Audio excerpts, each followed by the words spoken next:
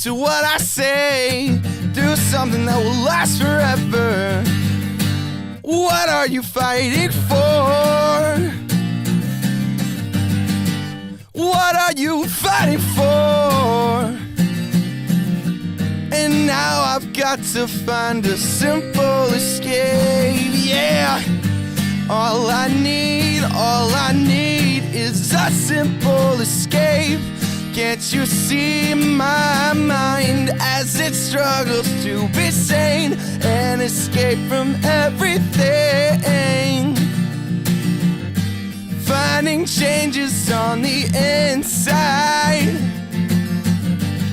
Why do we focus on these things that don't matter? Listen to what I say. Still something that will last forever. What are we fighting for? What are we fighting for? And now I've got to find a simple escape. All I need is a simple escape. Can't you see my mind as it struggles to be sane and escape from everything? And finding changes on the inside.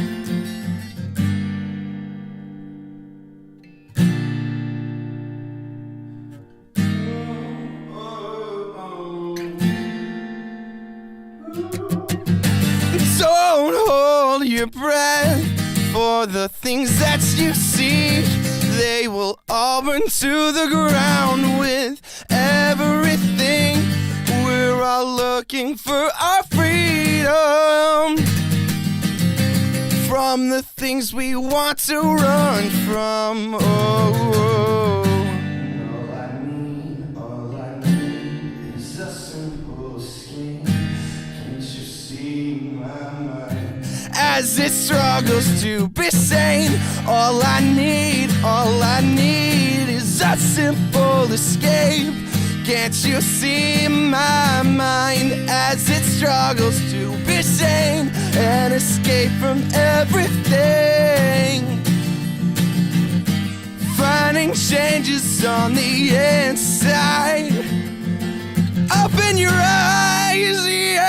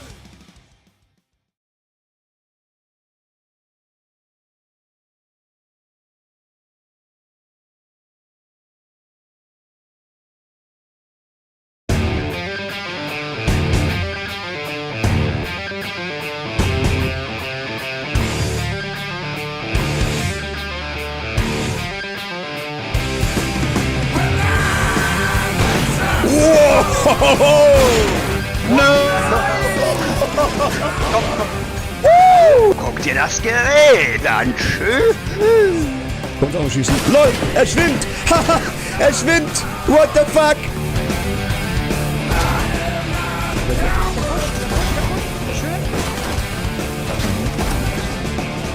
C-Opening Abfahrt, Job 2. Let's go! Wo sind wir überhaupt? Frankie, ich brauch jetzt. 180!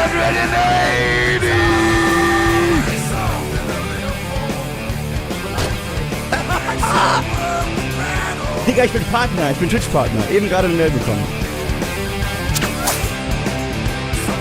Die Reise zu gehen, Rennen.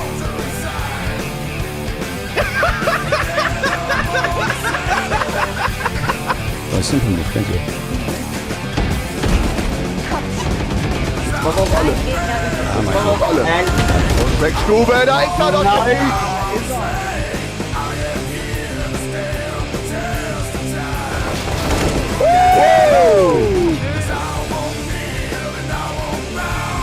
Fliegt für kurz, nicht verhört.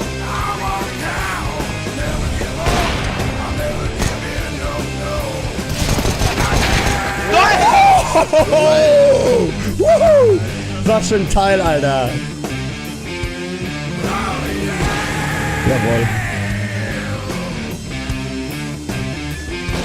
Wow! 2 durch die Wand. Leck mich am Käsefuß. Tschüss. Tschüss. You are live on Fragstube.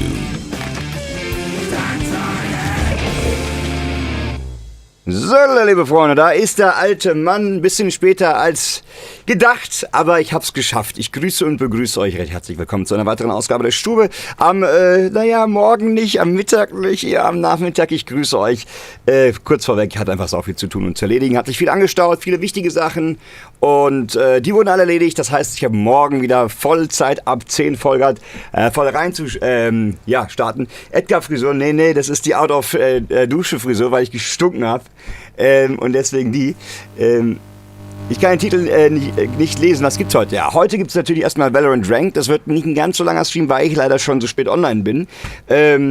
Santino, herzlich willkommen, mein Lieber. Auch dich grüße und begrüße ich auf YouTube live. Du kannst, wenn du nicht alleine sein möchtest, gerne auf Twitch reinschauen, mein Lieber. Ansonsten bist du auch gern hier willkommen.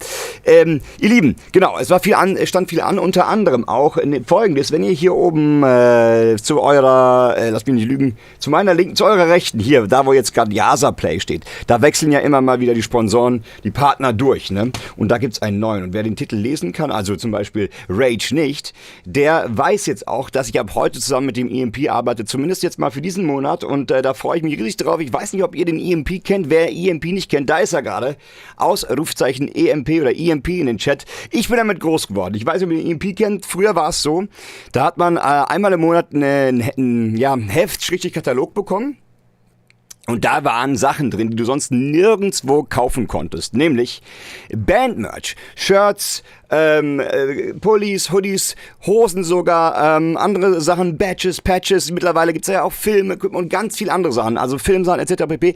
Ich bin immer groß geworden. Da habe ich mich früher zu meiner Teenagerzeit eingedeckt mit Bandmerch. Ich habe bis heute noch Sachen und Hosen, die auch qualitativ, gerade eine Kurzhose erinnere ich mich von In Flames. Das war so eine kurze Stoffhose. Holy, die ist aus, keine Ahnung, ich habe mir gedacht, die ist aus Blei gemacht. Die ist einfach so robust. Bis heute trage ich die auf Festivals. Also anyway, da gibt's eben dann unter anderem Bandmerch, das ist mein Hauptaugenmerk, und mittlerweile auch Filmsachen, sei es Harry Potter, sei es alles mögliche halt. Ihr könnt immer reingucken, Ausrufzeichen EMP, und mit dem Code Fragstube gibt's natürlich 20%, sonst wäre das Ganze ja langweilig. Wir gucken uns morgen im Laufe des Streams das Ganze nochmal zusammen an. Da suche ich mir auch die ein oder anderen Klamotten aus, zusammen mit euch natürlich. Machen wir das Ganze live on Stream. Also ich bin übel happy, dass wir jetzt mit EMP zusammenarbeiten hier auf der Stube. Schönen Dank auch an EMP.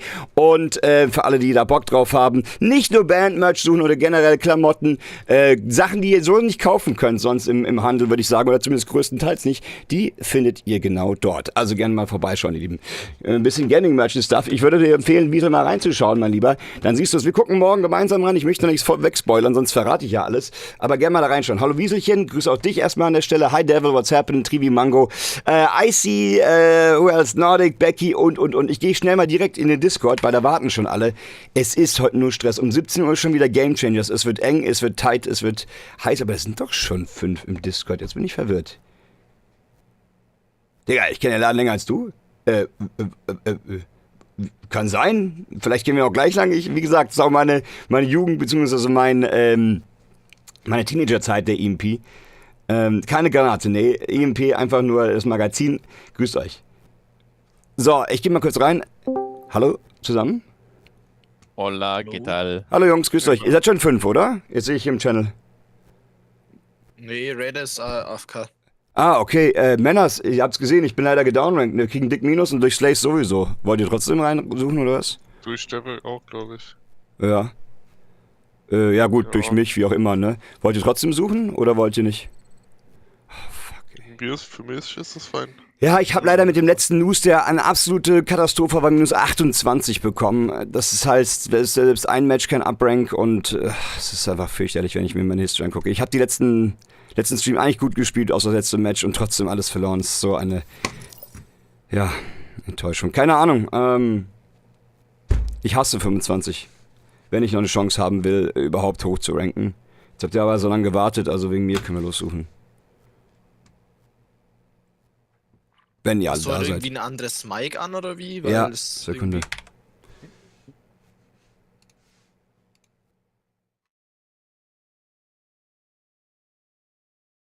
Test. Jetzt, Ja, jetzt nochmal, okay. Also letzter Tag, ja, und morgen gibt's Soft Reset, das ändert auch nichts. 2.14, was soll das bedeuten? Ach ja, hier, mein Score oder was? Willst du mal das Scoreboard von meinen Mates sehen? So sah das aus. So sah das Game aus, gegen das wir gespielt haben. Ach, komm. Jo, so schaut's aus. Also wenn ihr wollt, können wir reinsuchen, aber müssen wir genau jetzt, weil um 17 Uhr ist schon Game Changers. Ah, cool, meine Maus geht nicht. Interesting. Devil, your leader. Ah ja, jetzt geht's wieder. Kurz nicht, jetzt geht's wieder. Crazy.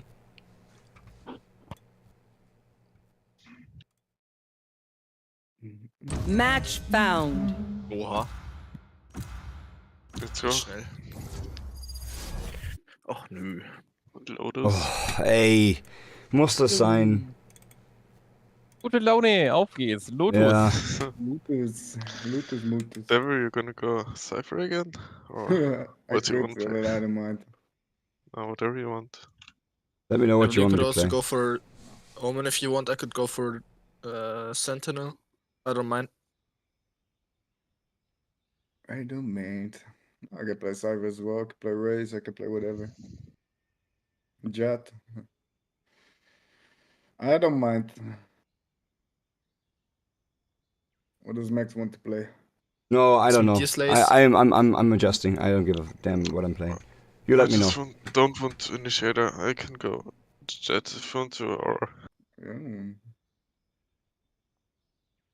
I mean, Max doesn't like Sentinel, so Yeah, I could go for it. No worries, but we need smokes then. Max plays smokes, no? I can play anything- Omen, if you want. Hä? Komm, ich spiele Omen, dann spielst du Flasher, Max. Okay. Oder willst du Omen spielen? Nee, mir egal. Echt egal.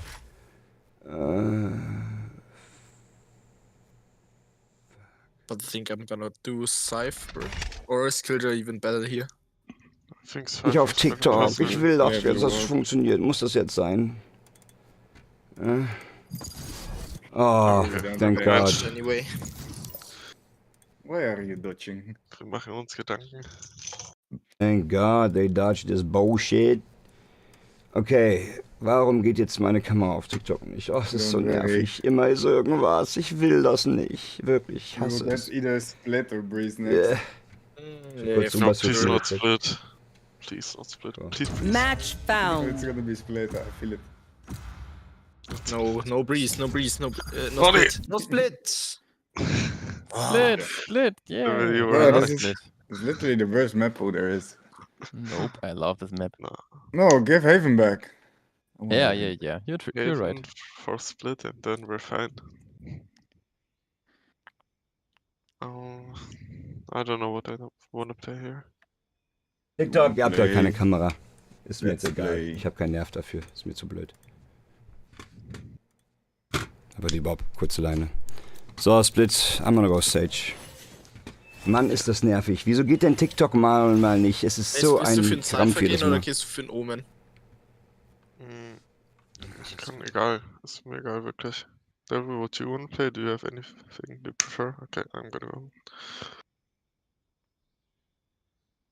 I think we should be fine so. Yep. Let's give it a go. I mean, if you insist, I can play Gecko as well. I could go for Deadlock then.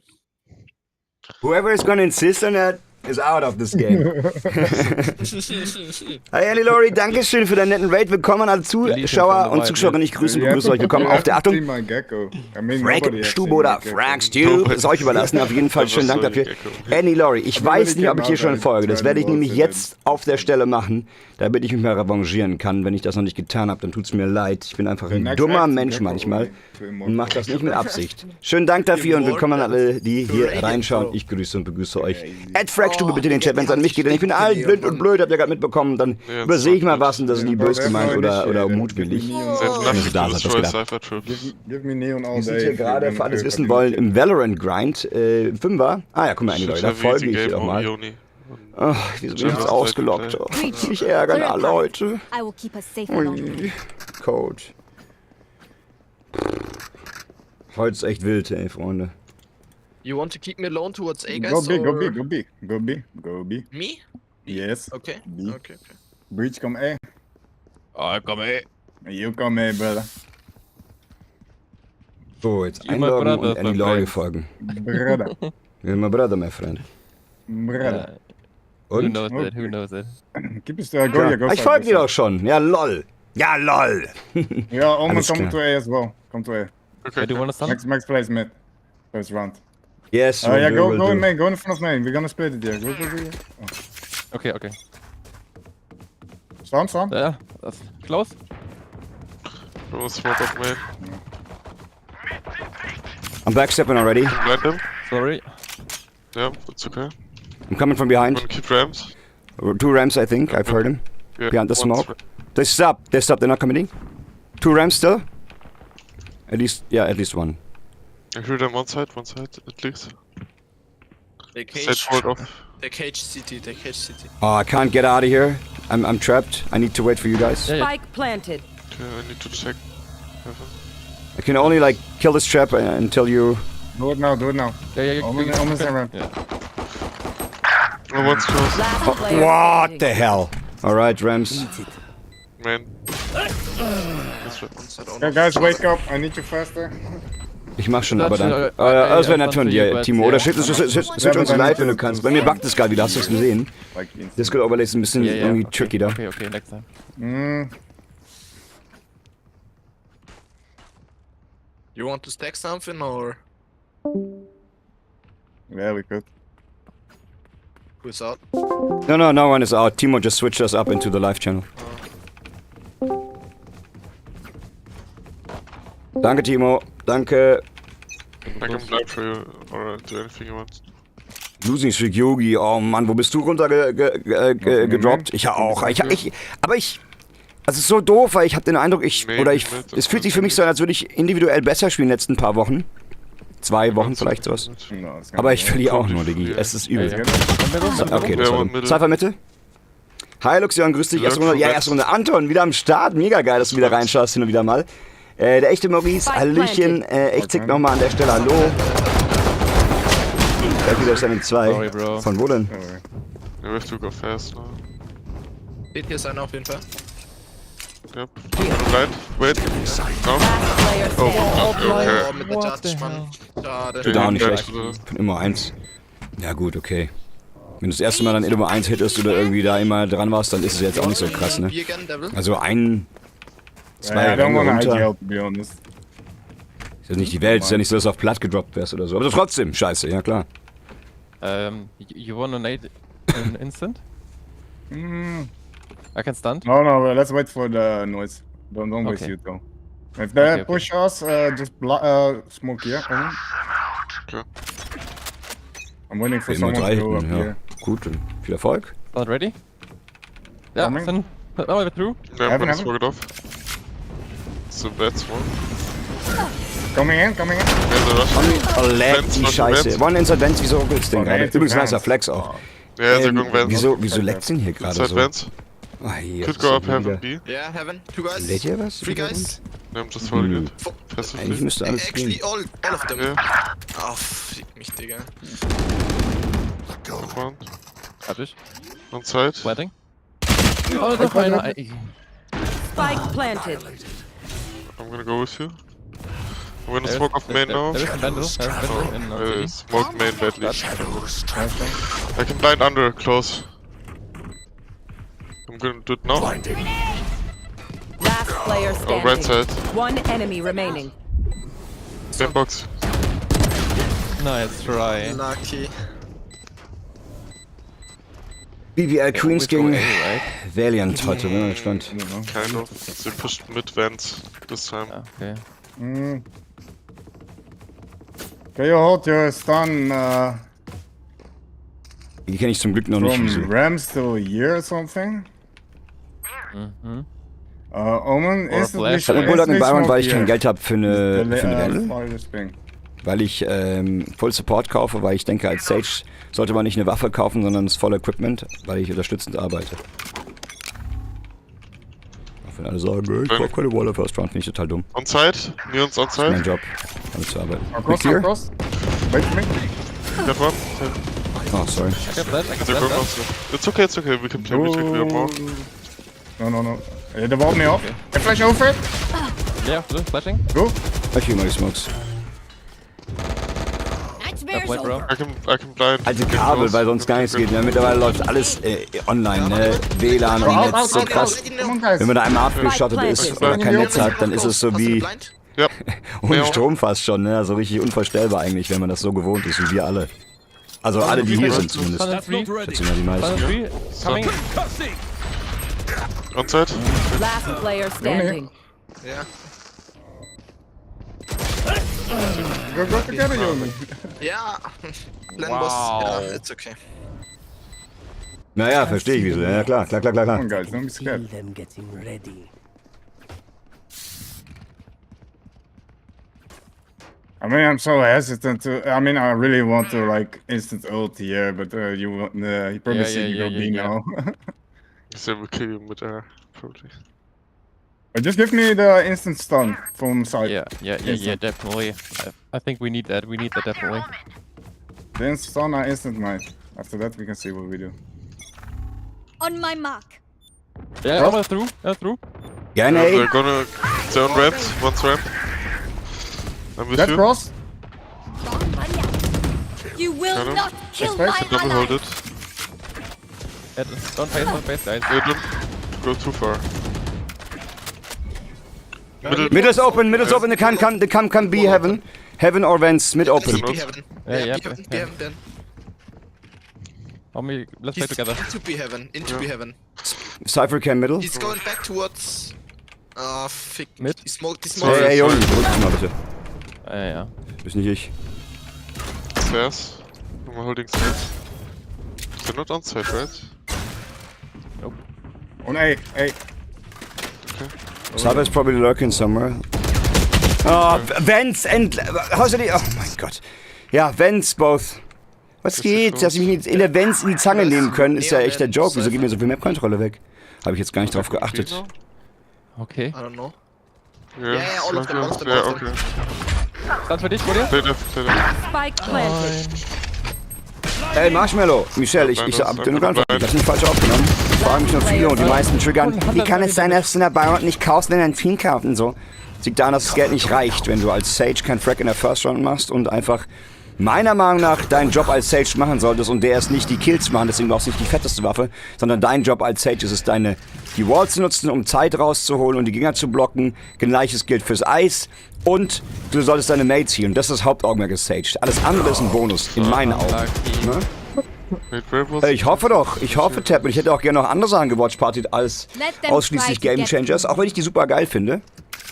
Ich hätte gerne noch deutlich mehr gewatchpartyt. Ich weiß nicht, warum ich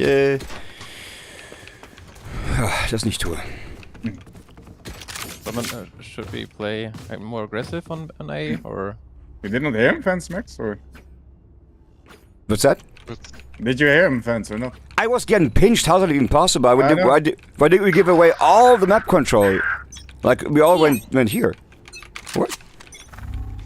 I couldn't hear the one from behind. Push There it you now. On A. I'm backstepping Swiss right away. This is like hilarious. There's one. Wow. I'm making sure to hold ramps. Omen Source. Ey, der lag diesmal. Ja, hier, hier.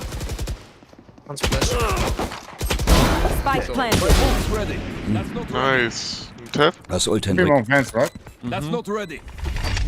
Get close. Get this one tape. Nice. Nice. Up for Let's sure. go. Yeah, you wanna do it? Yeah. Yeah, I'm gonna play backside. On backside? Yeah, main. Last player standing. One main. Sorry. Oh ja. Ja, man braucht eine Berechtigung. Man kann nicht einfach den Stream nehmen und das restreamen. Das ist wie beim Fußballrechten oder irgendwas. Well, then put Deswegen go A, you kann ich go jetzt A. auch zum Beispiel die VCT streamen. Was ich gerne machen würde. It's always Facebook, so put some threats there. Or if they go B now. Holy shit. Max, I'm gonna play from the backside here. I don't know if You? they send Yeah, can you jump spot still? Cause... Oh wait. We're talking. Like, No, I need early info. Be fast. B? Yep. A fast. I'm gonna smoke up there. Fast. Kill him. Nice. Usually there's one lurk middle. Onside now. I'm going back Yeah, mid. it's okay. We can let Let's them retake side. together. Let them have side. Why? I don't see anyone middle. They have to clear main. There's always one looking main. Yep.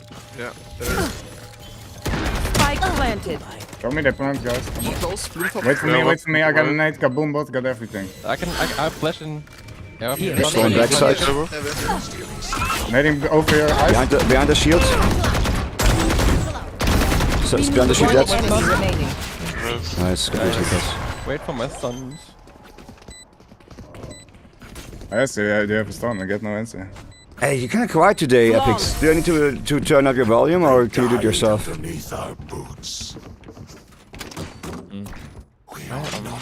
want me to go A again or? Kann ich auch erstellen. Finde ich heute nicht so gut. Ja, kannst du mir lauter stellen. We can keep having it. It's easy. Ich weiß nicht warum, sonst hätte Max, ich immer... be ready to ice beam Ja. main if they push, yeah? Okay, yeah, I am always ready. Just let me know if you want it. Like, but this is why I need you to jump spot so we get early info and I can ice it like early enough, you know. But I'll be ready anyways. Or do you want me to drop down there and do it myself, the jump spotting? No.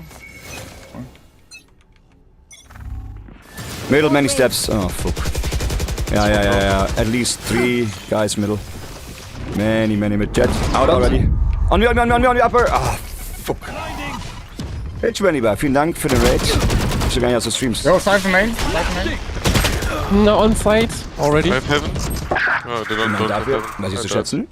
Dankeschön. Auf geht's Last gut. player standing. Willkommen alle Zuschauer und Zuschauerinnen. Bei der Max, grüßt euch, hallo. You and low.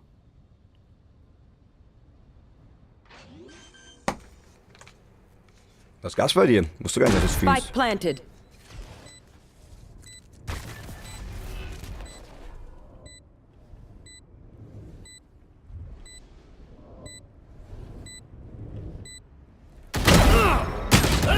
Let's try.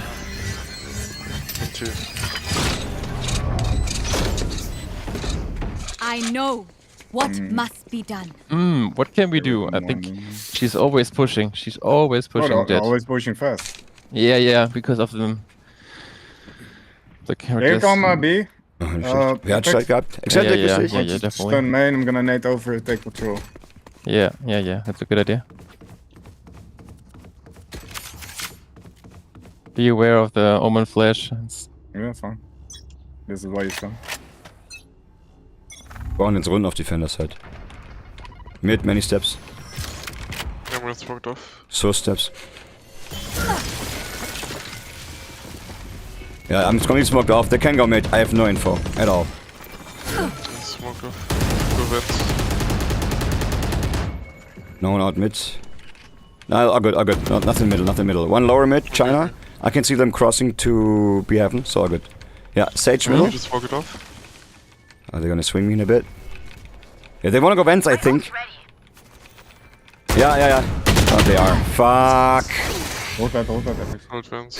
I knew it. 2 at least. One Rams. Ja, one's main, Rams.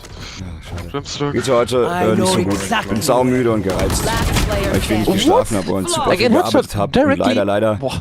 Und leider den Stream dadurch später gestartet habe. Das heißt, weniger Stream, mehr Arbeit, weniger Ertrag. Echt doof.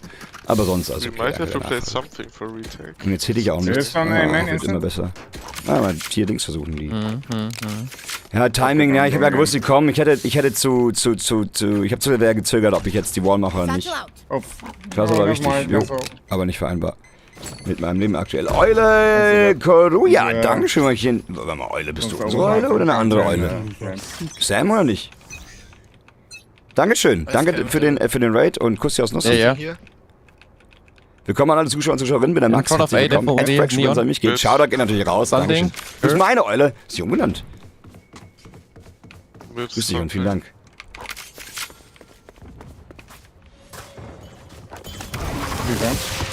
Woo, bam. Nice. Well played, bro. One more heaven. I play with the trap. It's good for us. Maybe I can get the gun. Yep, and I got a gun and the spike. Hier, Waffe für dich. Oh nein, ich wollte gerade eine geben, dass du da nicht reingehst. City. I'm on a revive, you hear me? Wait for me. I got ult. Go with the ult there or? No, not yet. I got a plan. Wait for it. Cypher came left. Okay, I'm getting you back. Your duty is not over.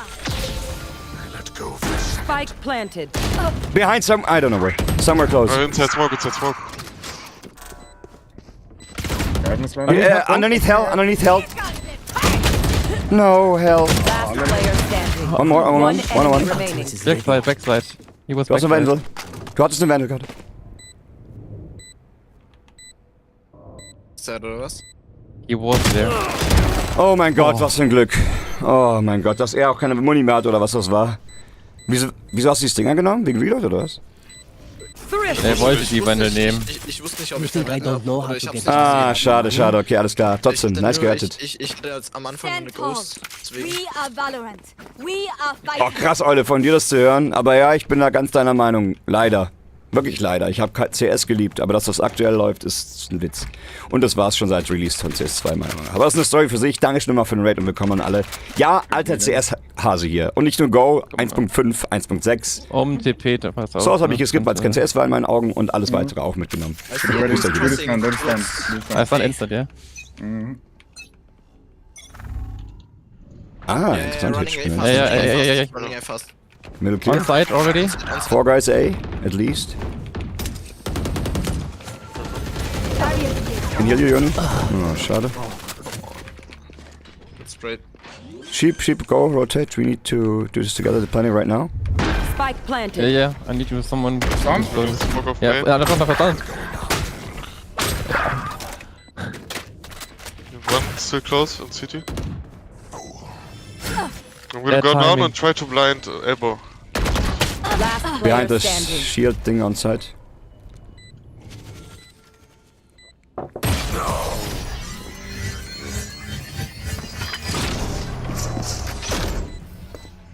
Last round before the switch. We cannot keep our goods after Wow, this. what happened here, guys? What happened here? Der nicht bei dir.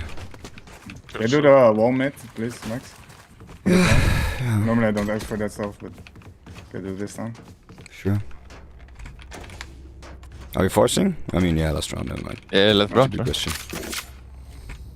You only care about Cash released. Es gibt ein Argument für CS2, warum es unspielbar ist, und das heißt, in einem Wort, Cheater. Get out of my way. Barrier created. In front of B. In front of B. Pushing. Okay. I'm gonna try to smoke it off.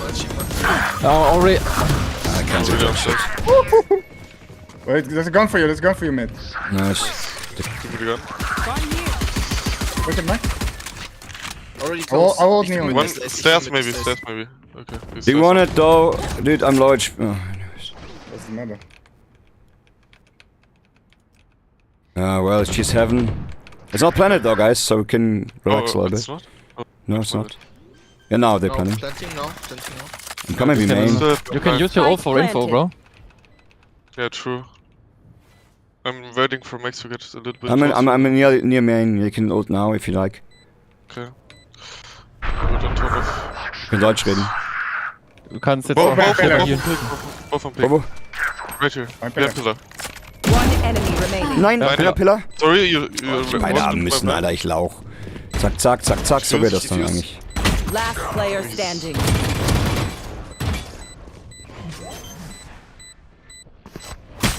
Ach, geht auf mich. Max, Junge. Och, Mann, oh. Das waren meine Free Frags. Zack, zack, zack, zack, aber ich bin zu unfähig zum Scheißen. Switching sides. Yo, do the stun in B main. Läuft bei mir halt mal wieder. The others go towards mid. Hey, der Kudos, geht ab. I'm gonna go for Really depends Argil on if Vardis, das bin ich da somebody's wieder pushing ausspreche. there, Das ist echt schwierig. C2 Beste. Ja, dann viel Erfolg, viel Spaß. There. Go stand here, Apex. Maybe a bit closer. Where? Okay. Close as possible. Jetzt hab ich in der Flagstube.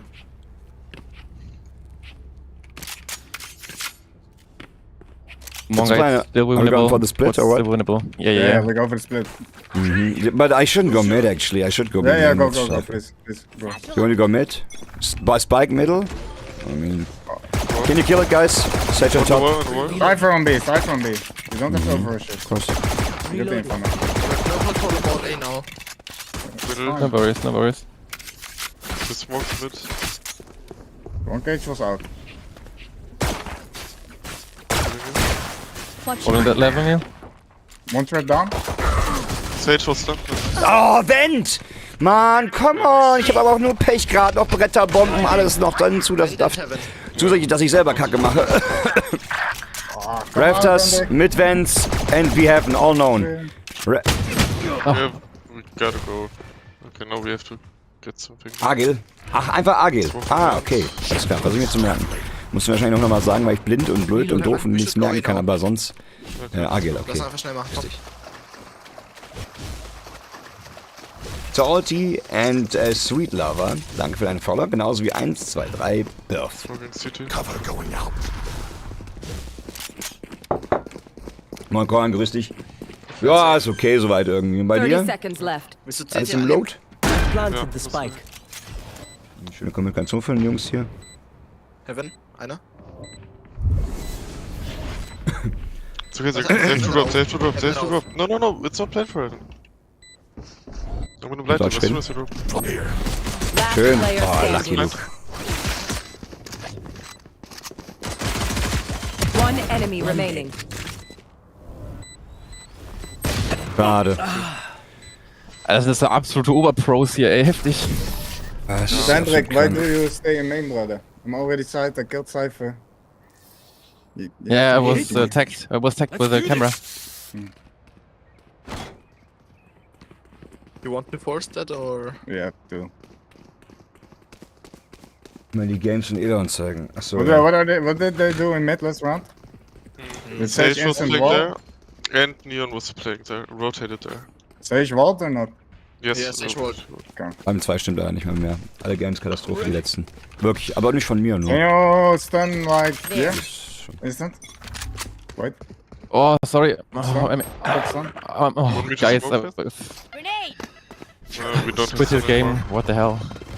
Satchel out. Ich war jetzt plötzlich in Windows 2. Ja. Hold off heaven. One more. Must be to the right. We can explode. Yeah, no, let's. Let's go. Yeah, let's go. Let's go. Hey, no question. There's no question. Yeah. Work off. Go side. Check side, check everything, guys. I'm behind. Check everything, please. Everything is checked. Let's shake. Planning for heaven still, Joni, du musst mich halten. Someone bait me in CT. Someone bait me in CT. Yeah, wait. I'm gonna Go in heaven. Already, Rams. go main. Last player standing. Wow, krass One hier, guys. enemy remaining. Nice, okay. Für mich so wie gestern Abend, als ich letzte Match gemacht habe. Wow. Wir sind die Runden, erste Runde fürchterlich von mir, aber es ist halt erste Runde auch. Ja, das ist schon die letzte, weil ich dann in die Watchparty gehe. Hätte gern mehr heute gezockt. Stun towards heaven, please. Ah, shit, man, Loose mitnehmen, da freut man sich an. What's the plan? Like, are we going A or what? I'm not getting it. Hallo, Clean Homie, was geht bei dir? Grüß dich, moin. It's need to come off plan. I would just try to see if we got a kill. If not, maybe we should not overpush from there. I don't know if they overrotate or not. We don't have much info here. They have a small buy though, for sure, so we should probably wait for them to push anyways. Stage on B. To A, including a sheriff to the right. I can smoke. Yeah, no, I'm gonna smoke. Go out, oh my god. Cover going out. I have this. One heaven. That was heaven. Elbow. LOL, what the hell? Wall raised. Ja. Ich hab dich von oben. Vent. One is CT. I'm not planning for heaven, I'm not planning for heaven. Main. Or? Main is walled now. Sage wall. Main is walled. Movie. I got you, Devils. I'm baiting for you. One enemy remaining. Sage also heaven. Natürlich. Yeah, I'm smoking off CT. I have flash for heaven MP1. Nice, guys. Hi, Shadow. Es geht. Und bei dir, alles klar? Even with numbers, anything can still happen. Agil, muss ich mir mal merken. Es sieht so Vardus. Klingt für Vardus, ne? Aber Agil Vardus dann. Das könnte natürlich auch jemand sein bei den Göttern. Ein alter Hühner. Can we crouch peek hold this? Könnte natürlich auch so ein nordisches Ding sein. Okay. Agil Vardus. Not all. We don't have to do it You all. want me to Ich hold habe that? bereits viel von dir No, gehört. That's rapid wall. Aber dein Angesicht, das stinkt mir. Antlitz. Early. Von Angesicht zu Angesicht mit Agil. Middle Sage. Roman? Nee, ich merke mir gar nicht. Ja, Aber Roman ist auf Wait, jeden there's Fall one cage down, one cage Klassiker down. hier auf der Stube. Don't Einige heißen rush so. there. Where was the cam? Nee, ich will auch alle beim Nickname ansprechen. Yeah. Where was the camp? Upper right side. I'm gonna smoke vent. Reloading. Can shoot it? Egon Kowalski. Oh, you should get out. Get out. Barrier created. Can I get Sage you? entry, aber... Ja, Backside. ich can get here. Wait, behind you. For you. Thank you. Natural out. Smoking off heaven. Guys, why do I need to enter? Like, please. Yeah, because... Behind. Oh, Jungs, das ist ja Enemy wirklich... remaining. Yeah, come on. Light planted. I'm gonna smoke heaven in 1 second. I don't see what we were waiting for, like, still. Bad für dich, Junge.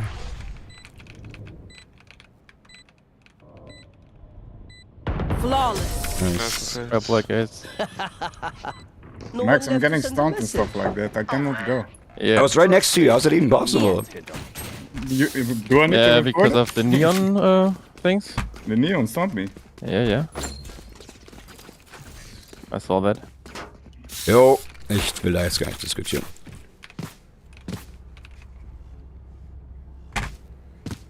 Just do the same as them. Disrespect them. It works fine. Ah, No, Ricky, every ich will auch round gerne mehr you make sure you machen. get Aber the es ist ja eine kills. Watchparty und dann, ne, vielleicht danach noch, mal sehen, mal sehen. She's doing that every time. I wanna smoke vent. Cover going out. Oh. Shut the name. Nading the right corner. Can you stand it? I'm rolling. Just relax now. No one relax here. Amen. Shadows traveling. Back in steps towards B. now. Hold my left, hold my left. way.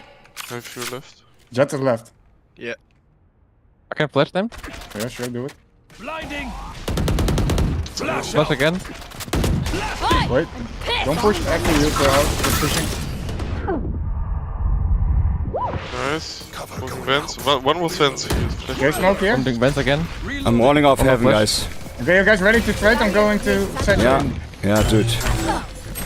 Oh, on the wall. On top, inside dead. Enemy removed. I'm planting hidden, guys. I can heal one of you guys. I'm planting hidden. Okay, we need to play together. Both heaven. Digga. Light planted. Die Jet ist immer akkurat, ob sie droppt oder nicht. Wann ziehen wir rum? Wir müssen eigentlich aktiv. Komm, wir swingen bei 3. Einmal Heaven. 3, 2, 1 jetzt. Also auf 1. One enemy remaining. Schön. Komm jetzt zurück auf 3. 3, 2, 1. Hab ich auch gedacht. Ja, du weißt, was ich Aber meine. geil. Ah, well played. I miss my shots, but to be honest. So. Ey, die spielen so eine aggressive Sache, ey, heftig. Ja, die Neon rennt nur rein.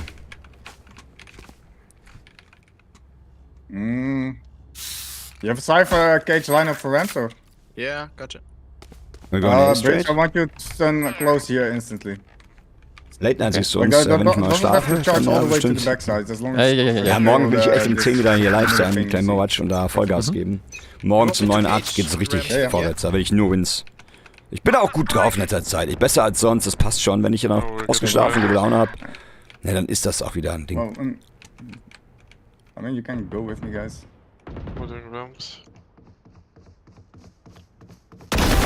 We have that. Nice. Got one You miss. can What's go the to sage? All rest, okay? epics I can cage. I'm on my way. I'm on my way to rescue. It's smoke, it's smoke. Guys, we shouldn't go A. They know we're here. They heard me rotating and everything. Yes, We should go yes, second wave yes, for yes. something. I'm gonna get you back though. Give me a second. Yeah, I can smoke now. Your duty is not Holding over. ramps. So what I Oh, maybe Devil should have taken him. I'm sorry. No, Slays. Ah, fuck. Took the orb by accident. So what do you think? Can we smoke mid again and then, you know, maybe contact A again? What do you think, guys? Maybe Okay, wait okay, until okay. Here. maybe wait until the wall breaks and then we're using this. But we could do need some to. noise mid, maybe Yeah, with we need big to. flash. And they could have gone B all the way, guys. No map control at all. Look at that. Yeah, yeah. I'm just checking it. I'm gonna smoke vents. Because if they push B, they totally know what we're doing. Can we have vent smoke? Uh, maybe? yes. Yeah, 30 but seconds. already? 30 Group up seconds for A. left. Group up for A, guys. Now 30 seconds. 25 now. I only have one flash. Okay, Race, you need to go inside. No You flashes. need to come, bro. Yeah, it's okay. Yoni's lurking. We need to go now. We need to go now. Come on, guys. Flashing right now. Yalla. Screens, jet. Keep going, keep going, keep going, keep going. Blinded elbow. Plan, please. 10 seconds left. Reloading. Landing not for heaven, guys. Heaven out. Nice. Stunned in sexting. Don't stuck on side, everybody. I'm Stack on gonna side. smoke heaven again. Nearest main, guys. One Omen screen, nice. Last unknown, Def. Behind. Man, behind, backstab. Nice. Good job, guys. Well played. Sorry for taking the IGL here. I thought I had to. No, bro, take it. And I I don't did. like it when duelists.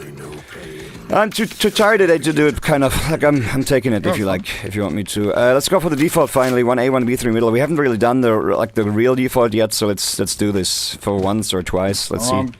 Keep your stun, Hendrik. Because in case we go towards heaven, I want you to stun heaven. I'm gonna ult in. But it's too late, yeah. We don't have a backside protection from B, so Come on. you aware. Yeah, one. I'm holding me main then, no Anyway, so- worries. They like to be aggro there next guy. Yeah, pretty fine. That's it. Nice. I can stun heaven if you want. Yeah, Weird but I'm not smoke on this B. time. One fence. Do it. Stunning heaven right now. To B spamming the shit out of me. To B. Yeah, I come to you. No. You can Oh, go we B, already. F is on Come to A. stun. Guys, let's split. We're splitting B now. We got good control. Listen, we're splitting B. I need a stun like this. Omen Yeah, is it can't go like backside this. pillar. With a blind. One more B. Pull up blind. Yeah, I'm going. I need you. I don't see anybody. I'm holding CT. Default clear. Back to side clear. I Planning can open. heal you, devil. Check for main. Okay, I'm coming back on. I can check mid. Healing you. I'm flashing main. You guys take care of main. I'm slowing. I know exactly where you are. There's no vendor now. They can't do it. City is ward off. One heaven, one unknown. One heaven. I have stunned ready and stun. And aftershock. Chill. Chill, call. One enemy Heaven dead, remaining. City out. Stunned him. Nice. Okay, guys. Der Chill-Call ist am Start beim Hendrik in letzter Zeit sehr Ja, aber wild. ich versteh's nicht, warum wir denn da drauf gehen. Wer geht wo drauf? Und alles. Ist alles in Ordnung Ja, gewesen so. Du bist dahinter, Pete, ja. Yoni, your luck's getting a bit predictable. They know every Spike time. is Yeah, yeah. Vielleicht hätte ich sogar in der Ecke stehen bleiben Sometimes sollen, ja, stimmt. Ansonsten war es What ganz do I gut. need to do with this? They do have a lot of money, guys. We should go. I think we should go beat contact right away with the only lurk in middle. I'm gonna join I mean, the Omen is gonna be late anyways, so let's do a little delay. Wait for Omen, like smoke mid, maybe bait up the wall. Then everybody go be contact. But we need to explode like super fast, because the Sage did not waste her stuff yet. Hey, you hear me? smoke and B, man. I'm on my way. Yeah, one eye's out. Okay, group up. Die sehen dich gerade, Joni. Die sehen dich gerade, Joni. Siphon. Ja, alles gut. Okay, gut. I'm ready. Okay, let's contact this. Breach and Hold my right, race. hold my right. Communicate. Operate on A2. I'm Yeah, sure good, it's a good trap. start. You guys No on trap. A. Alright, we're known. That's our contact. Almost to the backside. Plant. Flash Let up me go shit. up. Nice. Holding heaven. Get it down. Please plant. Plant the spike. Smoking heaven. Oh fuck, the nade. Give it there. Slow in heaven to the left. There's someone jiggle heaven. Someone jiggle heaven. I am. My ult is ready. Yeah, I'm not stunned. I can Oh, CT, you don't need to watch CT, bro. No one is watching CT. On site. Heaven, rafter. I want on site. I need help. Rafter. Play defensive. Play defensive. Yeah, I needed to peek this. Both backside, should be backside. One enemy remaining. Operator. AWP hinten links, ne? Hast du gesehen? Stunner auch noch ready gleich.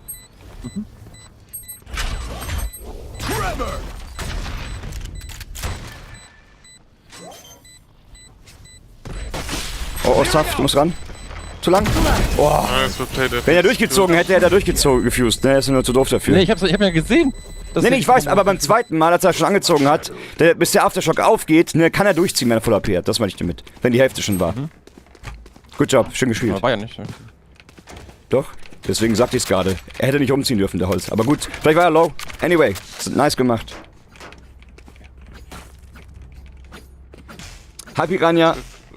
Wisst ihr, ich meine, wenn die Hälfte durchgedifused ist und dann der Aftershock ein bisschen später kommt, das dauert im Moment, bis er aufgeht, bis er poppt, der Aftershock. Und in dem Moment kann er fast durchziehen, also wenn er voll AP hat. Das ist krass. Aftershock hört ihr auch nicht mehr komplett. Smoke off B. Guys, Cypher is on A again, Jet on A. Cypher and Jet A. Also ist es. Break this part, break this Someone part, is please. shooting the balls. Slow. I'm the only one shooting it. I don't know what's going on here. Yeah, aiming just above. That's okay, yeah, that's okay. Get it. Still alive. I can stun heaven if you want. Oh, Neon middle somewhere again? Was it vent? Not fans. Ready for the stun? They use Hey, she's here. Here we go, we have him now, buddy. Two here. Cypher green. Go ahead. Yep, true. Run. Run, I will guys. take space towards CT. I will Udo, das ist aber nett von dir wieder mal. I'm gonna use ult. Morgen zähle ich auf dich, Udo. Danke dir für den Raid und willkommen an alle. One Muss kurz Fokus. enemy remaining. Oh shit. She was up on heaven, vents. She might be here already. She might be a heaven. Oh. I don't have Okay, to go I'm for gonna this smoke it game. off. Nice, good job. Nice, Danke, nice. Udo, für den netten Raid. Willkommen alle Zuschauer und Zuschauer. Ich grüße und begrüße euch morgen, Udo. Haben wir ein Date, oder?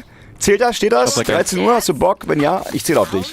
Willkommen an alle und schönen Dank für den netten Raid. Gerne Shoutout, wisst ihr Bescheid. Oh, eine Hirschkäfer jetzt mit Max. Ich habe morgen schon Mau und Kitty an Bord. Chris vielleicht. Und je nachdem, warte mal, wer morgen am Start Einfach ist. was Default fans Guys again? last Mau, Chris. Ja, Chris war ich nicht sicher. Hey, Max, can you save your eyes? We break the wall. Your eyes into fence. I need energy. Calm. I You need into vents then? Sorry. Yeah, but with the eyes. but ist morgen wait nicht for- Mittwoch? Don't use it instant. Keep the eyes. Warte mal, ist heute Montag? Ne, ist heute morgen ist Udo, doch Mittwoch. One was on Ja, top. Udo. Wann fängst denn du an zu saufen? Sparrunde. Ich kenn's.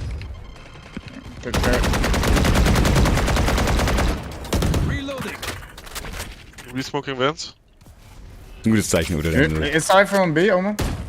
No, I don't. Nur ich kann's kein Ding, Mann. Is Aber Trap bisher always sind on the Bina, Mau, garbage? aber bei Bina thingy? weiß ich I gar don't nicht so know what's genau. going on. You know what I mean? Du, vor allen Dingen Sally, ist safe dabei. No, I don't see him here. Alright, guys, relax. We don't know what's happening here. We need to find Tension out. Slow. I'm holding fence now, Max. Right side. Can we run up towards here without doing anything, all three of us, so they think we're pushing, and just want to bait up the eyes? You Come want with that us. smoke? No. Alright, see? And everybody back. Let's go China and do the same thing again, alright? We betting out one more thing, then we go bring up B. We were gonna go B. Cypher kannst du mal schieben. Alright, let's run up. They use paranoia for B. bomb buddy out.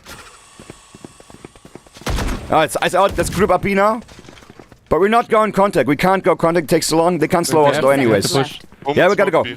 Raise up front, flash, and ding, and so on. Something heaven. Oh, we need to wait for the smoke, Right actually. side. It's fucked up. We gotta go. Flashing. Gas. I'm sorry. I'm gonna go trap. One gap pillar. Backside. Nice. 10 seconds, 10 seconds. Enemy remaining. Nice. 10. 10 I'm seconds coming. left. You need to plant. Liegt nicht für dich, STT. Oh. LOL, der Jump, wie geil! Mega, Junge. Ich musste das machen. Was war das für ein Move? Ja, nee, der war Bombe, aber was war das für ein Move, Junge, dass der klappt? Echt? So ein Michael Jordan um die Ecke, ey. Absolut crazy. Noch nie gesehen. Was war das denn? Holy shit. Wenn ich mich da ducke und noch blenden muss, dann... Ja, ich weiß. Der wollte dich holen. Das hätte er auch gut gemacht, Ja. aber krass. Alright, we're running. Guys, listen. We all go mid. We're running B heaven. We just go and steamroll them. We just run up B heaven. They're never gonna expect this. Let's fucking do this. But straight. Okay. And I hope she's not gonna ice us straight. Okay. Yeah, why not? No, don't stun. If you stun... Alright, she's gonna ice us. Kill it. Yalla. Neon to the right. She's stunned. Jetzt war das Eis dann doch ganz gut. Both stunned. Sage up there. Sage is up there. Keep going. She's iced. Keep going. Come on, boys. Touching on side. Landing. Woman on the, Got him. you know, yes. Did you see that? Nice. Good take, guys. Plant for long. Plant for main if you can. Both A player. I'm still... Holding heaven. Oh, he's heaven already. Both. Oh Mann. Sorry. I'm getting pushed. One enemy remaining. Shut off. Last That's not player revive. standing. Nice. Nice. Yeah. Double Schön, swap. Mann. Teuer irgendwie auf einmal. Alright, default again. They have fucked up credits and they're gonna force this because it's like their last round. We need to find out how they stand. And every utility, every ability we baiting out is good for us because they won't have a lot of them since they're naked, kind of like on money. So let's play 1A, 1B, 3 middle, as always, default.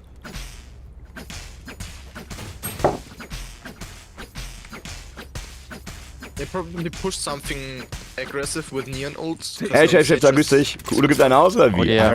If they don't wall, care, please. Good thing. Ich habe auch kurz verwirrt, ob du Ja, sagtest, pushing B, maybe. Okay, go, Mac. Oh, good, we need to hold that. We need to find out how they stand. Oh, good. I can flash. Play the default, guys. Relax. Please, default. Yeah, the default Okay. is... Yeah, I'm top main. I'm breaking it. Hold it. Chat on A. Just hold it, It's okay, buddy. I'm here. Keep You can help doing the me. default.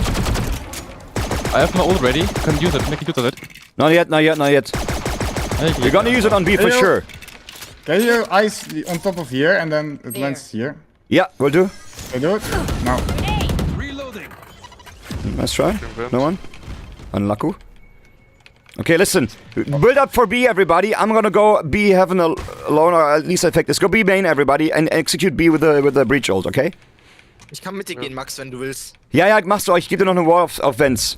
Ich gebe den anderen mit. Ja, ich seh's. Ready? I'm ready. Tell me whenever you're ready. Wall raised. Yeah, I'm ready. I'm back. Ich geh laut weg, Junge, mal leise. Die warten kurz auf dich. I'm ulting side right now. Good. I can revive. Just go crazy, devil. To the left, close. Left side. Nice. 30 seconds left. I'm gonna smoke heaven. Oh, CT. Need help. Ja. Jet out. Dash out. Focus Jet. Nein, Johnny, jetzt bauen wir dich. Du blendest wieder. Okay. Ja, der Backside ist viel zu langsam wieder mal. Mensch. Reloading. Both heaven. Okay, stay Johnny there. ist wieder zu langsam. Die Lurks sind gut, aber immer schlecht vom Yeah, I'm Timing watching her. the close. Also sage ich leider. Do you have my Leider. You have my ass? Yeah. Komm. Smoke ready? Ja, für Onside wäre gut gewesen. I'm smoked out. I'm with you. Last player standing. Oh, my bad. Nein, Get dein you. Mann, Son. Joni, deine Timings vom Lurks sind echt oft zu spät. Guck doch auf die Map, was passiert, wenn du lurkst. Du musst darauf achten.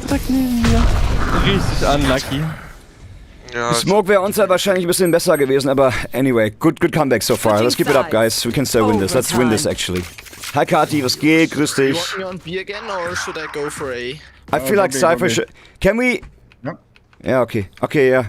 The way you feel, you like the best. The way you feel the most Guys, comfortable with. I think they're going A heaven. Maybe we can Yeah, they're stay gonna on go A A, I'm pretty on sure. side then. Can Play you on for side. me give the smoke instant here? yeah. Wait, no. I'm coming B heaven. I'm gonna wall this if they come. Can you much rather smoke mid, go. Omen? Yeah, If good idea. you will heaven, Omen, can you smoke here? I'm gonna spam this with the Odin. Okay, yeah. I can slow them for you if they come in devil, so you can like spam it easily for you. Make I sure you have wall your it. back. I'm walling like ramps really quick. And then I can slow behind it. Yeah, they're doing it. Out. On side. One side, guys. There. They're One slow side, one and they're side. One more crying. Down. Neon is down. Good one. Nice. Cypher in the back. Du hast keine All good. Hilfe. Yeah, all good. I can hear you, devil. Cypher is still there, crossroads. Oh, yeah, Come towards me. I'm coming up. Yeah. They can go vents though. No? For you. I'm gonna go up heaven now. Heaven is cleared. There's a wall. They can't. Well, wait. You guys stay here. I'm gonna go towards B. We got man advantage to death. It can't be heaven, devil. Oh, my game is crashed. Oh, no. Fuck Oh me. nein, nein, nein, nein, nein, nein. Don't worry. Okay, I go B. Okay, then Oh, don't make too much noise, please. I got a heaven. Oh, you got a Vents. Omen. Der guckt Vents. Ich hab ja hier alles. Vent. Siehst du, Nice. ihr müsst. Against Keiner hat die Minimap im Auge. One more mid. I'm gonna hold Vent. 4v2, no need to peek. Just play it safe, please. Vents one, Okay, come in Vents. Vents. One enemy No remaining. Der Def. shooting No. Nice. Nice. Well played. Jungs, Map Awareness. Komm, nicht pennen. Minimap im Auge. Das kann nicht sein, dass ich euch sagen muss, was ihr wohl gucken müsst.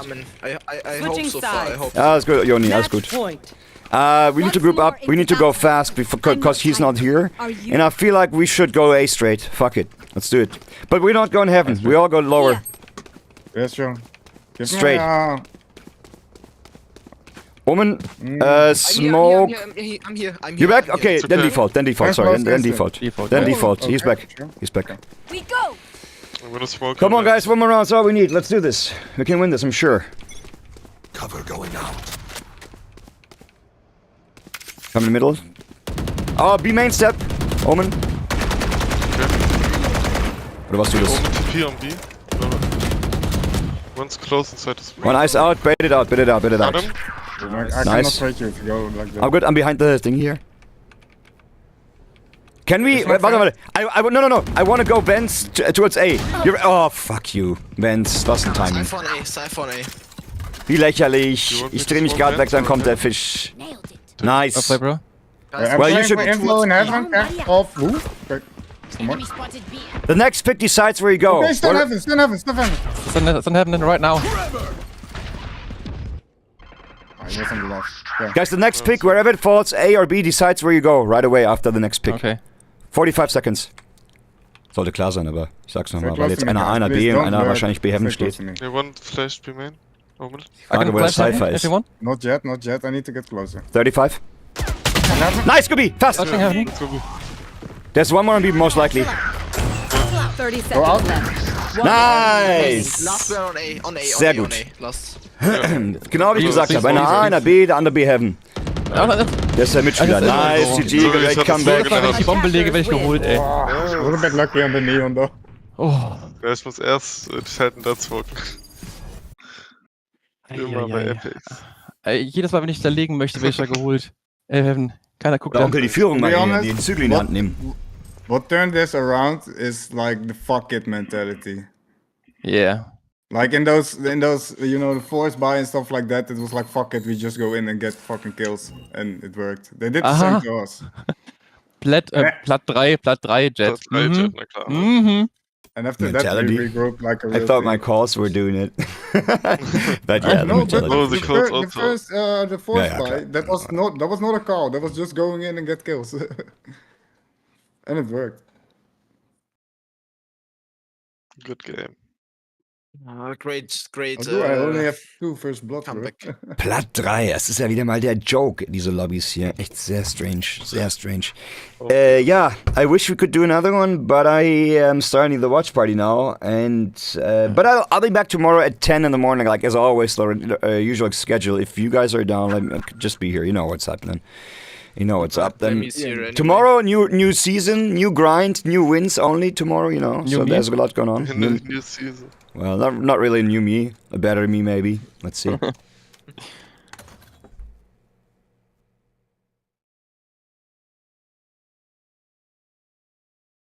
Wieso krieg ich erst mal den Kopf gewaschen auf der LAN oder was? Kannst du noch Clemmy moven, Max? Nee, den bann ich mal lieber. Ich wünsche euch was, viel Spaß mit Egon, ne? Okay, Nehmt ihr nicht so, ciao. nehmt ihr nicht so ernst, der kann nix. Danke. Ich kann nicht, mein Discord hängt. Egon. Awkward Moment Yo, wieder bye, mal. Max. Ciao. Ciao. Wo ist denn der Egon? Da unten. Ciao.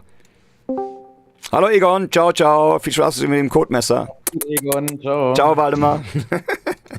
Clemmy, der Codemeister. Er ist wirklich hier der Codemeister.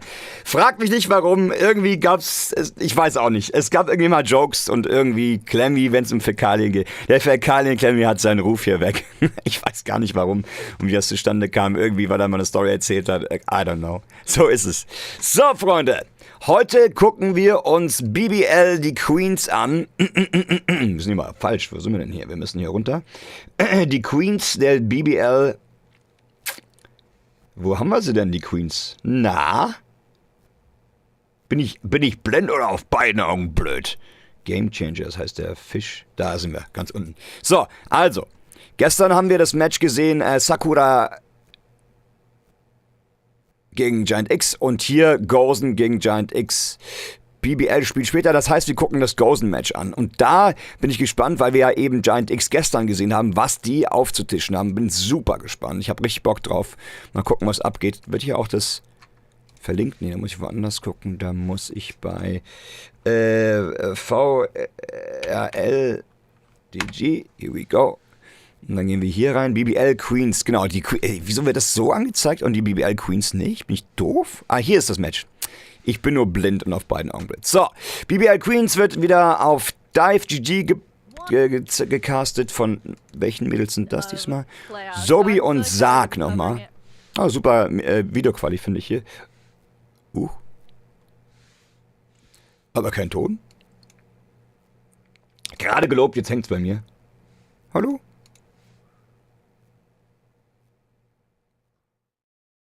What is going on? Hallo? Refresh. Reload. Now we go. Now we're talking. Here we go. Oh, die Bildqualität ist bei beiden richtig klasse. Dafür, dass sonst immer einer Host und einer nicht Host ist. Die kennen das, ne? Dann ist immer ein Bild schlechter, aber in dem Fall... Oh, die haben auch den Brimmy hier unten. Die ist ja nicht der Füchsin. Guck mal, Brimstone, da hinten der Kollege. Hier nochmal einen kleinen Nanoswamp. Richtig geil, den ich auch so gern. Dann noch Frenzy sehe ich. Oh, die hat ja richtig aufgetischt, die Dame. Mega geil. Wir müssen neidisch. Action. But let me tell you, some of these were way closer than it looked. Like that Giant X game, for example, that first map against Focus, it went down to the wire. Kann Mod den Titel anpassen oder soll ich es gerade selber machen? Sag mir Bescheid, wenn jemand das macht. Ansonsten bin ich gerade dabei, das ja irgendwie aufzurufen. Achso, Moment. Vergesst's, ich muss machen, weil ich ja noch bei YouTube den Titel ändern muss. Sorry. Ach, ist das immer ein bisschen blöd mit den hier... Ach ja, da sieht man es jetzt auch live. Ich bin verwirrt. Also mal, das ist so mal so. EMEA, there we go. Zack.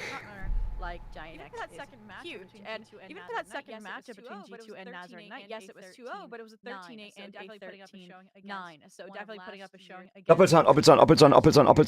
Doppelzahn. Sorry, ihr Lieben. Ich mag, nee, sorry, danke dir, Wiesel, aber ich, ne, und so. Was another GCC team last year, and then, like you said, Falcons Vega, the undefeated Giants of Group B that actually did beat G2 at the end of that group stage. But we are as well going to get ready to jump into, like we said, the last stage of the bracket, or I should say the last matches of the first stage of the playoffs bracket. All right, there we go. It's a lot of words, but if we want to take a look at that, right, and how those advancements affected things, right? So Giant X and G2 are going to go against each other in upper round 2. The winners of today's matches are also going to go up against each other as well, versus Focus and Nazar, unfortunately, because of those losses, are now in that lower bracket fighting for their lives, and they're going to have to make a full run. They want a chance to make it to that grand finals, Zach. Yeah, I mean... So, geupdatet. Ich muss ja nämlich noch bei YouTube updaten. Dann mache ich das hier im Tool und mache beides parallel, daher wieder Wind. Du chill doch immer. Hast du eine Ahnung? Ich sehe schon, ihr habt euch gern, Freunde. Wild. Wie gut ist EMP, die Werbung auch hier reinpasst, so von dem ganzen Texturzeug und so weiter, ne? Schon crazy. So, gehen wir mal in Valorant rein. Dann machen wir mal das. Wie tauschen wir um? Gestern hatten wir meine Kamera und Co.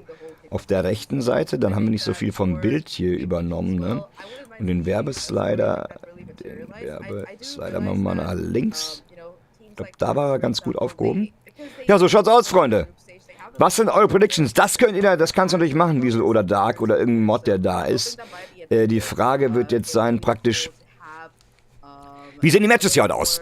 Zwischen eben BBL und VLNT werden die abgekürzt. Valent, also ist ja irgendwie man kann auch Valorant irgendwie denken, aber es wird doch das Match sein, ich zeige es euch mal an der Stelle hier, das BBL Queens Match gegen Valiant, und da bin ich Ja, gespannt. Ich glaube, BBL wird dick rasieren. Meine Prediction, ein bisschen so hier schon mal anteasern, ne, für mich, an euch. Keine Ahnung, werden wir sehen. Ich will vor allem gucken, weil ich habe ja die BBL Classic mir gegönnt, weil ich die so gut aussehend fand. Natürlich hätte ich mir eine Ascent-Klasse gegönnt, die gibt's aber aktuell noch nicht. Und vielleicht aber beim nächsten Mal. Bin mal gespannt, was geht.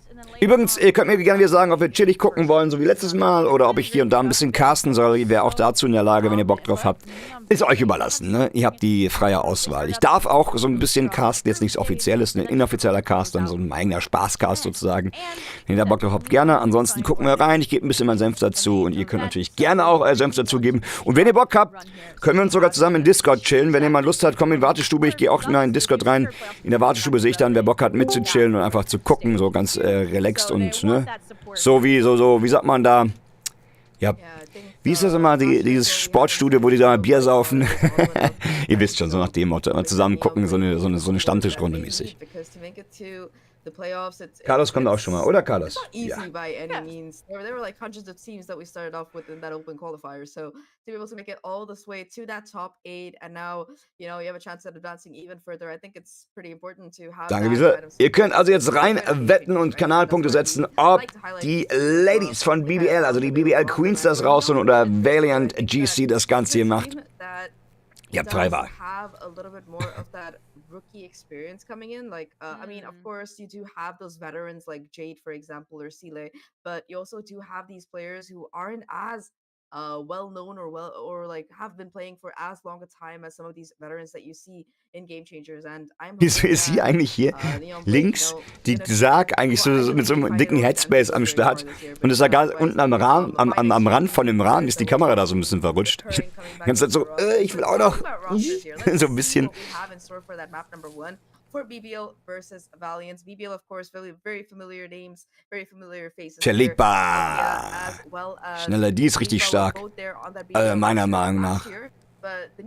Schnelle finde ich übel krass. Ist das die Mel? Müssen wir nachgucken.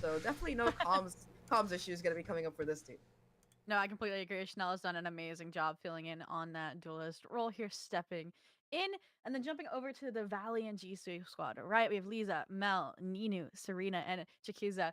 And I love the co-IGL structure they have set up between Chikusa and Serena, so they have that balance of experience. Ah ne, es war die Mel, die bei Carmine war. Ich dachte, es wäre eine andere gewesen. Habe ich verwechselt. Aber gut, Mel war vorher bei Carmine, das ist okay.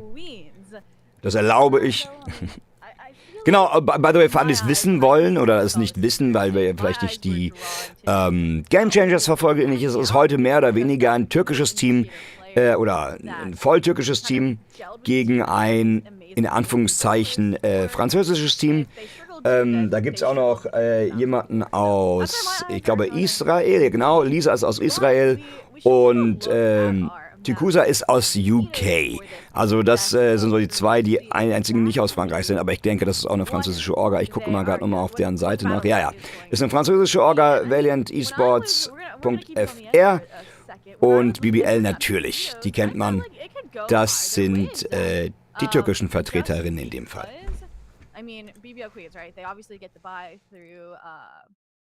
Block ich immer auch hier das Gesicht von der Dame. But like then again, I feel like we haven't seen, you know, too wide. Die streckt auch wieder, ne? Man merkt es. Die streckt das Ding, weil die Teams noch nicht ready sind oder weil das Game noch nicht ready ist, oder? And those are just a few of my concerns. Once we actually get the map picks, you know, for you guys to see, I'll point out some of my other, I guess, the benefits for these two teams and. There we go! Vetos. Ist auch nochmal entscheidend für die Kanalpunktewette, ne? Welche Maps da gewetotet werden oder gespielt werden. Raus geht Breeze und Ascent. Tatsächlich Ascent haben wir sehr oft gesehen. Eine sehr balanced Map geht raus. Icebox wird's, Split wird's. Und Bein wird rausgenommen. Dann wird nochmal Lotus rausgenommen. Das kann ich gut nachvollziehen. Decider ist entsprechend Sunset. Ich will noch darauf hinweisen, dass der erste Pick, also Icebox, der Pick von BBL war. Und Split dann der Pick von Valiant. Bin mal gespannt, ob das direkt ein 2-0er wird oder nicht. Icebox und Split, beides auch Maps, die mittellastig sind, also die in A, und B-Spot und die Mitte haben, da haben wir gestern schon drüber gesprochen, und Sunset genauso. Bind und Lotus sind nicht ganz so aufgebaut, also Jein haben generell gerade einen Map-Pool, der sehr, sehr diese klassischen 3-Fragment-Map haben, also A, B und eine Mitte. Bind ist da vielleicht so ein bisschen die Ausnahme und ansonsten ist bei allen Maps, die gerade im Pool sind, das der Fall.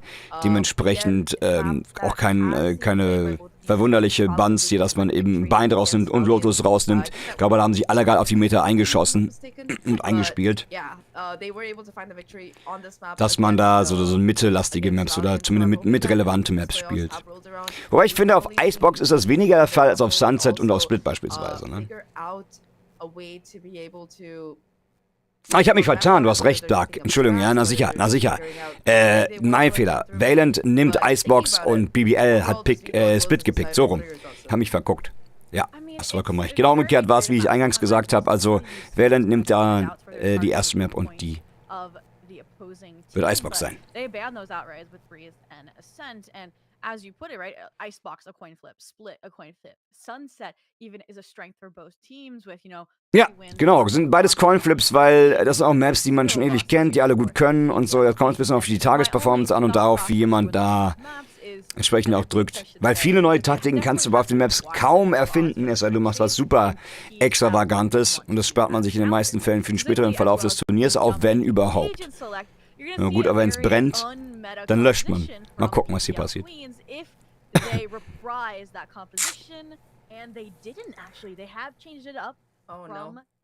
So, was sagen die Lineups? Viper, Killjoy, Sova, Jet und Sage. Mirror Match. Ein Klassiker schlechthin. Man geht auf Double Sentinel. Single Controller, Initiate, also Single Duelist. Ach, ich habe mich vertan, die haben wir mal geändert. Gar nicht Doppeljet. Was sage ich denn heute, Menschen? Omen haben wir drüben bei BBL. Omen, okay, ja. Da spielt man Double Controller bei BBL, Double Sentinel und komplett ohne Duelist. Und das kann man sehr gut machen auf der Map. Das kann man sehr, sehr gut auf der Map machen. Das haben wir gesehen von Eingangs, glaube ich, das erste Mal, dass das jemand gemacht hat, war FPX, meine ich, noch vor, wann war denn das? Etwa 2 Jahren. Das erste Mal hat das FPX gemacht und ist dann sehr, sehr erfolgreich gewesen. Man kann sehr, sehr auf Map Control spielen, eben mit Doppel-Controller beispielsweise und Sentinels, die es blocken. Gerade für die Defender-Side ist das wunderbar. Aber umso besser zu sehen, dass BBL jetzt auf der Attacker-Side startet ohne Controller. Und da gucken wir uns mal an, was hier gezaubert und zusammengemixt wird. Gerade mit diesem speziellen Line-Up. Bin gespannt. Let's go. Leider nicht. Laut Stromberg muss ich dir leider absagen diesbezüglich. Hallo Davut, ein wunderschön. Wie geht's? Let's go, Game Changers. Dort Richtung A. Ja. Tikusa mit einem schönen Engel da oben rausgenommen wird. Der geheilt. Wall geht raus. Überzahlsituation bei den Verteidigerinnen und damit kann man das Tempo rausnehmen und der nächste Solo Swing, Peak, wie auch immer da übers Rope. Keine Ahnung, was das sollte. Aber, ja. Tikusa kriegt hier den einen und den nächsten. Fast das Ace, wenn man so will. Aber es ist der 4K und der ist sehr, sehr saftig und lecker. Auf dem Konto von Tikusa, so spricht man sie wahrscheinlich aus. They gotta be feeling very happy with themselves after that particular round. Gonna be putting them halfway to that Blade Storm and closer to that Operator, because that's a lot of money. Yeah, this is proactive aggression, and like you mentioned, Nino just being that support player there to back people up with whatever they need. And in this case, Tikusa with the heal, with the cover fire, with the cross towards the end of it, and of course that stage wall. Just really good utility usage to confirm that pistol for Valley and GC and BBL. They looked just a little bit sloppy already. That lack of a jet dash, you see them trying to make up for it by using that zipline, but Jetzt eigentlich auch Mixed-Teams. Ja, die gibt es, aber es gibt nicht wirklich eine Liga dafür. Also im Prinzip können in den Hauptligen, also in den VCT oder so ähnlich, können auch Frauen theoretisch spielen, ne? here, but an early rotation won't put it in the angle to Praktisch frag, aber noch nicht not passiert. this early entry once that place is good, but right as I say that, they're like, I'm still here to frag away. They still get the first one. Oh, Doppelstelle, die Eco geklaut oder was? BBL richtig stark unterwegs hier auf der A-Side. Lisa muss jetzt hier zaubern. Now, so suddenly, Oben an den Rafters mit ihrer Bulldog. Die kann natürlich böse wie tun, gerade gegen Gegnerinnen, die gar keine Rüstung haben, und zwar null Shield. as you mentioned, not a lot of utility to help facilitate that. So they're hoping maybe for some false rotations, but I mean, Lisa knows. Yeah, I mean, at this point, the one thing the Valiants can't afford to do here is just play for the retake on that B site. They do have that killjoy utility as well as the Viper still watching for a late flank around here, and with their guns, including a Vandal. Oh, Plan geht durch, sehr gut. They want to try to hold on here. That's what the BBL Hier ohne das. Der zählt nicht, der kann nicht flashen. Achso, kein Initiate oder was? Also meiner Meinung nach ist das eine Map, wo unterschiedliche Oh, schönes Brett von Serena. Nett. Wenn da noch ein Shot rausgeht, ihr seht's, dann ist es machbar. Ah, okay, alles klar. Was ich sagen wollte, um meinen Satz zu beenden, ich finde, das ist eine der Maps, und ich werde mal meine Kamera verschieben, weil die stört sie hier wieder. Ich finde, das ist eine der Maps, ihr Lieben. Wie machen wir es denn? So? Ja, hier sitze ich gut. Oh, so nicht. Eine der Maps, auf denen man auch unkonventionellere Lineups picken kann, wie zum Beispiel Heavy Controller, in dem Falle, das geht mit in dem Fall Viper und Omen, da kann man sogar noch einer zupacken, und oder aber Heavy Initiator lastig spielt meiner Meinung nach. Also, und damit ist Sova, Fate und vielleicht noch ein Flasher dazu gemeint. Das kann man schon machen. Sova, Fate, Sky, dann noch 2 Sentinels, auch Deadlock meiner Meinung nach dem Update ist da eine Option. Ehrlich gesagt muss man aber auch erwähnen, dass das eher was fürs Ranked ist und nicht für Pro-Play, wie wir es hier sehen. Aber im Pro-Play ist Heavy Controller, Heavy Sentinel auch auf jeden Fall spielbar. Und da würde ich die Deadlock wiederum weglassen, wenn wir gerade davon sprechen.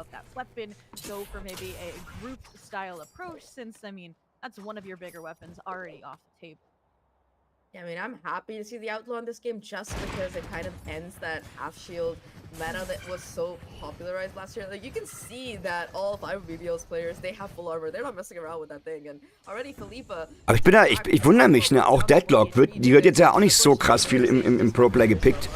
Obwohl die Änderungen von ihr doch relativ stark waren, oder was meint ihr? Ich finde die neuen Deadlock-Änderungen krass. Also das hat man nicht so auf dem Schirm, wie man denkt.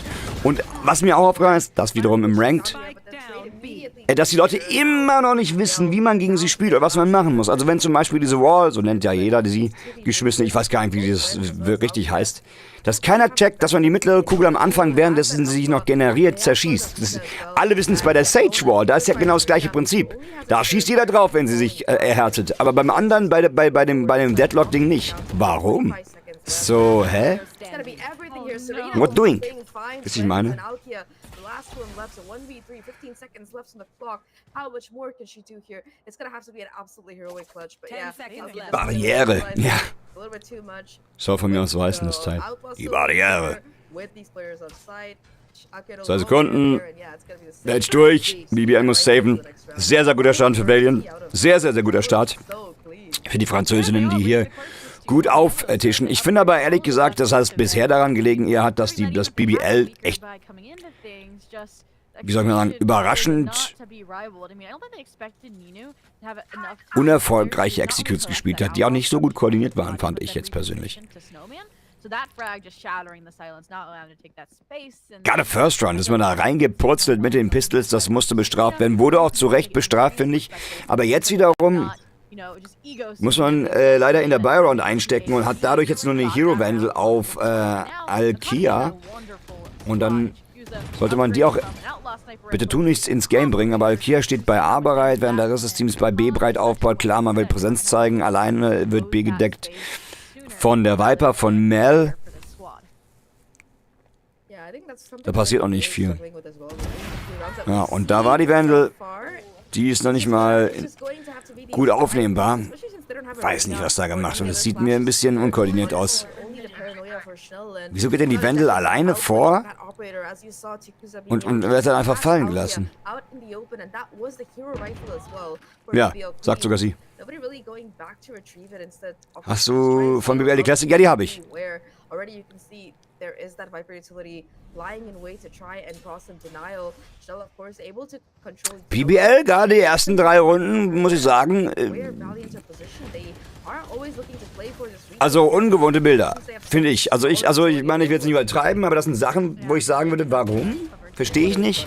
Gerade wie eben mit der Vandal, wieso wird die nicht zusammengespielt, irgendwie ins Game gebracht, wenn sie stirbt und fällt, ne, dass man die durchgeben kann ans Team? I mean, they're just holding down the site on Verstehe ich their nicht. own. Fortunately, Proxima able to find the opening. So, auf Pix gegangen, da gehen nochmal ein paar schöne Brettchen, in dem Fall von Proxima. Can't find much Und dann war's das. Another round win in Valiant GC's favor. Now, Zach, I feel like they had the right idea going into that round, especially after, you know, the first blood from Serena came through. They made, Und Timeout. Und das ist, glaube ich, auch dringend nötig bei BBL. Bei den Queens ist es klar, 4-0 ist noch nicht die Welt, da fährt kein Zug davon, aber wieso nicht vorher Vorsicht haben oder als besser Vorsicht als Rücksicht oder Nachsicht viel eher. Man wird jetzt mal sprechen und sagen, ey, was klappt hier nicht? Sind wir nicht Fokus? Wo hängt's gerade? Wo ist die Lücke? Wo können wir vielleicht eine finden etc.? Und genau das passiert jetzt hier wahrscheinlich. Ich finde es auch ganz gut. Ich finde es gut, dass hier das Timeout genommen wird und nicht später, wenn schon viel verbrannt ist. Ich bin da generell ein Fan davon und man wird auch jetzt die Folgerunde besprechen, denn das ist die Buy-Round, Voll Rifles bei BBL, bei den Queens. Du weißt, dass die Jet höchstwahrscheinlich auf A steht, zumindest zuletzt mit der Operator. Muss man herausfinden, ob sie weiterhin da ist oder nach B geht. Und dann wird wahrscheinlich erstmal ein breiter Aufbau gespielt und dann geguckt, wo können wir die Operator, dodgen, wo können wir aus dem Weg gehen. Mal sehen. Hallo Anonym, grüß dich. Ja, so gechillt, Gummibärchen, grüß dich, herzlich willkommen. Da bist du genau richtig hier bei uns.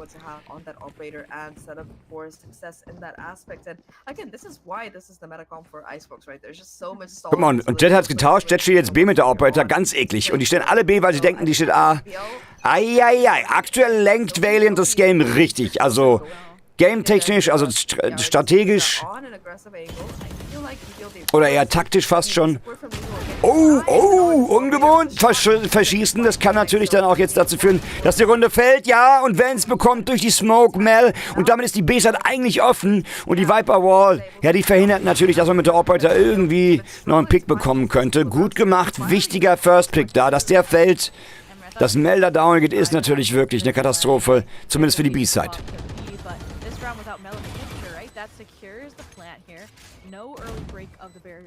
Macht's gesamt. Man wartet auf die Rotation vom gesamten Team, um dann ranzugehen.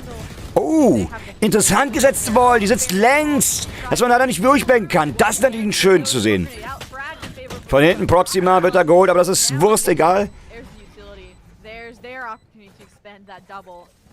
Frag jetzt, also sie dachte, es wäre Wurst egal. Snakebite geht raus, aber Frag ist da. BBL mit der guten Runde. Trotzdem. BBL hat es zwar bekommen, aber auch nur, weil sie die Viper am Anfang am Fischen können.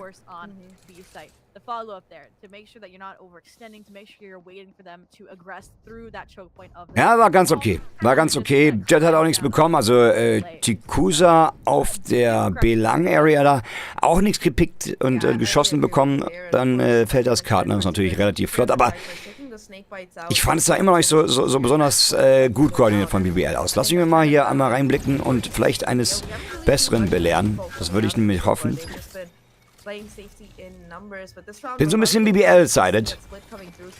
Spike still geared towards this B side where there is a 3-stack now, a bit of adaptation to come through from Valiant's side as well. But A is going to be where you still have these couple BB Timo, willkommen im Leben. Of course, Bin aber auch nur BBL, sided so ein bisschen, oder wie sagt man, sided, bisschen parteiisch, weil ich die Classic von denen spiele, weil ich finde, die sehen am besten aus, aber sonst gibt es da keinen Bezug von mir. Für wen seid ihr? Eher BBL oder eher für Valiant? Was sagt ihr?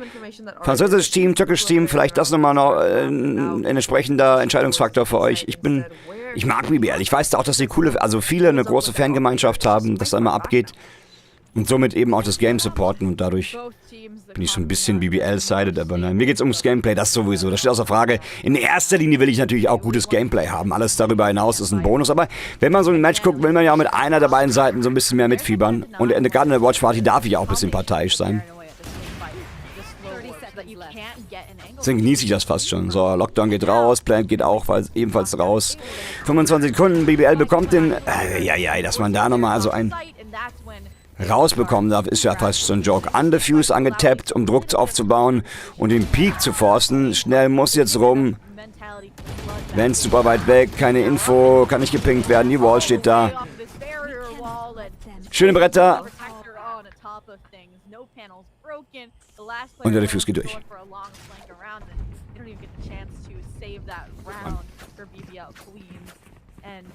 Die fandst du nice? Ja, die war auch super, gar keine Frage. Du meinst von vorletzter Runde noch, ne? Guard gegen den Operator ist ja so ein Smoke oder eine Viper Wall Gold wert. Geh mal mit einer Operator durch eine Wall oder eine Smoke. Und noch schlimmer Viper Pit. Da kannst du eigentlich direkt saven, wenn du Last Man oder Last Girl in dem Fall Standing bist mit einer Operator und in Viper Pit musst. Safe. Das ist zu 90% oder noch mehr gescheitert.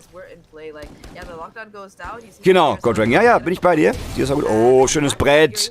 Gutes Timing da mit dem Slow Op. Das war schön gespielt. Proxima bekommt direkt ein Brettchen. Konnte doch gar nicht mehr zurück. Weil der Slow Op genau am richtigen Timing kam. Das war schön anzusehen. Ich weiß nicht, ob es überhaupt aufgefällt, aber der Peak, der Swing, der Strafe Peak dort in Kombination mit demselben Timing, dass der Slow Op landet, gut predicted, weil das ist genau das Timing auch, in dem die Attacker da rauskommen. Also das war ein schönes Play. Geht ein bisschen unter, wird gar nicht kommentiert, aber sowas kann man auch gerne mal notieren, Freunde. Gehört vielleicht zu den Fundamentals, zu den Basics, zu den Standardsachen, die man so können muss auf der Map, aber das zum Beispiel finde ich eine schöne Kombo, gerade wenn man eine Sage hat. Und jetzt sehen wir sie. Die Viper Pit, oder der Viper Pit. Und man kann vom Glück kriegen bei BBL, dass man keine Operator spielt in dem Moment. Man hat auch nicht so richtig was da zum Aufdecken in den Pits. Der Recon Bolt ist gerade nicht am Recon Bolt ist gerade nicht am Start. Jetzt sowieso nicht, weil Alkia fällt und Ekelpit, sage ich da nur. Jetzt wird Mel endlich gefunden und geschnappt. 2 und 2. Gutes Timing, gutes Movement. Die Kusa spielt auch echt wirklich eine dreckige Jet. Und das ist eigentlich als Kompliment. Denn sie ist immer nicht immer nur vorne mit dabei und swingt alles und nimmt alles. Sie spielt manchmal auch super geduldig und so hinterlistig. Und das wurde auch hier wieder belohnt, weil die Jet oder die Sage beim Planten überhaupt gar nicht am Schirm hatte, wo die Jet sein hätte können. So war einfach um die Ecke hat gewartet. Gut gemacht. Gut, jetzt ist es Aim, ja, aber ich finde auch, dass das Decision-Making individueller Natur besser, auch hier das Play wieder. Hat man es nochmal gesehen, hast mit dem Slow, was ich meine? Das war schön. Das war gut gemacht. Ich finde das Teamplay, die Aktionen, die Moves, die Garde in Kombination mit den Mates, ja, Synergien, die erschafft werden, hier bei Valiant gerade etwas stärker sind. Ich bin ganz kurz aus der Toilette, aber ich lasse natürlich laufen. Also, den Stream. Vergesst einfach. Again, changes inside of Valiant GC. This time, no 3 members on B side. It is just Mel entrusted to hold down a fourth. This is exactly where Spike is now headed. Still this mid lurk strategy coming out from BBL Queens, but it's going to be Chanel instead of Wens, who's instead keeping the A site as an option here for that late round rotation. No contact made just yet beyond that initial exchange of utility at the round start. You can see Chanel with the hero weapon for this team, trying to cut off some of these rotations, but Killjoy utility as well. The Owl Drone has further confirmation. It shows that these players up to challenge it early on. Only concern is that Wens now, they lie undetected here, and there's the backstab. That should be a weapon easily collected, and this really deep lockdown is going to give the site control over to BBL Queens. Oh, look at Lisa. Lisa just walking through tube, knows that there's really over on top, and yeah, gonna be able to take down Chanel there, but like you mentioned, the damage has been done here. Not only has there been... So, Freunde, der Onkel ist wieder da. Laufen lassen, ja? Ah ja, machst du es nicht am Klo, das. Hey, Nico. Max. Ich musste mal kurz lesen und überlegen. Danke, mein lieber Hase, für den Sabbatsch. 39 schon. Schönen Abend. Wie geht's dir? Dankeschön. Dir auch. Ich muss immer da dreimal gucken und denken, ach so, der Junge ist oldschool, der hat auch die Lead-Speak am Start, so wie wir alle. Aus der Altersklasse, jetzt weiß ich auch wieder. Dann muss ich immer dreimal um die Ecke denken, weil ich so ein Loch im Kopf Hans bin. Schönen Dank, mein Lieber, dir geht's gut. on the board and the clock, it's ticking, but that Hunter's Fury might have been popped. Seid ihr im Helldivers-Modus noch? Boah, 4K-Shot von Lisa, die geht ja richtig steil und wild. Und wieder der Fuse durch. Mein lieber Schwan, das Surveillance tischt hier richtig auf. Die machen das richtig, richtig fein. Die haben hier gute Setplays. Also immer wieder so kleine Snippets, die man hier sehen kann. Ja, war gut kommen, ne? Also wie vorhin das Play mit dem Swing, mit dem Slope-Orb im ersten Moment dort. Schön anzusehen. Ja, mir geht's okay auch. Heute saumüde, ansonsten alles gut. Danke der Nachfrage. Bin ein bisschen erleichtert, weil ich heute sehr viel Bürozeug und Sachen, die angestanden haben, gemacht habe. Habe seit heute einen neuen Partner, nämlich EMP, den kennst du vielleicht. Wenn du also gern was bestellen wolltest. Oder ihr alle Ausrufzeichen EMP, geschrieben EMP. Mit dem Code FRAGSTUBE kriegt ihr 20% Rabatt, 5% Rabatt auf reduzierte Sachen sogar noch. Also, wenn ihr zuschlagen wollt, vielleicht Band-Merch braucht, das wäre ja mein Augenmerk, dann gerne mal abchecken, Freunde. Ausrufezeichen EMP. Für alle weiteren Infos.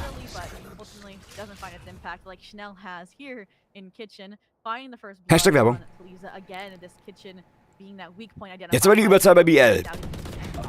Genau, wieder der Solo-Pick, aber diesmal wird er erfolgreich durchgezogen, wird nicht bestraft. Wichtig. Deutliche Überzahl ist für BBL. Mal gucken, was sie draus machen können. So im Helldiver-Modus. Sollen wir da gehen in der Information? Danke, ja, würde ich auch gerne. Ich habe beim Kumpel, beim Anonym hier, war ich zu Hause, der hat mir mal eine Runde Helldivers gezeigt. Das sieht schon cool aus. Aber die Problematik, die ich da sehe, ist zum einen, dass ich 3 weitere Leute im besten Falle brauche, man kann es auch sogar alleine spielen oder zu zweit, die zu der Zeit, wo ich streame, da sind und Zeit und Bock haben, und das wird nicht der Fall sein. Der Hype geht schon weg, das spiele ich dann 2, 3 Tage, vielleicht, dann guckt es keiner mehr und dann habe ich 40 € ausgegeben dafür, dass ich, keine Ahnung, 20 Stunden gespielt habe. Sehe ich nicht, obwohl das Game cool war und die Art und Weise und den Style, die ich besonders nice finde. Guck mal, ob ich mich hier so ein bisschen chilliger hinhocken kann. Mit dem Mikrofon hier. Wir gucken ja rein zusammen, ihr Lieben. Hoffe, das ist für euch in Ordnung. Ja, für euch sieht es fast gleich aus, ne? Ja, ein bisschen müde, wie gesagt. Deswegen kann man auch mal die Füße hochlegen beim Arbeiten, ne? Beim Arbeiten. Ganz gechillt hier, WATCHPARTY. Nächste Runde für BBL. Die brauchen auch wirklich Runden, die Mädels hier, um irgendwo mal ranzukommen. Aber da auch individuelle Plays, die entscheiden, dass man die Runde nochmal drehen kann. Und da kommt direkt das Timeout von Valiant. That is a bold stroke here, but a respected one, I would say, on the side of Valiant GC, knowing that this is their stronger half, knowing that that composition could be a menace to attack into once the sides have swapped. Da sagt sie wahre Worte, denn sie haben gerade,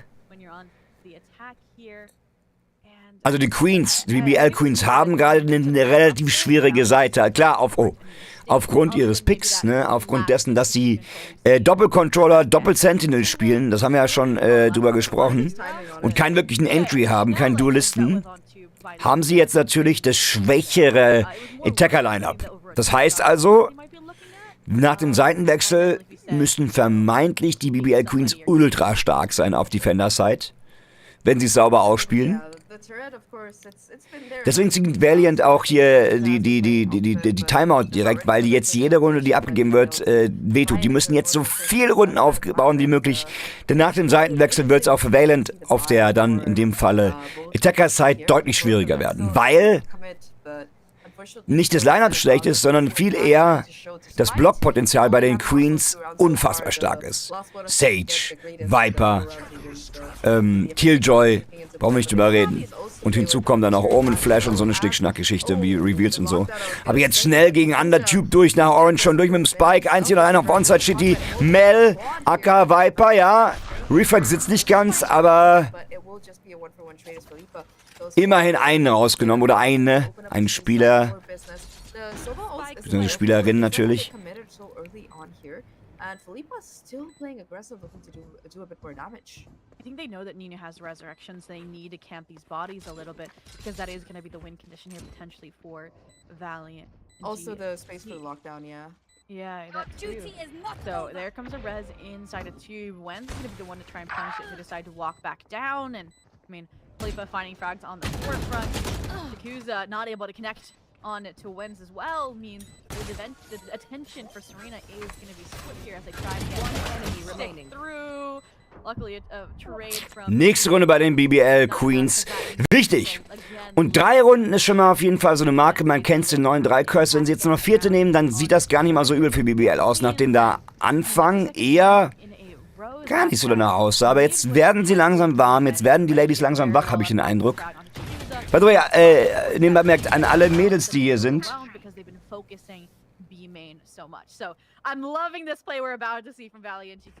Aus alle, die hier sind, alle Mädels. Findet ihr es respektlos, wenn man als Mann, der ich ja bin, Ladies sagt? Ich finde, Ladies ist so eine... Also aus meiner Perspektive, ich meine es einfach... Ich meine es ungewertet und wenn dann eher als Kompliment. Also... einfach ein anderes Wort für Mädels, für mich. Man kann auch Damen oder Frauen sagen, aber nicht, dass jemand denkt, was soll der erwarten ist, wie sagt der Ladies? Ja, keine Ladies. Doch, finde ich, also, ich meine das super positiv. Kann das negativ rüberkommen? Gibt es hier eine Dame, eine Frau, ein Mädchen, die wieder ihre Meinung dazu sagen könnte?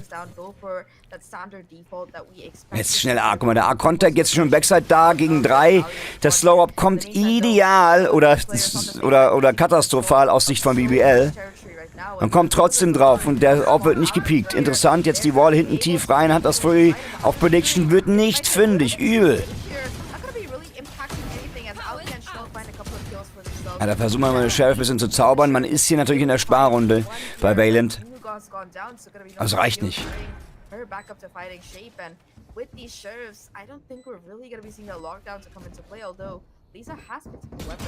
Ja, ist ganz schwer. Wobei man jetzt hier gerade auf dem Midrange-Fight ist. Oh mein Gott, 2 Bomben. Und dann ist noch Wenz, die hat zwar die Nanostorms am Laufen, man muss jetzt ran, weil sie gegen 3 da ist. Backside 1, 2 gegen 3 und der Trade ist da. Lisa macht's. Oh mein Gott. Also, dass man da die Eco holt bei Valiant. Unfassbar. Und die Sheriffs haben ihren Sold getan, gerade auf den Close Range, den Midrange Close Range Fight, den wir da hatten auf Backside A. Unfassbar. Unfassbar, 8 Zähler auf dem Konto von Valiant. Krass. Wow, 1 Bombe. Bombe, die zweite war mega Bombe. Dass man da so cool bleibt, Respekt.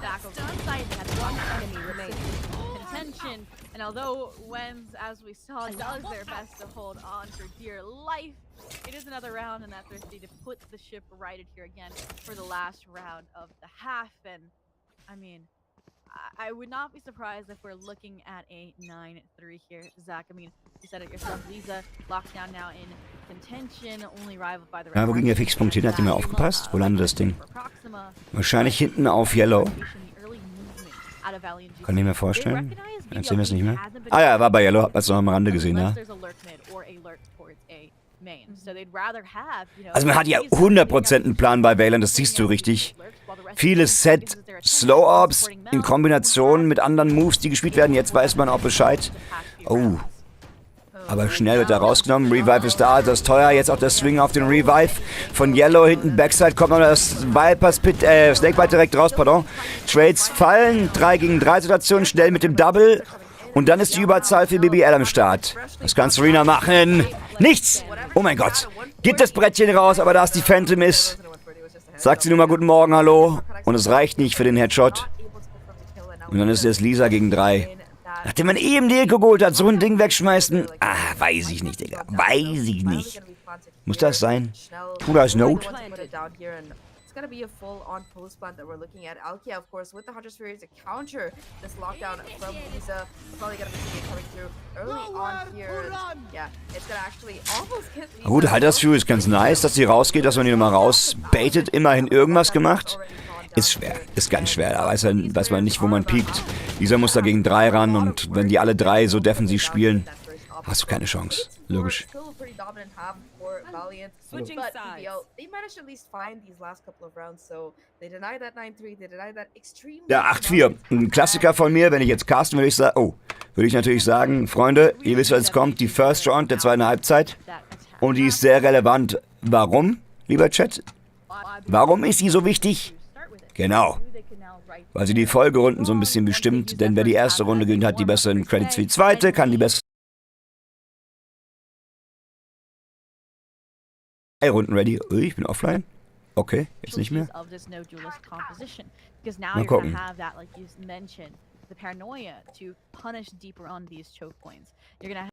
Wie hängt's hier gerade? Hallo? Nee, ich bin noch online. Was ist hier los? Jetzt. Entschuldigt bitte. Bilde dich. Im Stream generell, oder was? Oder heute angefangen, der Duke? Ich hab, falls du das meinst, dieses Jahr mein 10-jähriges. Don't do it, though. Don't do it, though. Why is this aware? Why is this aware? Try to get pistol. They don't recognize it? Okay, okay. Good frag, but... Vollzeit mache ich seit Sommer oder Spätsommer 2018. Oh ja, gutes Timing von Vance. Ist jetzt aber bekannt und alle gucken dahin nach Anna. Da kannst du eigentlich nicht swingen. Vor allem mit der Classic eher schundig. Oh, aber ein Brett an Lisa rausgezimmert, mein lieber Schwan. Da tut's richtig weh. Man muss jetzt aufpassen. Lisa, Nino, beide ultra low. Einmal angehustet mit der Classic und dann sind sie down. Und Vance Full AP inklusive kleines Shield. One and done. Piekt sie aber, ui, schießt sogar einmal daneben, aber macht's dann 2 und 2. Und Nino ist ultra low. Vance lässt sich sogar nochmal heilen. Die Zeit spielt gegen sie. Oh, schöne Wall. Ganz wichtige Wall. Da muss man jetzt swingen. Und der Diffuse geht da durch. 1. Zieht sie durch? Zieht sie durch? Sie zieht! Es reicht! Oh mein Gott. Als Sicht von Valen tut es richtig weh gerade, weil das war gut gespielt. Eieiei, haarscharfe Nummer. Aber auch da wieder, da haben wir oft ja schon auch on-stream drüber gesprochen, die Sage Wall, die war Gold wert. Dass man die nochmal setzt da beim Diffuse. Gerade in der Pistol Round, in der First Round ist das natürlich super stark, weil man braucht unheimlich viele Schüsse, unheimlich viel Damage, die Classic natürlich nicht macht. Genauso wenig wie die Ghost oder auch vielleicht die Sheriff im Vergleich zu anderen Waffen, um diese Wall zu brechen. Heftig.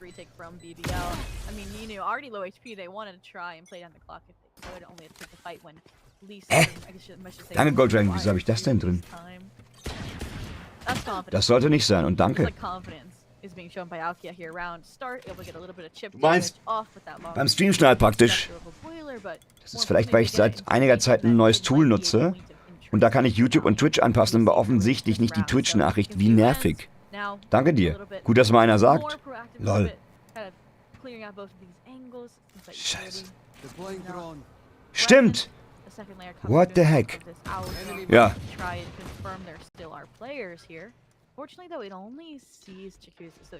Gut zu wissen, mein Lieber. Vielen Dank.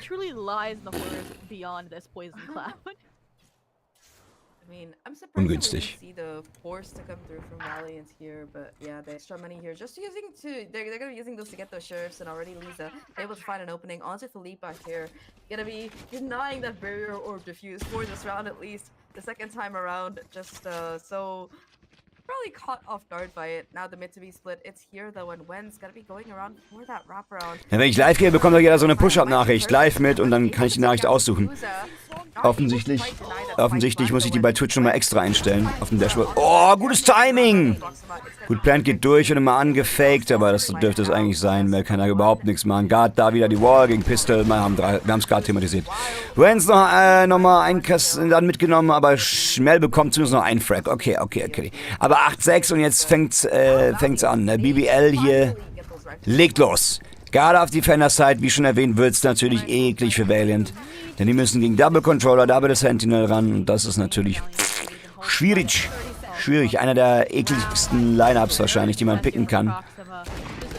Als Defender. Passiveness at the best here from BBL Queens, not taking these fights too early on, instead just keeping track of where the Valiant GC members were headed. Ja, danke dir, Goldrank, für die Info. Ja, ich werde mal darauf achten.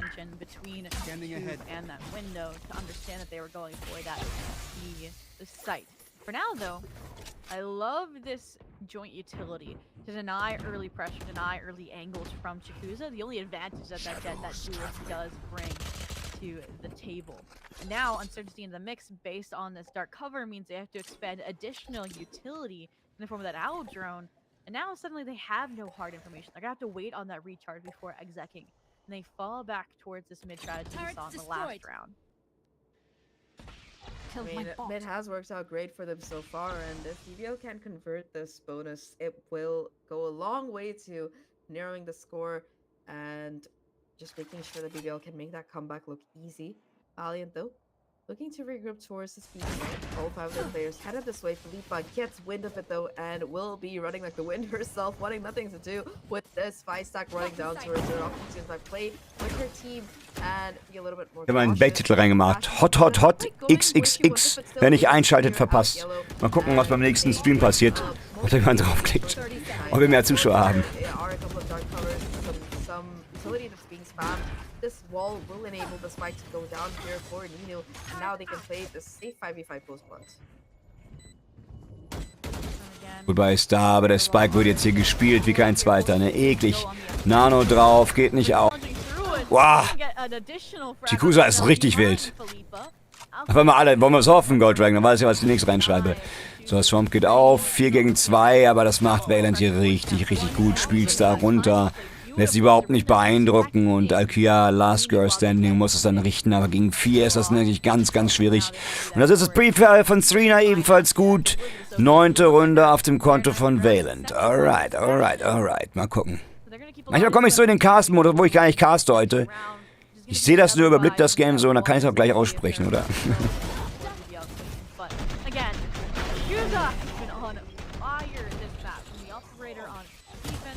Da wird es ein bisschen zu heiß, ne, dann mal durch die Wall zu gehen, aber ist okay. Wenn man 3 macht, dann darf man auch versuchen. Mögliches Ace? Yeah, I think Tikusa definitely. Her and Nisa have both been up in terms of just getting those raw frags. Falls ich mal mit ins Discord relaxen möchte, sehr, sehr gerne. Ich nehme jeden oder jede mit.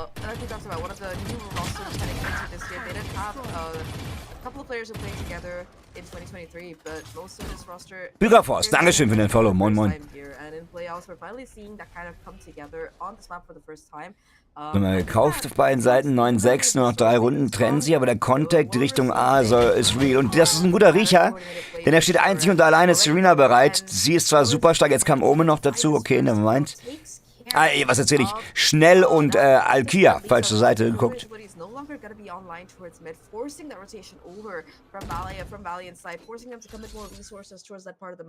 Jetzt wird Druck auf A aufgebaut, aber irgendwie kommt keine richtige Rotation rein. Jetzt schiebt Vance. Guck mal auf die Minimap. Minimap Augenmerk, Freunde. Augenmerk Minimap. Killjoy schiebt so ein bisschen Richtung A wegen der Drohne, wegen dem Druck und jetzt geht's Richtung B. Aber meiner Meinung nach dauert das jetzt schon zu lange. Deswegen steht man wieder 2-2 und spielt breit, weil man weiß, es kann genauso B werden.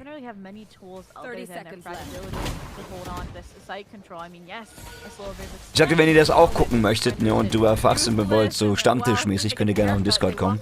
Switch euch den Kanal und dann kann man jetzt seinen Senf dazugeben, wenn man möchte. Moin, was Neos, grüß dich, Watchparty. Game Changers laufen, grüß dich, Captain. Alles klar, Mr. Langstrumpf. Der Stubenstammtisch, genau. Oha. Auf die Close Range einen Schockdaten noch auszimmern, kann man mal. Ui, Brettchen, schnell. On one. Wow. Mit den Low-Up, die sie hatte, 36, jetzt nur 5. Holy moly. Krasser Klatsch schon schnell, oder? Holy.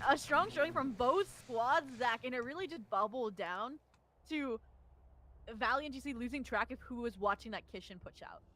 I mean, to be fair, Mel was watching it. It's just that she got hit by paranoia, and I feel like in that pandemonium. Erinnere dich an Maxim nur in Velo? Warum, wenn ich fragen darf? Ich finde Maxim nett, zumindest was ich von ihm gesehen habe. Und gut. Nehme ich also als Kompliment. Aber warum?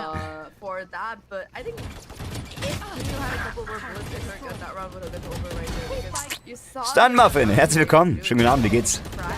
Out for Serena, and she's doing so much damage to Schnell. One more bullet there would have taken Schnell out of contention, but instead it's just a little bit of an impatience from that last member of that Valiant squad. Maybe looking to find timing. Habt ihr schon den Leak vom neuen Valorant-Set gesehen? Ich hab's heute auf TikTok oder auf TikTok und YouTube und überall gepostet. Ich find's mega, es juckt mich schon ein bisschen. Für Maxim muss ich ein paar Wortwitze einbauen.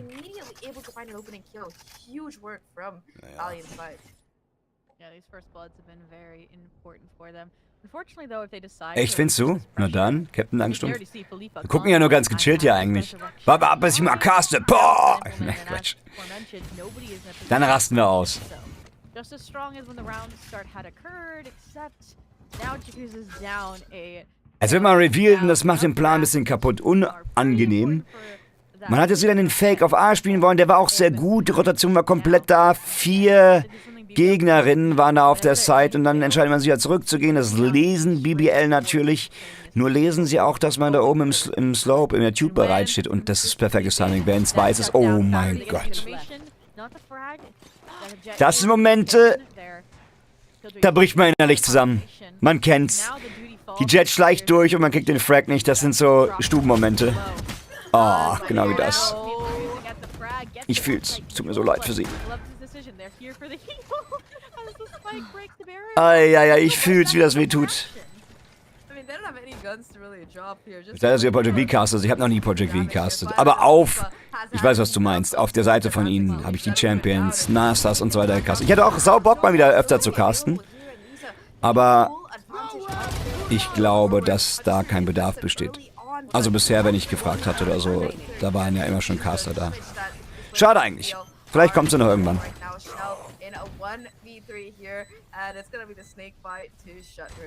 Könnt ihr gerne im Chat da öfter mal anbringen. Das wird bestimmt ein bisschen helfen.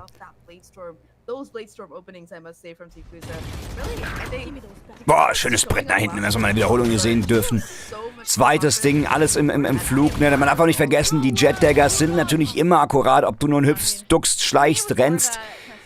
Überall sind die akkurat, außer, Achtung, es gibt eine große Ausnahme, als Jet-Mania oder als jemand, der viel und gerne Jet spielt, weiß ich das. Und das ist immer sozusagen der Bereich, den du als Jet, wenn du das Ult anhast, auf jeden Fall vermeidest, nämlich Ropes, Seile, irgendwelche Sachen. Nämlich auf dem Rope kann man als Jet im Ult nicht schießen, das wissen viele gar nicht. Ne?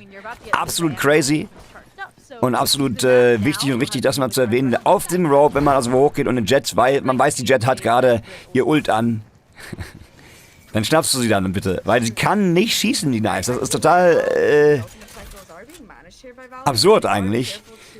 Ich glaube, es liegt daran, weil es sonst zu frech wäre, weil du sonst dauerhaft akkurat wärst, was du ja auf dem Seil nicht mehr so sehr bist, wie es mal war. Für meinen persönlichen Geschmack bist du immer noch zu akkurat mit deinen Schüssen, wenn du auf Seilen unterwegs bist. Aber deswegen wird das rausgenommen beim Jet-Ult, schätze ich, vermute ich. So oder so. Krass. Hallo Johnny, so grüß dich. Na gut, Mango, Stimme ist nicht alles. Da gibt es andere, die haben auch gute Stimmen und oftmals ist es natürlich der Inhalt, das Knowledge, die Art und Weise, die den Leuten vielleicht auf den Sack gehen kann oder die sie nicht so gern mögen oder andere besser machen. Oder das Standing, die Glaubwürdigkeit, all das ist relevant, um guter Caster zu sein. Außerdem Atemtechnik, Aussprache, da nehme ich mich an die eigene Nase. Meine Aussprache ist oft sehr undeutlich und da versuche ich echt dran zu arbeiten. Und gut, wenn ich caste, gebe ich mir besonders Mühe. Dennoch gehört da viel dazu, zu casten. Das muss ja nicht nur die Stimme sein. Die ist nämlich ein netter Bonus, wenn man so möchte. So, Timeout, BBL Queens. Sie merken, der Valiant Train, der fährt so ein bisschen, nimmt Fahrt auf, fährt ein bisschen vorweg, wollte ich sagen. Und da werden immer wieder Kohlen nachgeschoben in den Ofen rein. 2 Runden trennen sie noch, um die Map zuzumachen. Die Ladies aus Frankreich hier. Und die machen das sehr, sehr gut, obwohl BBL eigentlich ein sehr, sehr, sehr, sehr, sehr starkes Defender-Line-Up spielt. Aber man kriegt's gerade nicht zusammen. Und es sah schon ab Runde 1 bei BBL so ein bisschen aus. Merkwürdig. Aber es ist nicht ihr Pick. Auf der zweiten Map kann auch alles passieren. Ihr müsst noch mehr schreien. Ja, aber auch da. Schreien, hypen und so Geschichten, ne? Das ist immer so eine Sache. Das ist wie mit allem im Leben. Wenn du es zu viel machst, wird es langweilig und ist da nichts mehr Besonderes. Wenn ich durchgehend sagen würde, oh, der nächste, die ganze Zeit so caste, dann ist ja nichts mehr special, ne? Wenn du dauerhaft brüllst, und das kann ich auch mal machen, da kann man lauter reden, aber dann werden die guten Momente gar nicht mehr so gehypt, weil du dauerhaft hypst. Was ich meine? Peripetie nennt sich das. Spannung aufbauen, all das kann man machen. Mal ruhiger, breiter Aufbau. Und es gehört auch zum Casten dazu, einfach mal für ein paar Sekunden einfach mal nichts zu sagen. Das ist ganz schwierig für viele Caster und man denkt aus deren Job, ja, ist es auch. Aber man kann auch manchmal einfach nichts sagen und zugucken, ne? Gerade im Default-Aufbau oder ähnliches. Oder wenn einfach alles gesagt wurde. Ich bin ein Kandidat, der sich gerne wiederholt dann oder es anders formuliert, weil sonst nichts Neues zu sagen gibt. Weil es sonst nichts Neues zu sagen gibt. Even this round, right, they're holding down that aggression that BBL Queens is trying to apply through B main at the Grüßer ist super frech. Sie spielt, finde ich, eine Bomben-Jet hier. Und wie schon erwähnt, nicht nur so proaktiv, immer nur rein, auch manchmal sneaky. Wieso, ich sag immer, bisschen am Rumratten. Also immer ein bisschen hinterlistig. Und das ist der Weg zum Erfolg manchmal. Ne, auch als Jet. Ne, im sächsischen Dialekt, das kann ich gar nicht. Da bin ich nicht gut drin. Ich bin sofort da, Freunde. Und los? I'm hoping that barrier wall will be breaking soon, so that they don't have to break it themselves and get that early rotation, but back to the bag at this point. Recon bolt in, rotation's already 30 seconds left, namely from those numbers Spawn, Khalifa, Alkia, ready backside contest here. Very well can at least secure the plant, but Kuza, again, looking for frags, and this time they are going to get planted, they are going to get shut down, and that utility's late, so members from Valiant we see it getting out on the gate to resume their post-plant protocols. I like the pressure as well from BBL side here. They're just going forward right now and looking to stick it off the back of this Viper wall. Already having gotten half the defuse, and oh, the protection is perfect. Just under the nose of 4 players from Valiant gets that defuse, and Schnell able to find the kills as well. What a round to come out of BBL side, and I like that there was zero hesitation from Khalifa. The spike goes down, she goes and sits on it, Viper wall goes up, the dark cover comes down from Schnell, and that's all. She just needs to get that defuse set, and you can see that Valiant, they were not convinced while half that spike was being stuck. They were like, okay, it's just a spike tap to lure us out, go peek guys, while Filippo was just taking it. So yeah, a little bit of a unfortunate round there for Valiant, but they still do have that lockdown, they still do have that resurrection in play here. Hopefully we can see those ultimates being used, but for BBL's side, that's gonna let them really put themselves together for a possible snowball here. If they can get one more round, the economy for Valiant is gonna be looking a little bit dicier, I must say. If not fully broken, it will break at least half of it, so I'm hoping that that might be the case. And now we're going to be seeing Lisa put across that mid pressure that we're used to seeing coming out of the BBL side when they were on that side. And I mean, look at though the response from Wens. Again, another arrangement of this Killjoy utility. I'm loving the diversity that we're seeing to keep these mid holds in check. Yes, Yakuza slips through once in a while, but I mean, that's just because they win the fight against Wens. Nochmal ein Schluck. Schlückchen Wasser hier besorgt, Freunde. Muss so sein, du hast gehört. So, wie schaut's denn hier aus? 11-8, okay. Oh, Spike Drop. Spike Drop auf Orange, ganz miese Posi, weil die von 3 Seiten gedeckt werden kann. Und jetzt ist eigentlich schon wieder durch das Ding. 5 gegen 2, kannst du eigentlich gar nichts machen. Und wenn BBL diesen Bereich nicht blocken kann, dann weiß ich auch nicht. Gar mit den Agents, die sie haben, sogar flawless. Ja, zu Recht. Aber durchgefused jetzt. Weil ich einmal kurz Wasser holen und dann kommt sowas. Na klar. Der Klassiker.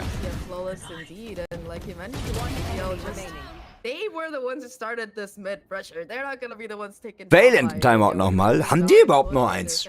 Da habe ich ein Voice Call gehabt. Haben die überhaupt noch eins? Ja, die haben, glaube ich, insgesamt... Also jede Halbzeit haben die einen Timeout, aber ich dachte, die Valiant hätte schon genommen. Dann war es wohl BBL. Jetzt wird es immer eng. Valiant braucht 2 Runden. Wird sich jetzt besprechen. Die haben Kohle, könnten jetzt folgende Runde kaufen. Oder sie kaufen jetzt nochmal kleine, um in der nächsten dann die Entscheidungsrunde sozusagen zu machen. Ob sie wegfahren oder nicht. Hingegen BBL Queens dürften in der Lage sein... zweimal zu kaufen, weil sie eben gerade die Runde gewonnen haben. Und selbst wenn sie jetzt verlieren sollten, dürften die 10., die 11., ja, 2 Runden kaufen können. Dann müssen sie in der 11. sparen, theoretisch, um in der 12. nochmal auf die Overtime spielen zu können. Theoretisch. Mal sehen. Wenn ich mich da nicht täusche. Und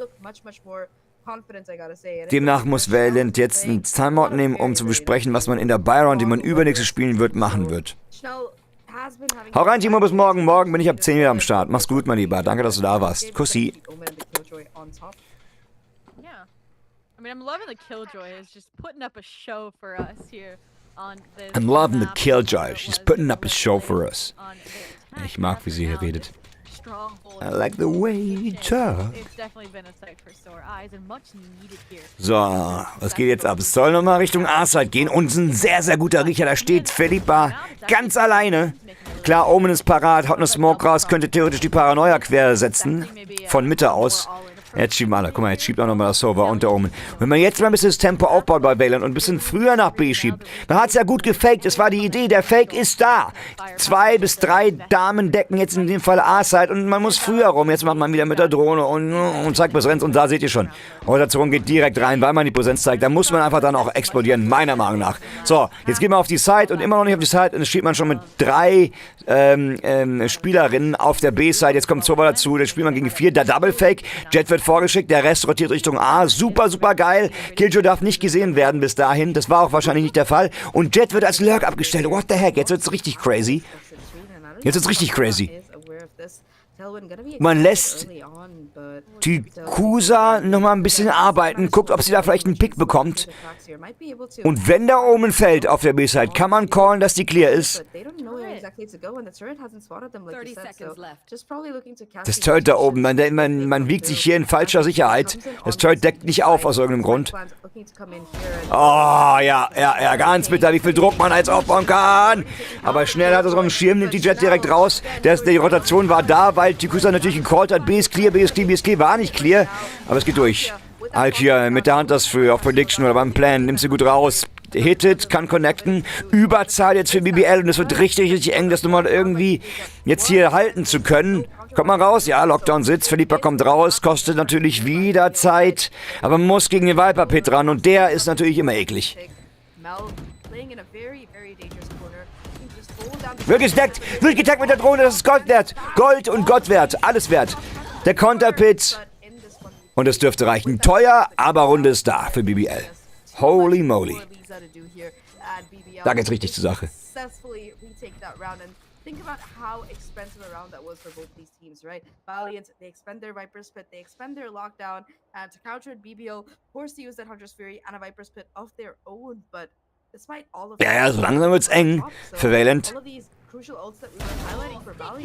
Langsam wird's eng. Du warst verzaubert, wovon warst du verzaubert?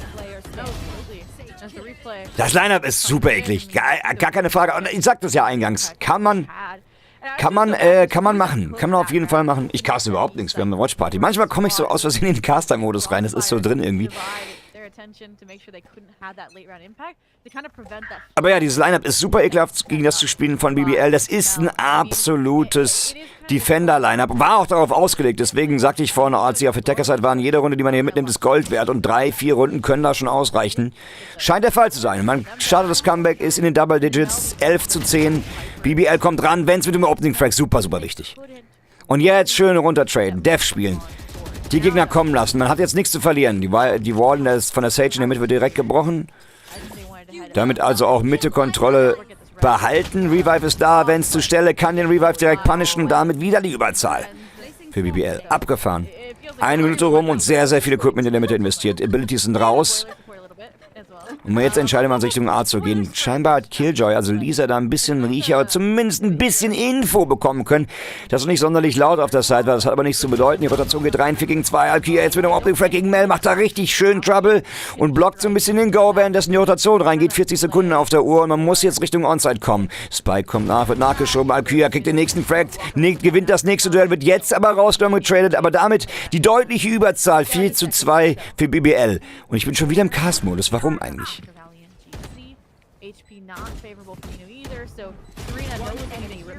Oh, Vance wild unterwegs. 3. Kill in der Runde. Nino jetzt. Last Girl Standing gegen 4. Das könnte natürlich der Ausgleich werden. Ziemlich sicher ist es sogar der Ausgleich. Was? Achso, ja. Ja. Ja, kannst nichts machen. Ja, kannst nichts machen. Also spannend ist ja vielleicht, keine Ahnung, vielleicht deswegen. But I feel really bad for T-Cruiser to be able to get taken down once, revived, and get taken down in that same place by that same player for the second time. Like, I would be molding in chat, but I think that's ja, wenn BBL das noch verdient, dann sind sie spät aufgewacht. Aber haben sie auch auf ihre, wie sagt man da, auf ihre Fundamentals in dem Falle auf der Icebox verlassen, nämlich dass sie auf Defender-Side mit dem deutlich defensiveren oder defensiv stärkeren Line-Up brillieren. Werden dafür belohnt, wollte ich sagen, oder irgend sowas. Keine Ahnung. Dann wäre es krass, sind spät aufgewacht, aber wir wären dann zurückgekommen. Jetzt kommen sie an. Die Runde ist wegweisend. Beide Seiten haben kaufen können. Wir sind voll equip auf beiden Seiten. Vandals, eine Phantom, Alkia mit dem Opening gegen Jet und Chikusa rauszunehmen ist natürlich viel, viel wert. Das haben wir schon gesehen. Alkia mit dem nächsten. Wird richtig heiß, die Alkia als Sova. Ganz, ganz frech ist sie da unterwegs. Und das nächste Brettchen von Philippa und Alkia mit dem 3K. Und dann ist es noch Lisa, Last Girl Standing. Oh mein Gott. Es ist die 12. Runde. Und BBL geht wirklich, tatsächlich in die Führung. Das kann nicht wahr sein. Das darf ja nicht sein. Nach einer 8-4er Halbzeit. Aus Sicht von Valiant kommt man nochmal zurück. Und das ist der Pick. Es ist der Pick von Valiant. Das ist natürlich jetzt dramatisch. Dramatisch, wirklich. Weil wenn man diese Map hier verliert, aus Sicht von Valiant, und der nächste Pick dann, der im Übrigen Split sein wird, ist dann der Pick von BBL. Oh, da riecht's ein bisschen verdächtig nach 2-0. Klar, weit vorgegriffen, aber so. In der Eco haben sie nicht, aber eine Force bei. Sie müssen jetzt alles in die Waagschale werfen. Mehr bleibt nicht. Do or die. Entweder macht BBL einen Sack zu oder Valen kann in die Overtime verwandeln. Setup ist da. Jumpspot inklusive Paranoia ready. Proxima wird gescannt, getaggt. Oh, schnell musste eigentlich einsetzen. Macht sie nicht. Serena jetzt mit dem Opening gegen schnell bestraft das Ganze. Gut gemacht. Überzahl und Zeitig eigentlich durch.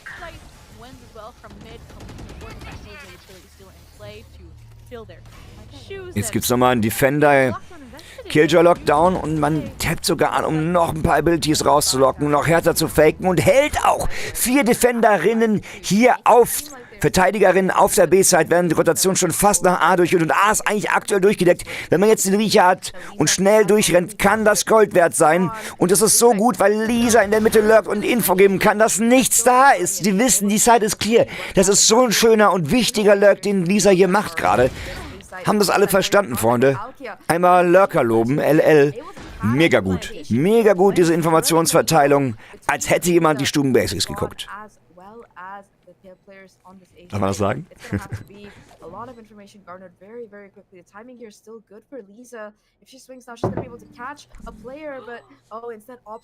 Dieser Lurk hier gerade, diese Info, hat so viel rausgeben können und ist immer noch nicht bekannt. Können wir vielleicht Killjoy sehen? Können wir vielleicht Lisa sehen, bitte? Liebe Regie, kriegen wir da? Ja, da ist der Backstep. Half diffused, Half ist durch, Lisa nicht bekannt. Sie weiß aber, wo gelegt ist. Fake nochmal an, die Zeit spielt gegen sie. Nochmal antappen, kann nichts machen. Lisa ist immer noch unbekannt, muss da ran. Oh mein Gott. Haarscharf. Leck mich am Käsefuß. Boah. Ich muss mal kurz meine Herztabletten holen.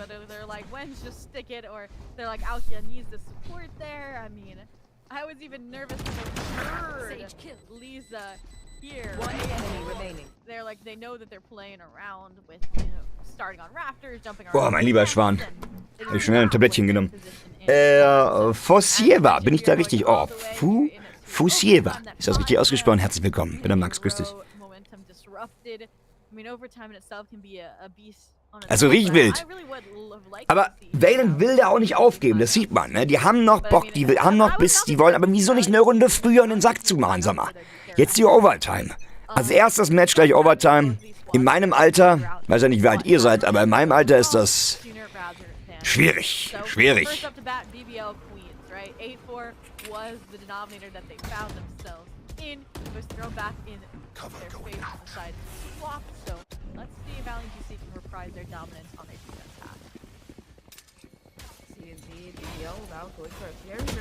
Oh, mieser Winkel. Und Serena bleibt einfach sitzen. Einfach sitzen bleiben in der Ecke, schön abchillen. Chillen und Viper killen. So sieht's aus. Plant geht wieder raus, Default Plant am Standard-Spot natürlich und dementsprechend befinden wir uns jetzt im Afterplan-Szenario und da ist interessant. Reveal ist auch noch da, ganz viel wert. Ne? Recon Bolt wird zerstört, Refrag sitzt. Oh! Alkia mit dem schönen Aiming, aber reicht nicht für die Sage. Jetzt Serena erfolgreich tun, der Ausgleich, die Trades fallen hier. Und man muss antappen, Alkia jetzt auf einem Fixpunkt, da hat sich das richtig. Oh, es liegt aber nicht für den. Das weiß sie gar nicht. One. Oh. Einfach mit dem White Swing weggenommen. Genau die richtige Entscheidung. Keine Mandanten gemacht, nicht lange überlegt, direkt die Entscheidung rausgegangen, rumgezogen, Runde geholt. Zack, zack. Wieso nicht gleich so, Lisa? Und wieder Lisa. Die ist seit dem Lurk richtig heiß unterwegs.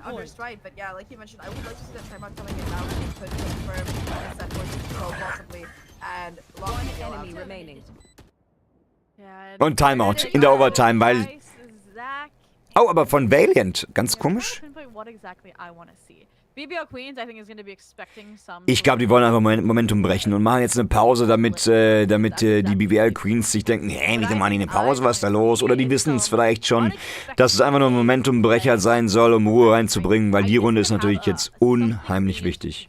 Oder vielleicht nochmal besprechen, wie Sack zugemacht wird, nochmal auf den Gameplan, auf die Taktik hinweisen. Vielleicht wird da der IGL oder die IGL, in dem Fall Mel ist das, für alle, die Info habe ich gestern bekommen, der oder diejenige, die in der Mitte aufgezählt wird. Also von oben nach unten, in dem Fall Lisa, Tikusa und dann Mel.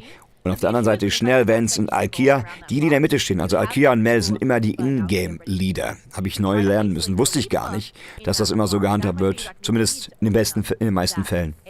Und dementsprechend wird Mel hier wahrscheinlich nochmal eine Ansage machen, wie wir jetzt den Sack zumachen, was zu spielen ist. Und dann klappt das hoffentlich auch. Oder Alkia hat da ebenfalls eine Ansage gemacht, denn die dürfen natürlich genauso sprechen, wenn die Pause gecallt ist, gezogen, genommen wird und dann gucken wir, was Sache ist. Aber es soll Richtung B gehen. Dort steht einzig und allein die Viper bereit. Und das ist natürlich ganz, ganz schwierig zu halten, wenn man nicht darauf vorbereitet ist. Es geht nicht mal Snakebite auf Prediction. Die Wall geht raus. Aber Proxima weiß ja auch, dass man links da durchsneaken kann. Und da steht man bereit. Jetzt hat sie die Info. Jetzt steht sie ein bisschen gefangen zwischen zwei Seiten. Muss sich entscheiden. Swingt rum. Mel ist bereit mit dem Pre-Fire. Jetzt muss man das Tempo eigentlich aufrechterhalten. Man weiß natürlich nicht, dass die B-Side mehr oder minder clear ist. Muss Yellow checken, muss alles checken. Und diese Zeit, die man dafür braucht, die ist natürlich die Zeit, die die Defender wiederum für die Rotation nutzen. Dennoch, Überzahlsituation für Valiant.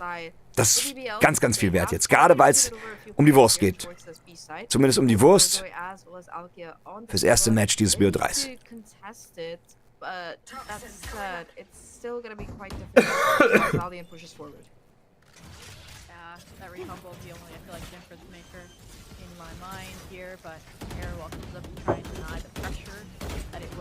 You can't spray through the toxic screen any longer, but you can spray from it above the kitchen. Schnell able to find Ninu here. Chuza resumes their duties of this forward tip of the spear, finds Wenz, maybe winning the last 1v1 duel they'll have on this map as Schnell finally able to shut them down. 3. Dass der Viper-Spit da aufrecht ist, ist eh mal eine Frechheit, aber das könnte auch das Zünglein an der Waage sein. Jetzt geht man rein mit der Shot. Und Philippa findet Mel. Das ist ja unglaublich. Wieder mit der Sage Roll. Man kennt's schon, haben wir schon gesehen. Und das war's. Lisa, ich sag ja, seit dem Lurk ist sie wild und heiß unterwegs und sie beendet das Match hier und gerade so noch das Match klar gemacht. Und das ist natürlich eine bittere Pille für BBL. GG. Yeah, I mean, the Viper Spit, the Sage Wall, the right-click / shorty kills inside the Viper Spit as well. Very, very nicely executed by Valiant. Once they got that advantage, that first kill onto Proxima, they put all of their eggs into that Viper's pit basket, and it worked out great for them. I think that it took a while. It went on a little bit longer than it should have, according to Valiant at least. But that said, I think that them being able to confirm this win on this map pick does mean that we have a game on our hands. Let's take a look at the statistics here for Icebox to see how these two teams matched up. Like we mentioned, of course, both teams historically have found this map to be close in terms, and we're going to be seeing that's going to be the case. Vance war bockstark, wie schon gesagt, war abzusehen, gut gespielt, gute Übersicht auch die ganze Zeit. Aber Lisa nochmal einen Ticken besser als Killjoy. Hat mir sehr gut gefallen, gerade nach dem Lurk, der da die eine Runde entschieden hatte, gegen Ende hin. Das macht viel aus. The scoreboard, I mean, even if you have players who don't have as many kills like Ninu as well as Philippa, they've been great in those support roles, and I feel like for Valiant's side, it could have generally gone either way, except for the fact that they just got a little bit better at reading their opponents. Nee, weiß ich nicht, aber das Update kommt ja morgen, also dann denke ich, dann kommt's. Er wird Combat Score als ACS. Das ist der, den du auch siehst, wenn du am Ende aus dem Match gehst in Valorant. Das ist die Nummer, die da steht. for them. Da wird So einberechnet, wie here viel Utility is the Usage, wie viel impact First Bloods, that wie they viel had, Multi-Kills especially und so if weiter und that so can fort. lead Und in der, one und der, game und der Gesamtwert period daraus ist der for Combat Valiant Score, to der see Average, der anything durchschnittliche snap Combat on Score. the board. But as we mentioned, it is a marathon, not a sprint. It is that best of 3. And while Valiant GC does take their map pick of Icebox, we will have split BBL's pick coming up after the break. So stick around, and I can't wait to see more action to come out of GC EMEA in that match. Alright, ihr habt's ja gehört. Ich sehe es genauso, wenn also jetzt das nächste Match, guck mal, wie Frise aussieht. Wenn das Match eben gerade an BBL gegangen wäre, dann wäre es hart, weil der nächste Pick ist BBLs Map-Pick Icebox. Und da bin ich gespannt. Also, ich glaube, ohne jetzt vorweggreifen zu wollen, denn ich weiß es natürlich auch nicht, ich kann nur schätzen. Ich glaube aber, dass die nächste Map, die geht auf BBL und dann haben wir einen 3-Mapper, weil es war eben schon eng. Man hat gemerkt, BBL war nicht so eingespielt auf Icebox wie Valiant, meiner Meinung nach. Und deswegen bin ich gespannt, was Split zeigt. Wir wollen nochmal eins abchecken. Ja, sage ich mal mit mir zusammen, da kann man nämlich die Statistiken sehr, sehr schön ansehen auf der Homepage hier, vlr.gg, falls Sie es wissen wollen. Ich will mal wissen, wie Valiant auf Split spielt, gehen wir gar nicht. Nämlich 2 Games erst gemacht. Gut, die Statistiken sind nicht die neuesten. 2 Games, 50-50, 50-55. Hingegen BBL, ja gut, das sind halt 2 Matches, da kannst du nicht viel draus lesen. Hingegen BBL hat auf Split in dem Lineup schon 22 Matches gemacht. 73er und 61er Win-Rate hier. Tekka 59, 61 overall, 73% Wins, also die Map liegt BBL deutlich besser. Das siehst du. Und zum Vergleich hätten wir noch mal gucken können, wie es gerade eben war mit der Map, die wir gespielt haben, nämlich Icebox. Icebox 57 Winrate bei BBL. Und wie war es dann entsprechend bei Valiant? Wie ist da die Statistik für Icebox? Auch hier wahrscheinlich wieder nur ein Match hat nichts zu bedeuten. Okay, ich glaube, die Statistiken, weil noch nicht so viel gespielt wurde, sind hier echt super random. Wäre aber eine Idee gewesen. Naja, so oder so, hier ist jetzt gerade Pause, meine ich, im Mainstream. 6 Minuten 22 und dann sehen wir uns, ich meine nämlich auch eine Pause, sehen wir uns nach der Pause wieder, ihr Lieben. Bis gleich.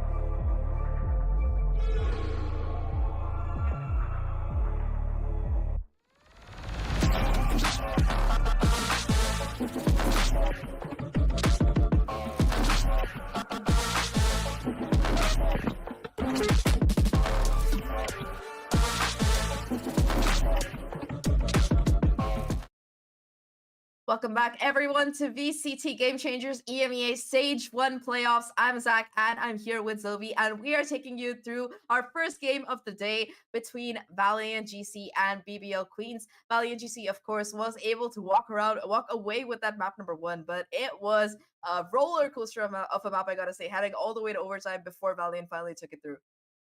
Yes, I mean, each pistol for the attack half getting claimed by each respective team. That 8-4 half flipped instead for an 8-4. Da bin ich wieder, da sind wir wieder. Ich passe gerade nochmal nebenbei meine TikTok-Kamera an, solange die Berichterstattung kommt, dass ihr Bescheid wisst, ihr Lieben, ne? Und euch nicht wundert. Clean sweep coming out of that timeout from Valiant GC, taking our advice in kind of fixing the issues that were arising.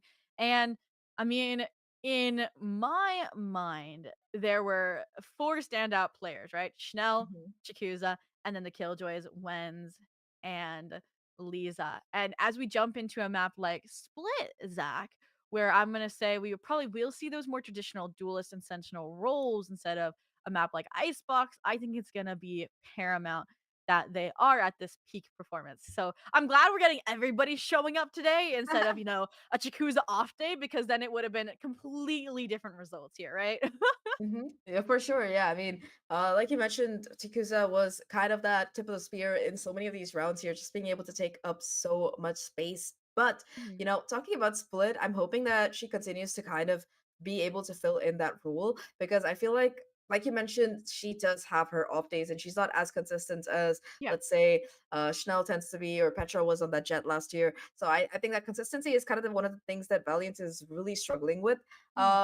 In that regard. But for Split, they have a chance at taking a 2-0 because, like we highlighted before, both of these teams, they played this map. And while what the interesting stat here for me is that while BBL Queens, they did play Carmine Corp and beat them on Split, they beat them 13-10. But Valiant, they also played Carmine Corp on Split and they beat them 13-5. So that's a little bit of a worrisome sign. Ooh, but okay, you also have to remember though, BBL Queens had a substitute. They didn't have Schnell. They had That's true. Eva That's true. playing the Rays for Split and Sunset in that series, which might have been a huge factor as to why it was so close. I mean, Ihr könnt sehr, sehr they're the gerne, wenn ihr MVP möchtet, roster. Kanalpunkte Not even setzen. Ihr playing seht schon gerade, with unser guter Rays, Wiesel so hat schon mal was makes sense, aufgesetzt. but I wanna touch Also back gerne, on gerne this haut rein, ihr head-to-head Lieben, und between setzt die Kanalpunkte, wenn ihr Wenz Bock drauf habt. and Lisa really quickly, just because these two players are going to be swapping over to Blöd, those ciphers, right? So dass they're das having hier to nicht split klappt. their Also ich attention check between dieses two, TikTok-Tool nicht, ich sag's euch, boiler Freunde. control, all of the Das avenues ist so under the weird. sun. They're going to be that anchoring sentinel, right? Expected for the A side as a Ihr wisst, cipher was ich hier player. gerade And I hope für that's only Struggle gonna habe. make these stats Anyway, that nächste much Map. more dominant, right? I mean, look at how similar they were with, Lisa just barely kind of towering over them. Oh, was sagen unsere Kanalpunkte? Die ist ein bisschen gemischt diesmal. BBL Queens bekommen 19.000 und Valiant bisschen 502 Punkte, Kanalpunkte. Also denkt dran, das ist jetzt gleich der Pick von BBL Queens. Und die Winrate sieht sehr, sehr gut aus. Hier werden nochmal ein paar Vergleiche gezogen, ein bisschen ein paar Statistiken. Wir werden sehen. Also ich glaube, dass es ein 3-Mapper wird, wenn ihr mich fragt. Allerdings, you never know. Wisst ihr, wenn wir wüssten, dann wäre es ja langweilig. Deswegen, in dem Moment, wo BBL hier auftischt, wird's wild, glaube ich. Das kann ich mir vorstellen, als sie das machen. Ne? Also ich denke nicht, dass hier Valiant auf einmal auf den Pick von BBL, auf der Map, wo noch nicht viel Statistiken sind, nicht viel gespielt wurde, jetzt irgendwie so entsprechend aufdrehen und rasieren. Andererseits ist Split auch eine Map, die schon lange im Pool ist, und wenn die Bock haben, hier ein 2-0 zu machen, jetzt vielleicht in der Pause, in der Pause irgendwie Mind Reset gemacht haben und irgendeinen Plan, eine Strategie aufgetischt haben, dann kann es auch sein, dass es direkt klappt. Also ich lasse mich hier gerne überraschen. Übrigens, zwei auf TikTok, ne, die ich wundert, was macht der die ganze Zeit mit der Kamera? Ich bin am Rumprobieren und duckern, das ist ein bisschen tricky hier. Ich kann es euch kaum erklären, was da eigentlich gerade Phase ist. Es ist ein wenig, sagen wir mal, wild, ne, ihr Lieben. I would say be going for exactly what they're used to, but it looks like Valiant GC might have changed things up just a bit, all right? I mean, they were actually one of the few teams that still went with the Jet over the Rays. They also went for that double sentinel composition of the Cypher and the Sage for that mid control aspect. Instead, now they're leaning back into this double initiator composition. On the other side of things, though, right? BBL Queens as well. They've changed uh things up too, right? They're going for the double controller instead of that double initiator that we saw from them when Anva was playing as a substitute. So I'm wondering if that was intentional, right? Because if we saw Valley and GC do their homework based on that VOD alone, now a lot of that material is going to be out of date, Zach. Yeah, it could be a factor for sure. And well, we are seeing these team comps varying around a little bit. I still think that it kind of counters to their playstyle. Like BBL, of course, does have Proxima's Viper as an additional controller here, which I mean, starting off on attack here, you'd probably think you'd want a double duelist or something, but Yeah. Proxima's walls, they are going to be really useful if they're going to be putting that initial wall towards that A side, for example, or towards B. Just keeping that threat of a possible lurk through off the back of that wall, keeping the rotations from coming in could be a factor here. And of course, again, post plants is the name of the game, and that Viper being present is going to give you a lot more options in that arena. That said, though, BBL. Wir hüpfen rein ins nächste Game, ihr Lieben. Es wird nochmal richtig wild hier werden. Ich werde mal meine Kameraposition ein bisschen deplatzieren, weil ich bin ja voll geblockt. Machen wir es hier rechts, war doch ganz okay, oder, ihr Lieben? Oder, warte mal, wo war ich denn? Rechts war ich hier, das ist auch okay. Und Werbeslider schieben wir auch noch zur Seite. Die andere, so passt ganz gut. So, was ist denn jetzt Phase? Es geht straight Richtung A-Side, Flash geht raus, dann saß ganz gut schnell direkt mit dem Opening Frag gegen Race am Start. Wichtig, Serena kann traden, 4 gegen 4, Flash wieder am Start, eine ziemliche Pop-Flash, ehrlich gesagt. Und Felipa und Alkia machen direkt 2 und damit ist es ein 4 gegen 2 innerhalb der Runde. Ja, mit sehr, sehr viel Tempo geht BBL da Richtung A-Side, machen sie wirklich gut. Schöner Execute, oder? Already the camera gonna be able to spot out a player as well. The poison cloud to boot to make these kills look even easier for Proxima thanks to that debuff. Now Lisa in a 1v4, they were the MVP of that last map, but now it might be just a little bit too much for them to do. Able to get that first kill, knows there's a player on site, spots that Alkia, gets a soft shot on the second, and now knows that Wenz is towards CT. The Jiggle Peak's coming in here, the spike not gonna be really planted for them. Philippa ist low, aber die Zeit ist schon durch eigentlich. Man muss half diffusen, sonst wird es nichts. Oh, ein Lenkrad! Ja gut, okay. Aber BBL, ich kann mir sogar vorstellen, dass es einfach eine Überfahrt von BBL wird. Ganz ehrlich, wenn es ihre Map ist, ihr Pick, zack, zack. BBL ist generell auch super stark. Hab mich eh schon gewundert, ab den ersten paar Runden auf Icebox, wie unkoordiniert das da zum Teil aussah. Und jetzt, glaube ich, auf dem eigenen Homeground kann man da deutlich besser aufspielen. Deutlich lockerer auch, ne? Ohne Druck. In Anführungszeichen, eine Map haben sie ja schon verloren, deswegen ohne Druck wird es nicht ganz gehen, aber man fühlt sich deutlich confidenter und wohler hier, denke ich. So I know obviously some roll swaps from Icebox coming through, so it might take you a second for needing to switch mentality from that stage over to this breach, but I've seen them on the breach. They can go completely feral with this utility support, so once that's online, it's going to be a completely different machine for Valiant GC. But next round, right? I mean, they're going to be saving, only repping these pistols versus the buy-up coming through. A little bit weaker than standard with only 3 Spectres, but that should afford them a Vandal or 2 in the follow-up. You can see that Vandal coming through, but for now at least, it's going to be Lisa completely caught off guard as BBL just walked through mid to take that B site. With that Cypher going down, no more information, no more cam, no more utility either, but that's going to be a nice pain kill to deny the plans for a short duration. A second dark cover comes down and a counter nade as well to keep this heaven empty, and off the back of it, Alkia able to find a kill onto Ninu here. Ja gut. Oh! Einmal durchgebrettert, durchrasiert. Spike dropped, das ist wichtig, ne? Spike liegt. Spike gonna be dropped position unknown, and Tikuza has already made that wraparound here on side timing. Gonna be everything here, but unfortunately not able to get the headshot onto Wenz, and BBL, they convert the round, they get the plans for some extra money, and they retreat these Spectres. So honestly, the slider, weaker buy, I gotta say, of just 3 Spectres, it works out, because they save 2 of them, they lose 1, yes, but this next round, like you mentioned, gotta be bolstered with those Vandals, yeah. Yeah, Vandal, Phantom. Obviously, they wanted that 3rd Spectre to complete the arsenal, but we're gonna see Proxima, you know, saving with that Ghost to make sure they can buy next round, no matter the outcome. Just interesting though that we are going to see those light shields coming out from Valiant GC. Maybe a little bit confident that there won't be an outlaw play here from BBL since they're the ones on the attack. They do have the read, though, correct here. That BBL is going to try and go barreling into the safe site, and Montecusa gets the opening shot, and again, remember to keep them in check. It happened on Icebox, it's happening here again, as BBL Queens that takes that ramp control. And instead of following through, we're going to make sure that they play that objective, play this site, and play this joint utility.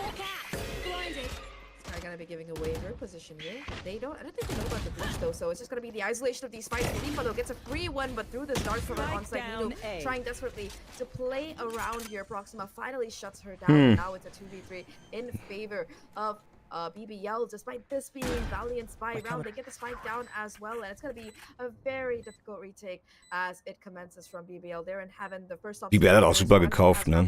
Die haben bei alle dicke Waffen, also 2 Vandals, eine Phantom, macht super viel aus, klar mit Low Shield, aber guck mal, man sieht richtig, wie sie auf dieser Map aufblühen und alles zusammen machen, zusammen agieren, wissen, wann sie pieken. Schönes Teamplay hier auch gerade, auf den Kontakt vom anderen rumgezogen, so wie sie es auch gehört, da brauchen wir gar nicht groß schnacken, aber das musst du auch erstmal machen. Reden kann jeder. Dann bist du auch sonst kein Macher, man kennt's, ne? And instead of seeing a solo swing from each initiator off of their own utility, I would love to see maybe a guiding light and a fault line combination there, right? Ninu, tucked away safely in elbow, can fault line and then swing. And, I mean, yes, there was a dark cover there, but then again, maybe you have Serena play in the dark cover while Ninu swinging around the left side of it. And then you get that kind of joint pressure instead of kind of relying on Ey, TikTok, es tut mir leid, ich mache jetzt ja aus. Ich krieg keine Szenen hin, ich klappt gar nichts gerade mit meinem Overlay. Ich bin mal kurz hier aus TikTok raus, ihr Süßen. Bis morgen. TikTok ist einfach kaputt hier bei mir. Ganz fürchterlich. Dieses Tool ist so ein Schmutz. Gucken wir das Match lieber. Of course, the awareness from BBL pristine as always. Beautiful paranoia to push them off the angle and get that first blood. You can still see Mel with the Sheriff looking to do some damage, find some shots here, but nothing really quite seems to be connecting. Valiant, they do have a little bit of a stack on the side, a couple of players hold down this crossfire, and this paranoia. Ja, wieso heute war es ganz okay, waren alle ruhig. Aber guck mal, wie sie auf B vorwärts geht. Unglaublich, dass man da so durchkommt. Die Viper Wall stark gesetzt. Eklig und trotzdem ganz gut zugleich. Die habe ich doch noch gar nicht am Schirm. Ich möchte mal merken. Viper Wall auf B dort. Abgefahren, oder? Anstelle der Sage Wall. Cool. Sage ist halt auch nicht Meta hier. So solche Pro-Play. I see promising ideas from Valiant GC. Obviously, that round want to take it with a grain of salt since it was worse weapons to not capitalize off of them. But if you have a player to play off of that paranoia snakebite combination, you know, spraying through the toxic screen there in main, then you're likely going to find a BBL member or two on the offfoot just trying to get out of harm's way. But once again, like I said, you can't really spray it down with a deagle if you had a phantom backside per se, or something along those lines. So now that they have weapons on board, we'll see if, like I said, that hope, that glimmer of these fruitful plays will provide a round. It's gonna be Felipe on the Omen this time around. Puts an early paranoia towards B Heaven, but immediately off the back of that, BBL, they take a couple of steps back, slow things down a bit, and after, I think they're just working on creating this mid-pressure conditioning here to try and use in these next couple of rounds. They are happy to kind of just go back towards that A site possibly where the rest of the team is lying in wait here. Spike itself hasn't been committed anywhere, so it's just BBL poking and prodding along the map for information, maybe hoping for an early pick. They still have a minute on the clock to play around with, although Valiant, they at least have a... Hin und her, es wird hier viel gefaked. Klar, man weiß, die Runde ist wichtig, die ist teuer. Double Touch geht raus, Lisa kann's callen, wurde gar nicht gesehen, glaube ich. Ah, jetzt aber durch die Wand gespammt. Benz hat das um den Schirm. Natürlich als Cypher weiß man, der Cypher wird da hinten auch wahrscheinlich sitzen. Eieiei. Ist aber ein netter Retake von Valiant. Oh, Double Frag von Valiant. Das ist nur Proxima. Jetzt auf Heaven. Ist sie bekannt? Naja, so auf jeden Fall antizipiert. Brett 1. Vipers Pit. Vipers Gift. Sehr, sehr gut. Ui, da kann sie Zeit rausholen. Home TP hoch. Sehr gut gespielt. Gut gelesen auch. Oh, ja, naja. Trotzdem das meiste versucht. Die Frage, spielen die auch in der Halle? Soweit ich weiß, nein. Soweit ich weiß, die sind nicht vor Ort offline.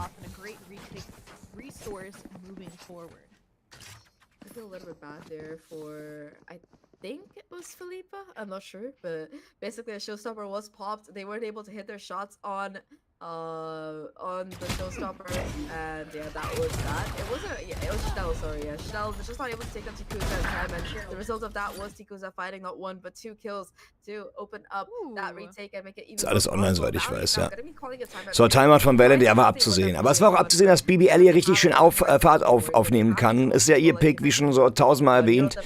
Und dementsprechend wird es da ganz schwer, da irgendwie eine Antwort zu finden. Und man sieht auch die Set-Goes.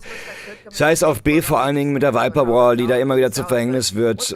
Also, ich weiß gar nicht, wie du das brechen willst. Es wird alles auf Sunset hinauslaufen. Sunset ist relativ balanced, also ich sehe hier auf jeden Fall einen 3-Mapper eigentlich. Also ich persönlich. Ich weiß nicht, ob ihr meint, dass Valiant nochmal irgendwas dreht. Das kann natürlich immer passieren, aber das wird einmal eine Überfahrt von BBL und Sunset muss man den Mind Reset bei Valiant hinbekommen. Und dann hat man da eigentlich immer neu gemischte Karten.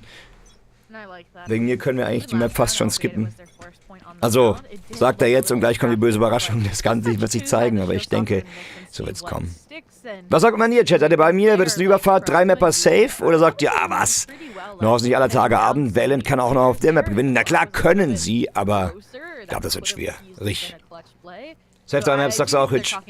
Ja, ich auch. Also ich bin da auch absolut, mir ist so eiskalt auf einmal gerade, ich weiß nicht, was los ist. Ich glaube, es werden 3 Mapper werden, ja doch, ziemlich sicher auch. Mal gucken. Showstopper vor, Showstopper trifft. Ne, trifft nicht. Oh, Tikuza mit einer miesen Posi, gerade wenn man an einer Pistole unterwegs ist. And Mel from side just providing that cover fire to Tikuza get out alive and safe here. So that's going to be BBL in a 3v5 within 20 seconds of the round. And of course, that sustain as well from the regrowth to be able to get Ninu back into fighting shape here.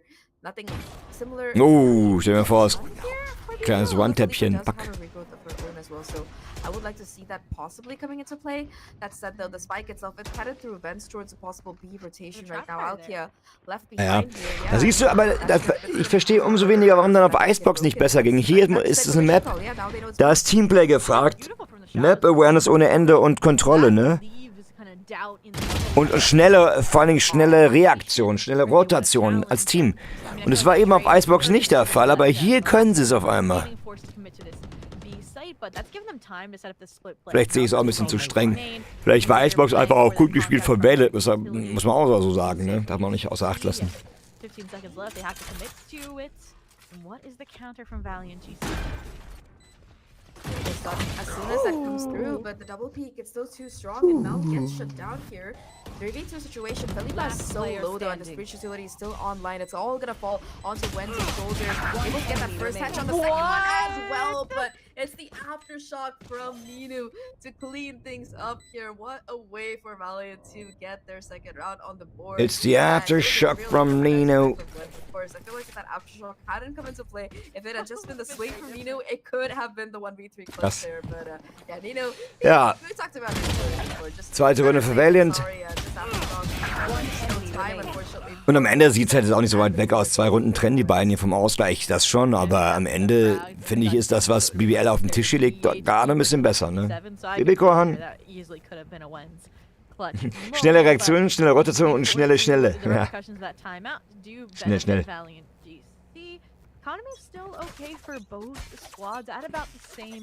Ja, dass sie keinen Duelisten spielen, fehlt es an der Confidence.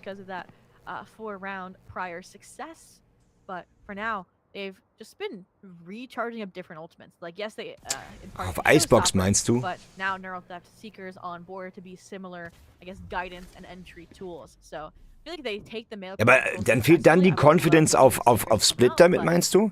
Meinst du, dass jetzt praktisch Tikuza, der Name macht mich fertig, Tikuza praktisch nicht mehr so proaktiv reingeht und so weiter, weil man eher so vom Kopf her auf Controller ist und so weiter?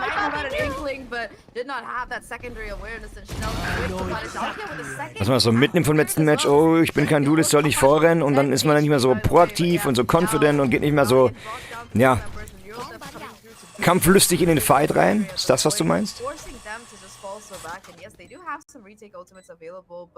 In this 2v4 or 2v5, yeah, it's just a safe call on that A site.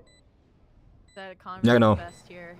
I feel like if it was like maybe like a 2v3, 2v4, we would have seen the Rolling Thunder maybe invested, but I would have liked to see Serena actually maybe get Nicht mehr more of those reinpieken. frags just because they are one Verstehe. of the Ja, also Seekers man and ist sozusagen auf den then having Controller-Style maybe they have gebrandet more und musste jetzt erstmal umstellen auf, dass man maybe Duelist even spielt. survive, but Ja, kann now, natürlich sein, aber ehrlich maybe gesagt, wenn wir unter uns we do sind, have ne, wins, maybe das go sind and see Profis, what die müssen they das können. can spot out, Und wenn sie es nicht but then können, other members are gonna dann go spielen sie das get there falsche Game. to provide Da bin ich similar mal knallhart support, so gerade. could be the win show here, maybe, to Ja, so shut ist down doch, that oder? play Wenn wir ehrlich sind. together. Ne?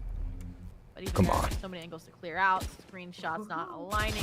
Serena, like I said, wanted that Seeker orb, but instead Meine wäre won doch all, Quatsch. so they get one for their cause, right? They get the one from dying. Yeah, unfortunately, Minu, the only one who's gonna be able to save this rifle, will have the economy for this next round here.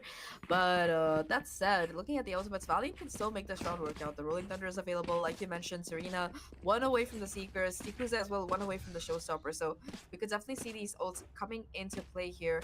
That said, the BBL, they still have that Viper split and a Seekers of their own. So it's just gonna be ults traded out for ults, if anything here. BBL now, once again, using that Sky Flash to create that impression of being on mid, although this time around they're all pushing towards B main. The jump peak, there's a spot out players, but Mel is going to try to heavily for it as Aston Training makes close. Yeah, that's an early indicator now for that 3 stack on mid. Ey, die gibt man lieber, was geht? Blub. Blub sagte einfach nur. Wir haben Subowatch, super nett von dir. Dankeschön, die Keep, weiß ich sehr zu schätzen. Im Übrigen, falls du, so wie jetzt gerade eben, Geld in die Hand nehmen willst und die Studie unterstützen willst, was ich sehr zu schätzen weiß, danke nochmal. Am besten neuerdings auf Kofi, Ausrufezeichen KOFI. Wir haben so ein neues Donation, wie auch immer, Tool. Da kann man sogar sozusagen, in Anführungszeichen, abonnieren. Ob die 3,99 bei Twitch oder da lässt, macht einen großen Unterschied. Nämlich kriege ich da am Ende deutlich mehr raus, falls das die Intention ist. Wenn es darum geht, die Emotes zu bekommen, keine Werbung zu haben, muss man natürlich weiter auf Twitch subben. Deswegen, so oder so, hast die Wahl, ich wollte es nur gesagt haben. Vielen lieben Dank. Pistols are the one about to contest this aggression off the Seekers. I don't like this. I don't either, but BBL, they seem to read that this site is open, so they get that spike down, and yeah, the Viper split to be invested as well. So I think, at least for Valiant's side, whether or not they can win it, they are happy to have gotten this pesky ultimate out of the way here. That said, the Wens still exerting Hey, Dino, was geht? Heaven. The Tripwire is still present there, like you mentioned.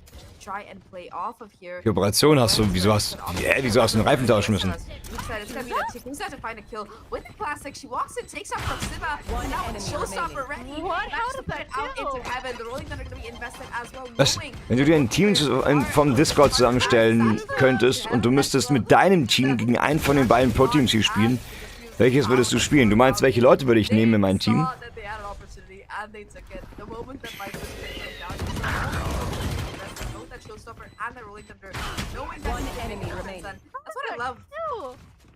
I don't know. Where was that? Oh my goodness. My ultimate would not kill in that scenario, but alright, Yakuza. That definitely is how you leverage those ultimates. And goes here. I mean, even the Seekers invested there, right? So 3 ultimates for a 13 round to keep that kind of deficit in the form of 2 here. 3-5, they get the buy back together. Like you said, they get the hit out of the way. Cage so triggered. Alki with the Seekers, the only kind of obstacle at the moment. Serena on an island here, trying to deal with Wens sooner rather than later, but I love this Trailblazer who could have spot out the players that have rotated through sewers, but no, they might get a fall through that it's just Wens here, and there is the punish on to Lisa there. Serena might find a something fake here, but Nina fall before, and before Spike even getting... So, Entschuldigung, ich habe gerade hinbekommen, meine Kamera zu fixen auf TikTok, was ein Riesenakt offensichtlich war. Unnützerweise. Wow, ich hab's geschafft.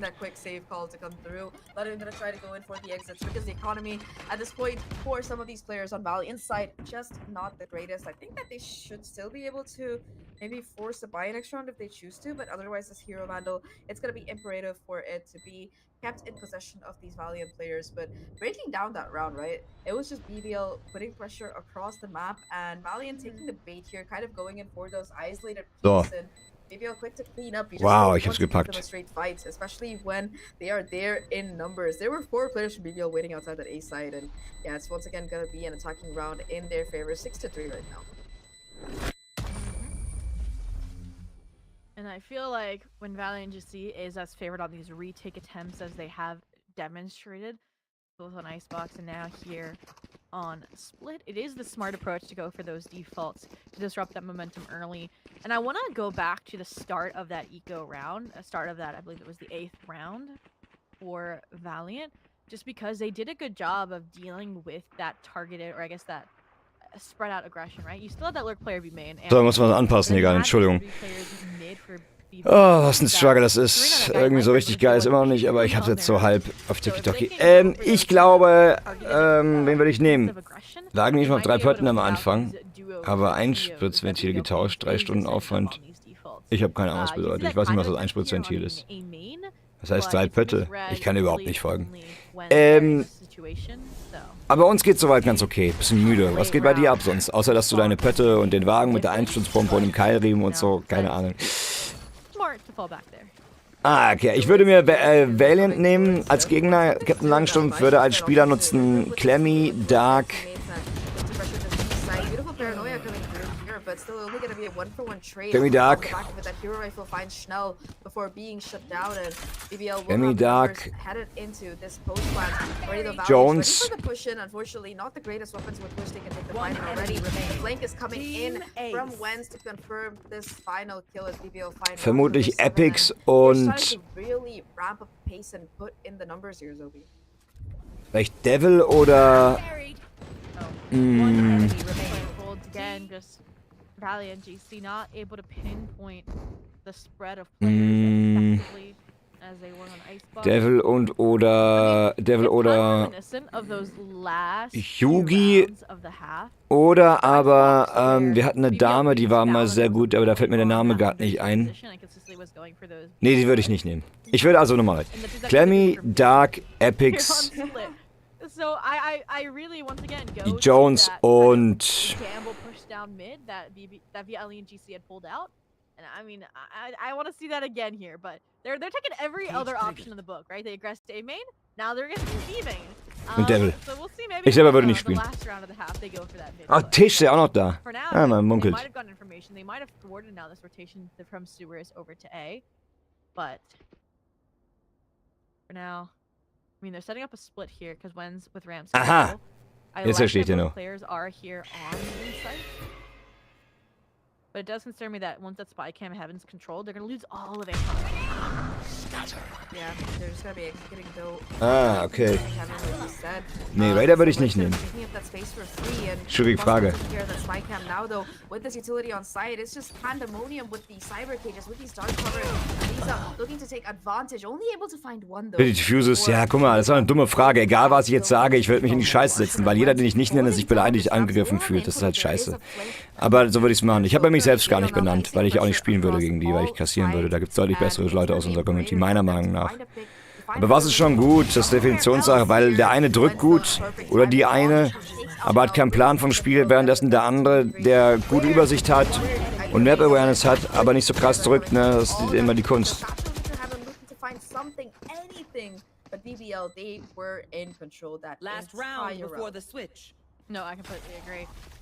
Das ist eine blöde Frage.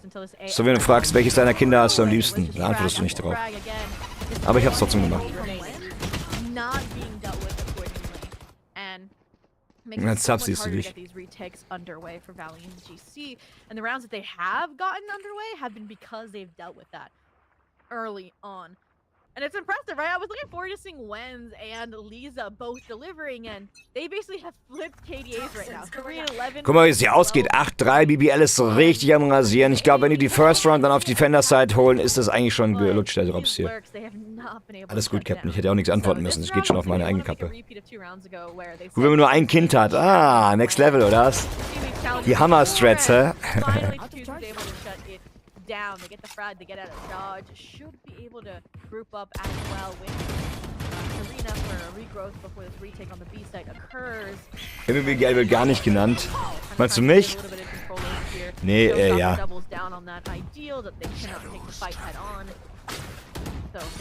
Es ist immer schwierig. Und mit dem Ball merkt, egal wer spielen würde. Also Wurst egal, ne? Und wenn es 5-mal Jones am Start ist, Würde er auch kassieren gegen die Mädels hier, die dir so dermaßen nass machen in Game. Steht wohl außer Frage. Tikusa, like you mentioned, getting that sustain as well. So Valley is just gearing up to head in for that retake. Finally, Alkia though gonna be playing quite aggressively here. Looking to find heads off these players in the second one as well before having to go in for the retake. And while all of this is going on, the rest of BBL haven't been just sitting with their hands. 9-3. Der Curse? Fragezeichen. As well, and it will be a 9-3. Mit einer Herausforderung, ja absolut. Ich würde sie auch super gern annehmen, ne? Ich spiele super gern gegen Starke, aber du kriegst so auf den Arsch. Da brauchen wir gar nicht zu reden, ne? Da brauchen wir gar nicht irgendwelche Hirngespinste oder Träumereien anfangen. Du würdest, egal gegen welches Pro- oder Semi-Pro-Team, wir würden sowas von den Arsch voll bekommen. Also das ist ja keine Frage. Also, da ist einfach alles besser bei denen. Aim, Game Sense, Utility, Usage, Positioning, egal wo du anfängst, ziehst einen kürzeren. Also, steht für mich außer Frage. Gestern habe ich so den Hintern versohlt von irgendeinem random Phoenix, der einfach deutlich besser war. Der hat nicht gecheatet, das hast du gesehen. Der war einfach besser. Der hat alles besser gemacht. Utility Usage, der hat mich outplayed ohne Ende. Klar hat er gesmurft, aber es ist auch krass zu sehen, dass Leute auf Dia Elo immer noch so heftig viel besser sein können als du auf Dia, der nicht seit gestern erst spielt. Das ist schon hart, ne? Aber da muss man auch mit der Realität irgendwie sich dem stellen. Tut am meisten weh, ne? So habe ich mich auch gefühlt. Ich bin so fürchterlich müde, ey. Das kann ich mir gar nicht vorstellen.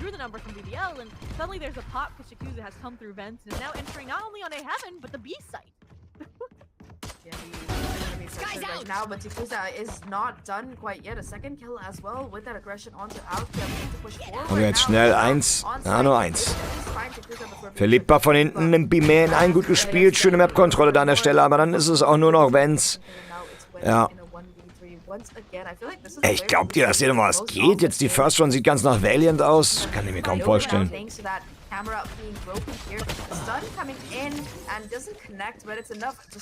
Ach, boosted Leute und Smurfs. Ich glaube, das ist halt auch immer so ein Gelaber zu 90%. Ja, das gibt's. Absolut. Aber die meisten Leute reden Scheiße und haben keine Ahnung. Das will ich auch mal ehrlich sagen. Also Leute sagen, oh, der ist gut, der ist schlecht. Aber was bewerten die denn? Die 99% der Leute gucken auf Scoreboard, wer die meisten Frags hat und bewerten dann, wer gut, wer schlecht ist. Und das fuckt mich ab. Das ist völliger Blödsinn. Weil genau dieselben Kandidaten keine Ahnung vom Spiel haben, aimen können wie die jungen Götter, klare Sache, aber keinen Plan von gar nichts haben. Also, sorry. Ist oft so. Das nervt mich so heftig, ne? Wenn du rausgehst aus einem Match als, keine Ahnung, Breach, der letzter oder vorletzter am Scoreboard ist, aber 23 Assists hat, da guckt der auch keiner und sagt, oh, krass, viele schöne Assists, sauber, du hast wohl gut gespielt und deinen Job geil gemacht. Nee, sagt keiner. Nur dann, wenn der Breach oben stehen würde mit Haufen Frags. Und das ist halt so eine Scheiße. Also, sorry, aber das mag ich nicht. Und deswegen finde ich auch den Average Combat Score so eine Sache, die ich fragwürdig finde, denn wenn du deinen Job machst, ne, als unterstützender Agent, ich sag's mal allgemein so, sei es nun Sage, sei es nun ein Controller, sei es ein Initiator, dann sollte der entsprechend gewertet werden. Es können ja auch nicht am Fußballplatz alle Stürmer sein und man sich selber die Flanke geben, oder? Also was für ein Kackmist immer. Sorry, aber das ist echt immer ein bisschen dann undankbar. Und natürlich, deswegen gibt's diese Reina Insolok-Monster. Yeah, Felipe able to get that kill and also possibly pick up a Phantom with another dark cover coming in Lisa as well. Pushing forward, only able to get a 1-for-1 trade. Though at least in Lisa's case, only dropping a Ghost right now. Three Bulldogs in hand versus a Phantom and a Ghost that have been picked up as upgrades by 30 seconds left. Numbers still in favor of Valiant and the clock is... Ja, die haben einen Einfall auf die ACS oder Average Combat Score, aber nicht den Effekt, den sie haben müssten, meiner Meinung nach. Die werden nicht entsprechend gewertet. Ein Double, Triple Kill, Multi-Kill ist deutlich mehr wert als 2 Assists in der Runde oder sowas. Das ist halt... Ja, ist auch wertiger, aber die Balance stimmt da auf gar keinen Fall. Auf gar keinen Fall. Wurde so oft schon unterstützt. Nicht unterstützt. Veräppelt gefühlt. Hat mich Ja. Ja, hat mich veräppelt gefühlt ein bisschen am Score am Ende. Dafür, was ein Impact ist. Ist natürlich auch schwer, dann für einen Computer, für einen Automatismus zu lesen. Welcher Frag hat jetzt den entsprechend, welcher Stun, welche Flash hat den entsprechenden Impact. Für den ist halt, okay, Flash Assist und du nimmst einen raus. Aber dass der Flash Assist für den Top-Fragger im Gegnerteam war, der allein die Side deckt und damit die ganze Side aufmachst und eigentlich deine Flash Assist praktisch die Zeit geöffnet hat, das kannst du dem PC, den Computer nicht erklären. Und deswegen ist es so ungerecht, dieses Bewertungssystem. Oder Ingame-Leader, nochmal eine krassere Sache. Meinst du, irgendwie wird Ingame-Leading hier gewertet? Ich glaube nicht, dass der Valorant-Bewertungscomputer bei mir im Discord hockt und mithört, was für schlaue oder dumme Calls der Ingame-Leader gibt. Ist gar nicht bewertet, ne? Und meistens sehe ich gerne unten auf dem Scoreboard, weil er so viel Minimap spielt und für alle mitdenkt. Und das wird gar nicht belohnt. Das ist die undankbarste Aufgabe überhaupt aktuell. Schon krass, ne? Also wenn es um Rank geht. Und auch im Pro-Play. Mal auf den Spike, wenn du damit kein tötes kommen oder ja. Du schundest Zeit ohne Ende. Unheimlich wichtig, wenn nicht sogar essentiell für die Runde. Oh, für die Runde. Aber wird dir nicht gedankt, ne?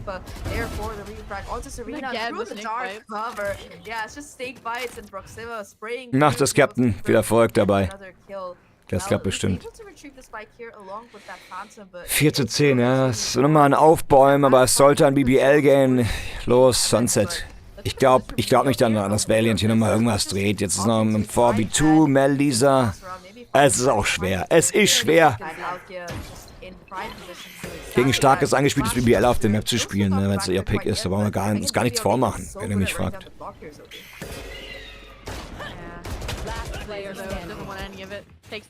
Ja, und da fallen sie sogar noch 11-4. Ich gehe noch so aufs Klo vom Ende und dann gucken wir uns das Ende nochmal an. Aber viel wird nicht mehr passieren, glaube ich. Da bin ich mir ziemlich sicher, Freunde. Would be occurring. But again, I want to spotlight Proxima. They've been playing one of the best, I'll say it, battle vipers I have seen in a while. I mean, 2 rounds now where those snake fights have been used to take fights instead of more play that delay that you mentioned. And that's insane in its own right. 16-5, now rivaling Wens as well. So it's like pick your poison. Proxima on mid or Wens here on the A side. And this time, looks like Yakuza thinks they can win against that 1v1 duel with Wens.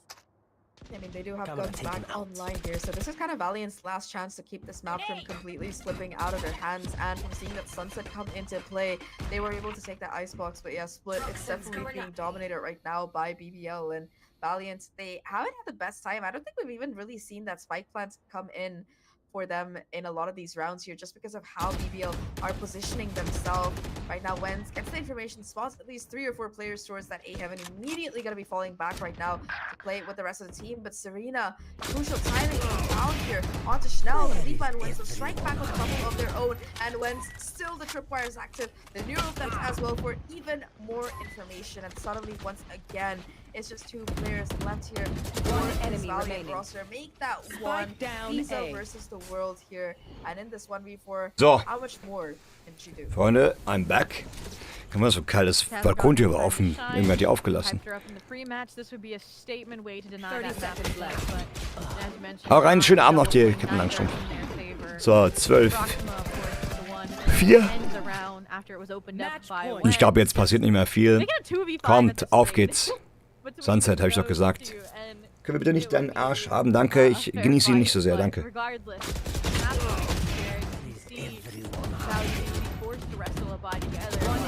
I mean, that's a defensive side hold I wanted to see from Lisa last half, delivered by Wens from screens. They didn't even Wieso findest du Phantom auf Split insane? Finde ich überhaupt nicht insane. Das ist eher auf Breeze ein Thema, aber hier finde ich es absolut fein, Phantom zu spielen. Gerade als Race oder so, wenn du viel Close Fight und Run and Gun auch dabei hast und so. Phantom ist überhaupt kein Problem hier. Wieso sollte das? 4-12 right now. Valiant putting everything they have in this final buy. One off of the showstopper. After the that are ready to go. It's going to be very important for them to find. Oh, miese Nummer. It's just hard to come through here and really nothing to be done at all by. Weil gut ist. Ach so, ich habe es andersrum verstanden. Oh! Der zweite war aber. Oh! Der zweite war doch Interp.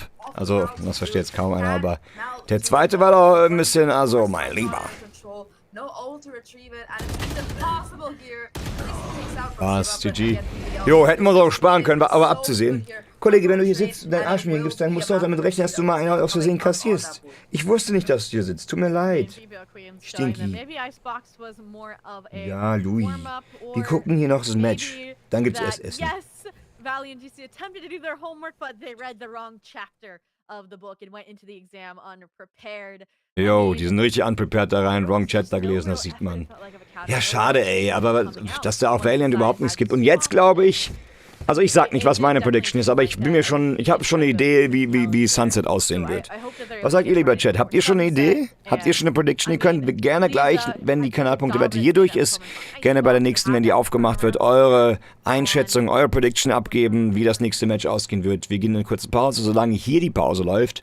Und dann geht's nochmal ins letzte Match des heutigen Abends der Watch Party, der Valorant Game Changers. In dieses BO3 zwischen BBL und Valiant. Bis gleich, Season.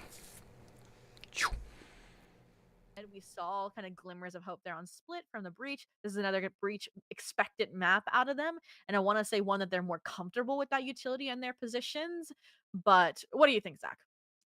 I mean, I definitely think that Cypher that you highlighted will be a key linchpin of that Sunset map. But before we talk a little bit more about Sunset, we do have the final scores ready for this particular one of Split. And yeah, while map number 1 was 300. overtime close, map number 2 was the exact opposite here. Yeah, Proxima MVP of this map. 300 AC is not something you're used to seeing on the Viper usually. But yeah, it's just gonna be impact throughout this map here, like you said, whether those snake bites to stall, to find those kills, to play aggressive, or just the positioning of Proxima throughout this map was great. I mean, I think for BBL, they just seemed a little bit ahead in terms of strats, whether it was the lurks coming out of Wens, the aggressiveness from Schnell and Alkia, and of course that support coming in from Philippa and Proxima. They just seem to be a couple of steps ahead, especially when they switched over to that attacking side. They looked very, very confident. And I think for Valiant, this loss here, I feel like it was more that they struggled to really find the reads against BBL. You know, a lot of times you would see BBL going in for these mid to B hits. You would see Valiant find an adaptation of trying to go in for a bit more stack towards that side of the map, and then BBL they just shift lanes. They go to A instead, and Valiant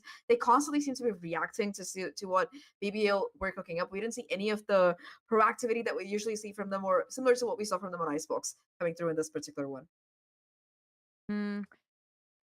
Yeah.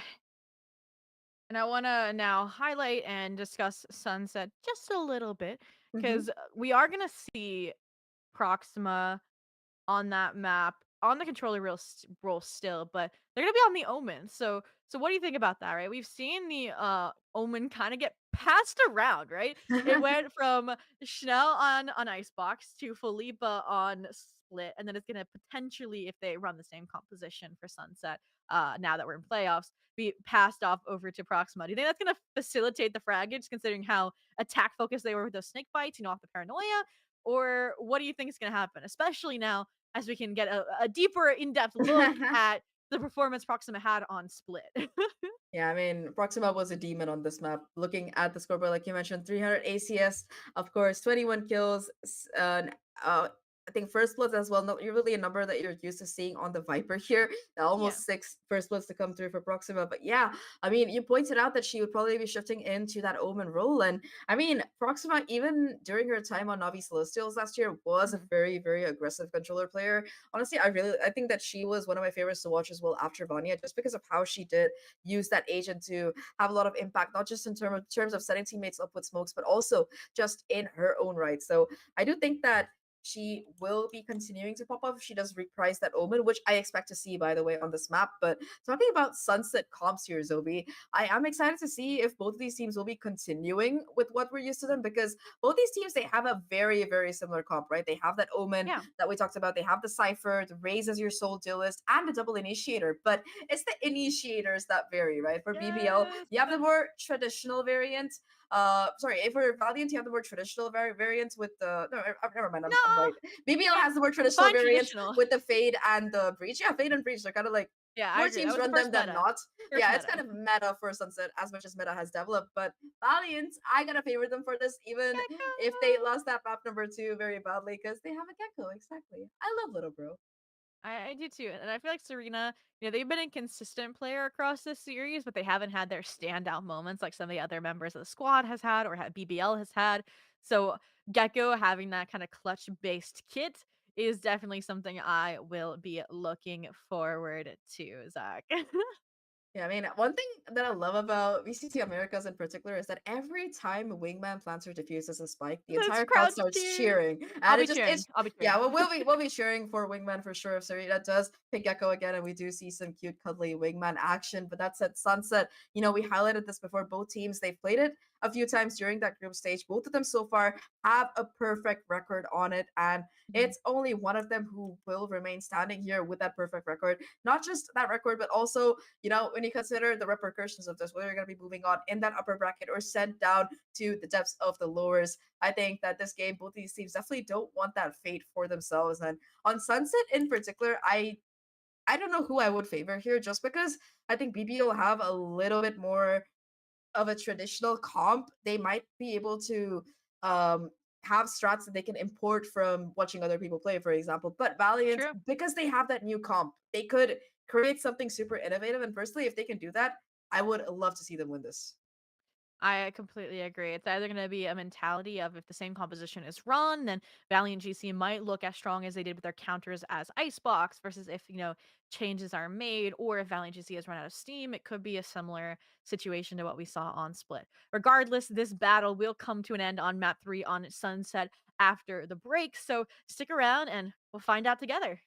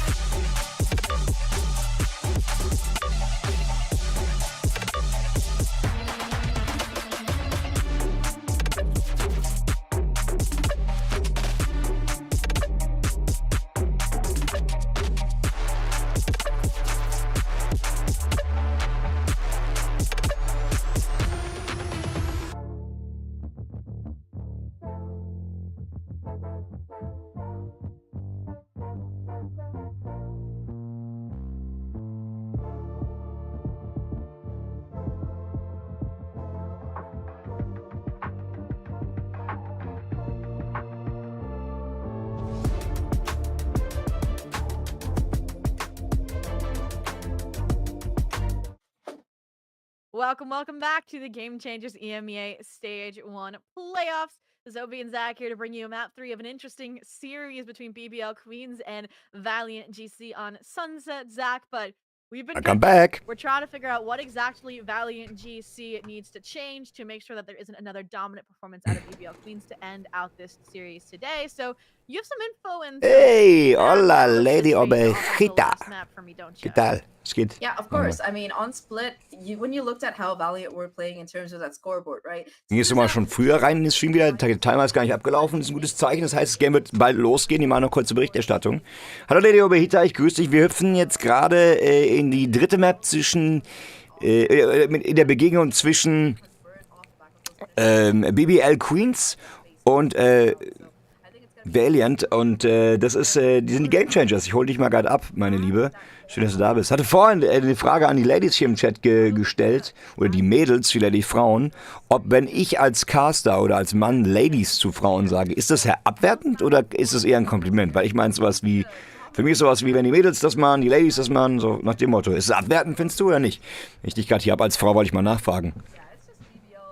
Beim Wäscheaufhängen gelurkt. Ah, du hast alles mitbekommen. Okay, da brauche ich ja gar nicht abholen. Okay.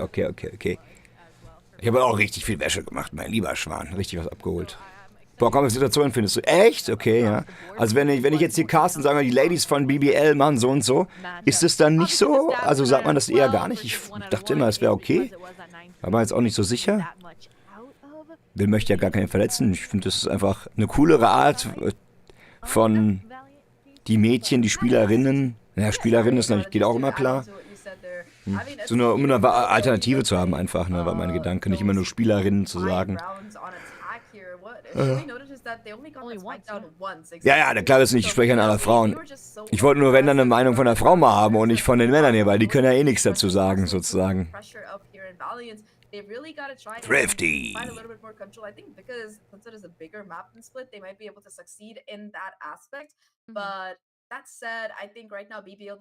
Die Mädels darf man nicht sagen. Ehrlich, das findest du, ich dachte, Mädels wäre viel mehr akzeptiert. Guck, ja, da scheiden sich die Geister eigentlich. Ach, jetzt ist die Kamera auch wieder okay bei ihr links. Vorhin war sie so ein bisschen hier unten gehangen am Bildschirmrand, jetzt ist wieder fein.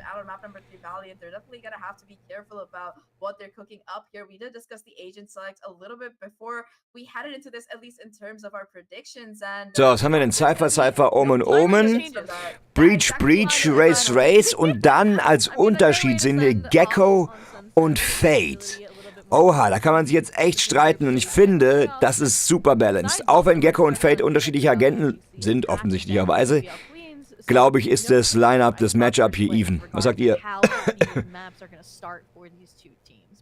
I completely agree with you, right? On the defense for Split in particular, I was asking for a little bit more aggression from Valiant GC, and I feel like Sunset lends very, very well to this aggression. As you said, even mid is so wide. Ja, Mädchen ist ja auch Quatsch. Mädels ist für mich einfach nur die Mehrzahl von Mädels ist einfach nur die Mehrzahl von Mädchen für mich.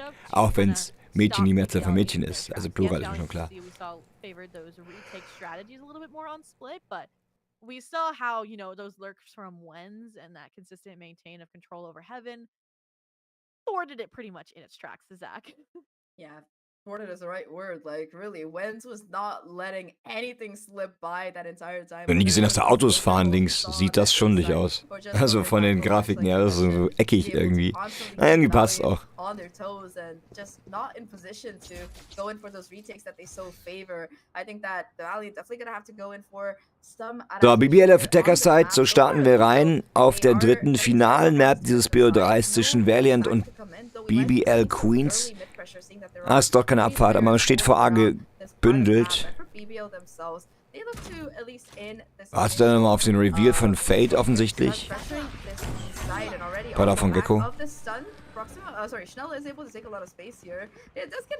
Ja, jetzt weiß man ja schon, wohin die Reise geht, ne?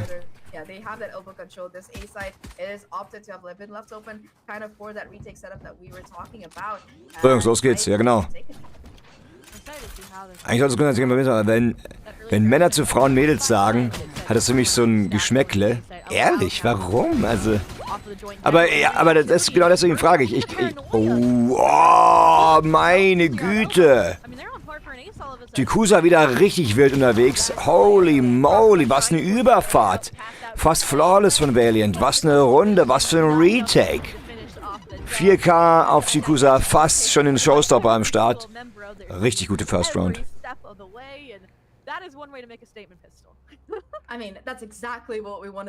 Das ist auch noch zu wissen für mich. Ladies besser als Mädels. Ich dachte, Mädels ist das so neutralste überhaupt. Ja. Showstopper ist gleich schon parat bei Tykusa, abgefahren, wie sie da reingeht. And the round for Valiant here, BBL not opting for the force despite getting that bounce, instead looking to just convert that full buy if possible. And for Valiant's buy, it's very interesting. 3 Bulldogs and these 2 Ghosts that we're holding onto from the last round once again. Wow, my eyes are down. It's like the BBL strategy from Split, just better, right? Because of how dominant it was. Instead of 3 Spectres, 3 Bulldogs, and they keep those 2 Ghosts as Vandals for the next round. So, once again, Tykusa being that early contact-based information gathering, only gonna spot out that it's a potential Wen's lurk. So I like this impression. Gut, dass Lady Obita sagt, Lady ist okay. Das ist eine andere Geschichte. Gut, dann fragen wir dich nicht mehr. Lady Obita, du Lady. Ja gut, ist natürlich klar.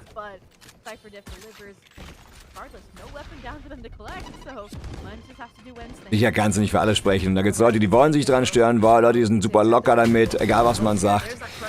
Ich habe mal nur so generell gefragt, weil für mich als Mann wirkt Lady, Mädels, alles in Ordnung. Also ja, nichts Herabwertendes oder so ähnliches. Dachte nur bei Lady vielleicht, weil eine Lady ist ja mehr eigentlich der Definition nach so, wenn man es so möchte, so etepetete, eine Lady. Aber das, so sieht ja schon lange keiner mehr, ne? Also.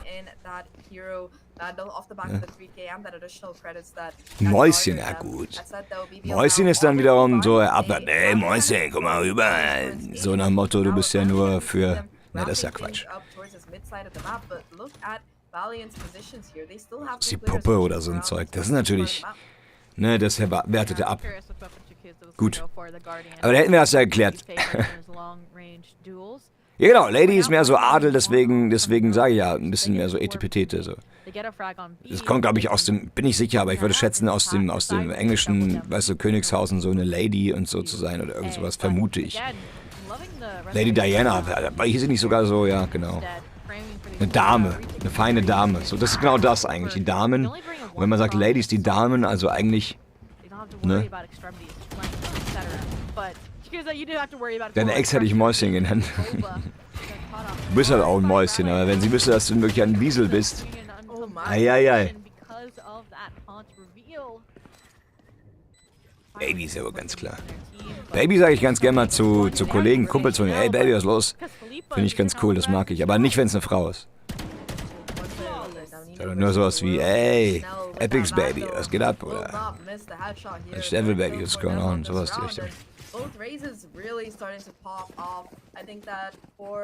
Ach stimmt, höfliche alte Variante ist noch Madame. Oder Madam in dem Fall dann auf Englisch.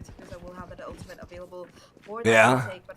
Und ist Lady nicht die jüngere Variante von Madame? Ich glaube, ne? Also wenn Madame eine Tochter hat, ist das die Lady.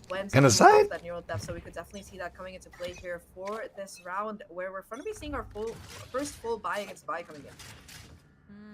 Ja, ich auch, Kasek, so klar, ne?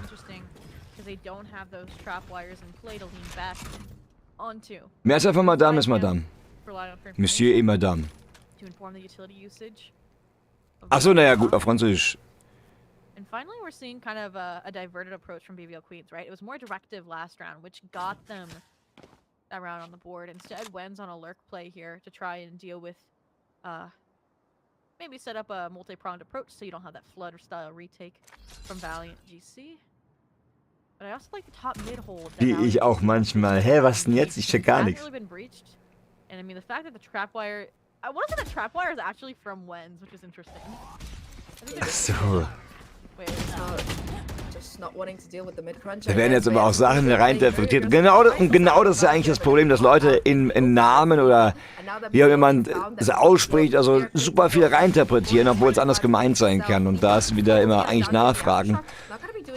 und individuell handhaben, natürlich die Lösung, aber bei sowas Allgemeinem wie hier zum Beispiel im Cast zwischen 2 Frauenteams oder Teams mit Frauen und Non-Binary Menschen, ist natürlich dann schwer, das alles in Worte zu fassen. Und manchmal, wenn man nicht immer wieder sagen will, die Damen, die Frauen, die Ladies finde ich so locker irgendwie, aber ich will da auch niemand auf den Schlips treten.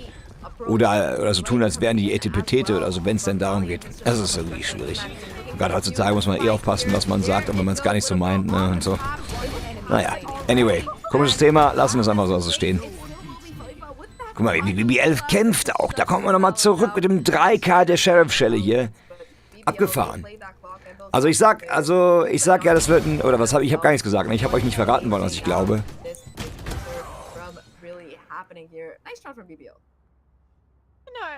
Ich glaubte aber, dass es ein sehr ausgeglichenes Ding wird. Das ist die Map, die beide gut können, irgendwie, die jeder kann. Das ist eine sehr simple Map auch. Wieder in der Mitte ein A, ein B, eine Mitte, die relevant ist und schon Yalla und gib ihm.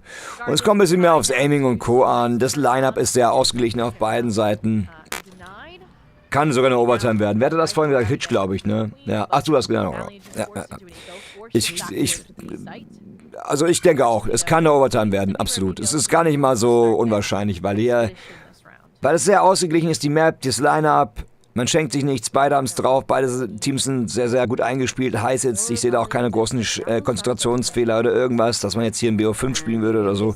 Ist alles nicht der Fall, alles noch drin und jetzt kommt es aber darauf an, denn in der Runde hat jetzt gerade Valiant keine Waffen, aber man kann trotzdem Laser mit 2 richtig saftigen Brettern da nochmal richtig Impact haben. Leck mich am Käsefuß, da geht's raus, perfekt mit dem Stun getimed und dann aber auch dieses sauber saftige Aim, unglaublich.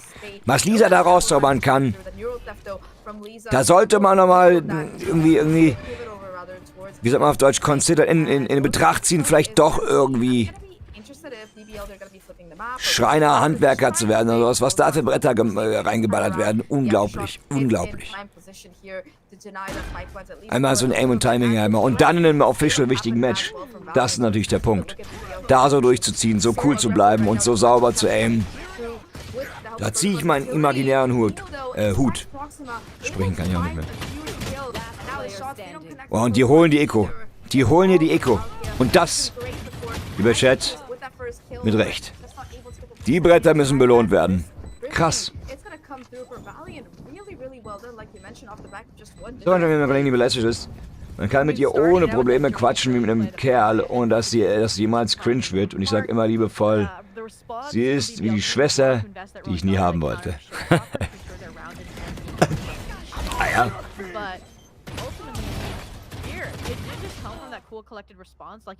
Wie meinst du Gamble?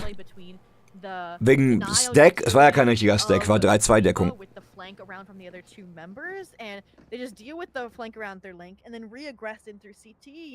I mean, power in numbers and those collected weapons for Mel and Lisa, it's exactly what they needed to get back in the food. So, Connie righted, even an operator purchased up here, choosing to go aggressive. Ja, die waren 3B, aber waren nicht heavy stacked. Ein guter Gamble, ja, aber okay. Naja, die 2 Deagle-Bretter haben natürlich die Rotation erzwungen und da wussten alle auch schon auf Seiten BBL, wir müssen rüber nach A, aber da war es schon zu spät.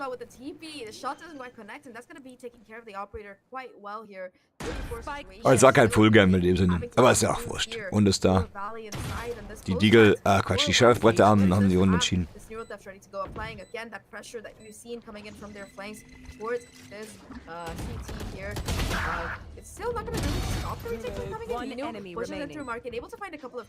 Bis Timing. Starfold kommt sehr spät.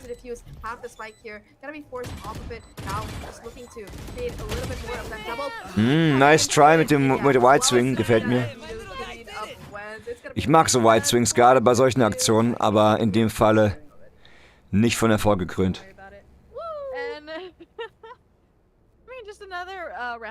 Ja, Hitch, ich habe nichts anderes erzählt heute, oder? Mehrfach schon. Genau auf dieser Map, wie auch auf anderen Maps, die so aufgebaut sind, wo es ein A und B und eine wichtige Mitte gibt.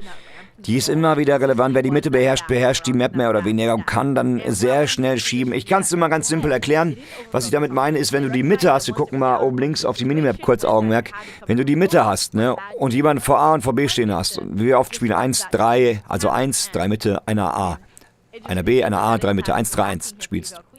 und die Mitte-Kontrolle hast und dann fällt ein Frag entweder A oder B oder du verlierst ein A oder B, dann ist eigentlich klar, wo die Reise hingeht. Und egal, wo du hingehst und wie du dich entscheidest, ob von Mitte nach B oder Mitte nach A, mit jedem jeweils dem einen oder der einen Spielerin vor den jeweiligen Sites, bist du schneller rotiert von der Mitte nach A oder nach B, als die Gegner vom konträren Spot, die dann rüber schieben müssen. Also von Mitte nach A beispielsweise, bist du schneller da, als die B-Spieler schieben können, um dich zu blocken. Und deswegen ist es so wichtig. Und das gleiche gilt natürlich auch für B. Wenn du von Mitte B gehst, müssen die A-Spieler erstmal nach B schieben. Und du bist aber von der Mitte schneller da und schneidest ab. Deswegen ist die Mitte-Kontrolle so unheimlich wichtig, um die Map-Kontrolle zu haben und das Game leiten zu können. Ganz allgemein gesprochen. Da gehört mehr dazu, aber der Grundgedanke ist genau dieser. Doing here, the timing not quite been the best for BBL in that regard, and now BBL looks to go forward here, but Sakusa dodges the stun and free kill. Oh no. Frag off Valkia. Satchel out of the way of danger of a trade, and the paint shell's gonna eliminate all pressure temporarily, so A control firmly in their grasp. Fortunately, BBL Queens not scared away just yet. This will be a great frag to grab, but not going to be easily given away by Ninu. Philippa only gathering information on who may be present on the site. Katzenbrüllen, und ich musste mir gleich füttern gehen nebenbei, ihr Lieben. Vielleicht eine Halbzeitpause oder so. Die Katzen machen richtig Rabatz schon. Die sind doch jetzt dran in 5 Minuten eigentlich. Die sterben natürlich 10-mal am Tag den Hungertod.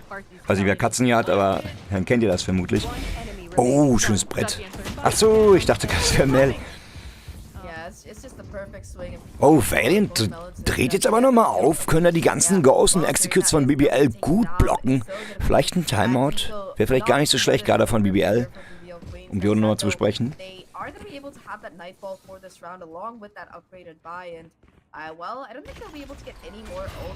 Deswegen finde ich auf Defense, dass man Mittelkontrolle hat. Schwer, gut, schlecht, wichtig. Was findest du? Schnell rotieren kann. Oh. Ich weiß, oh. Okay, da kommt kein Flank oder irgendwas.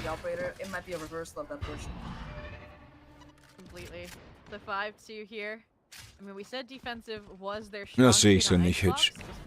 Aber ist ja okay. Kann Spielzielfrage sein, oder nicht? Ja, ist ja absolut fein. Ich sehe es ein bisschen anders, aber das ist ja auch in Ordnung. Und deswegen ist es auch so wichtig, dass man EGL hat, dass man eben einen dieselben Plan verfolgt und nicht, dass einer so denkt, der andere so denkt und am Ende mache mal bzzz und ganze Straße nicht. Auto mache so, ich mache so, boom, Unfall kaputt. Und gleiches gilt natürlich auch für Valorant. Wenn einer so macht und nicht alle gleichzeitig in eine Richtung so machen, dann klappt es auch nicht. Hashtag mal lieber. Schön, dass du wieder reinschaust. Wie war's? Wie geht's? Wie steht's? Wo warst du? Wir haben dich vermisst, Hase. Hoffentlich bist du gesund. Grüße. Meine Meinung hören? Nö. Klar, kannst du meine Meinung hören. Also wenn wir jetzt bei der Map hier bleiben, das ist ja ein ganz gutes Beispiel. Sekunde, tschüss. Dann denke ich nicht, dass du, wenn du die Mitte hast, dich nicht mehr um Backstep kümmern musst. Ich glaube nämlich gerade dann, wenn die Rotation, also wir reden von Defender-Side, ne, davon hast du ja gesprochen. Kurz noch die Runde. Schöner Showstopper. Das wird zeitlich sehr, sehr eng. Angepinkt. Ja, keine Chance, okay. Film Lurk. Ah, okay, dann bist du ja bei uns, mein Lieber. Was ich sagen wollte, oder um deine Frage zu beantworten. Wenn du die Mitte hast, ist es natürlich gut, aber es ist ja eine A, einer B abgestimmt. Gehen wir mal vom Beispiel davon aus, dass es Richtung B geht, dass eben der B-Pick fällt, sei es von Mitte oder von B, und deswegen der B-Spieler und die 3 Mitte-Spieler hingehen. So. Und sagen wir, du hast Mitte-Kontrolle und es wird spät genommen, von mir aus. Dann hast du ja immer noch die Mitte clear und safe, dass da kein Backstep kommt, weil der A-Spieler, der A spielt, wenn er nicht gerade gestorben ist, ja immer noch entweder über Tiles lurken kann, über einen Spawn geht, spät oben in der Mitte kommt oder gar Market kommt. Das heißt, du hast trotzdem immer noch einen Lurker am Start. Und den bist du nicht los, auch wenn du Mitte-Kontrolle hast. Außerdem finde ich, dass du als Defender nicht die Mitte einnehmen musst, weil dann bist du auf den Sides zu weak und kannst nicht da gut blocken im Crossfires oder wie auch immer es denkt mit. Es reicht, wenn du die Information über die Mitte hast. Das ist das Wichtige. Ne? Kontrolle brauchst du nicht, die Information reicht, um sagen zu können, ob die hier reinkommen oder hier reinkommen.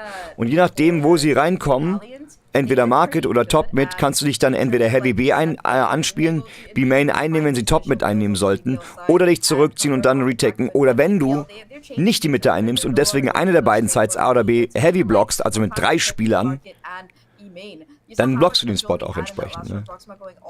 Also mit Kontrolle ist gut, Info kann aber auch reichen als Defender. Als T ist mit Kontrolle Pflicht. Als T, also Attacker.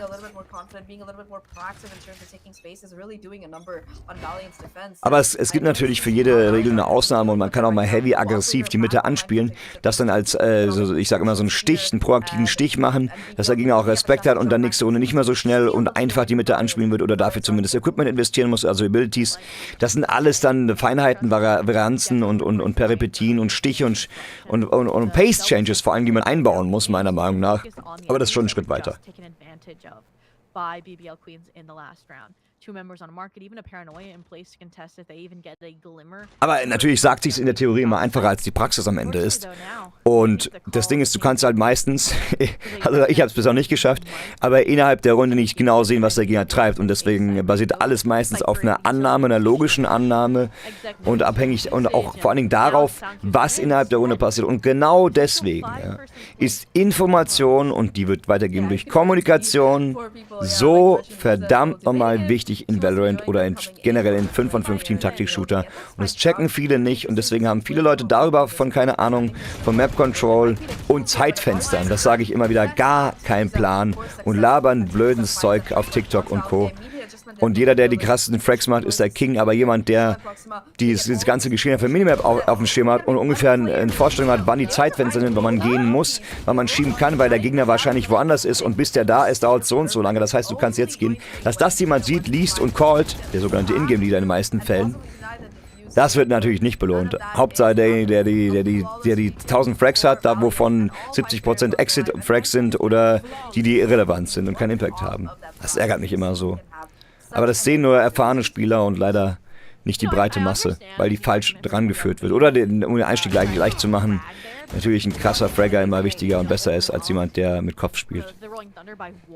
Subot true.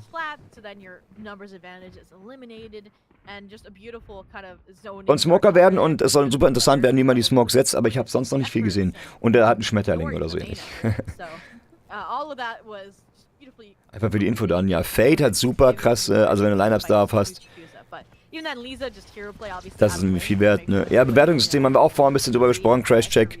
Und sowas wie IGL wird natürlich nie in Bewertungssystem mit einfließen können. Zum einen ist ja, selbst wenn bewusst aktiv einer zuhören würde, ne, wie willst du das bewerten? Das ist ganz schwer, das ist ja super subjektiv. Und vom Computer kann es gar nicht bewertet werden. Hi Blackfish. Ja, das stimmt. Und gerade Multikills, First Bloods und so weiter, aber Assists zum Beispiel, die ja sowas ermöglichen können oder wichtigen Impact haben, um zu delayen oder so ähnlich, die werden halt gar nicht oder wenig bewertet. Und genau ist die Problematik.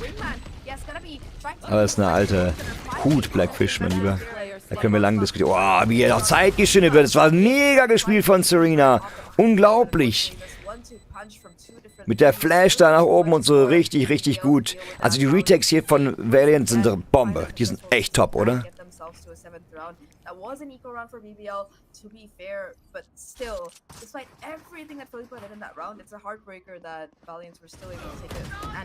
Boah, ich kann aber nicht mal was. Ja, einfach, wenn man 5 Stacks spielt, dass man dann Info für die Mitte hat. Daher, dass auf den Defensen immer gestruggelt wird irgendwie.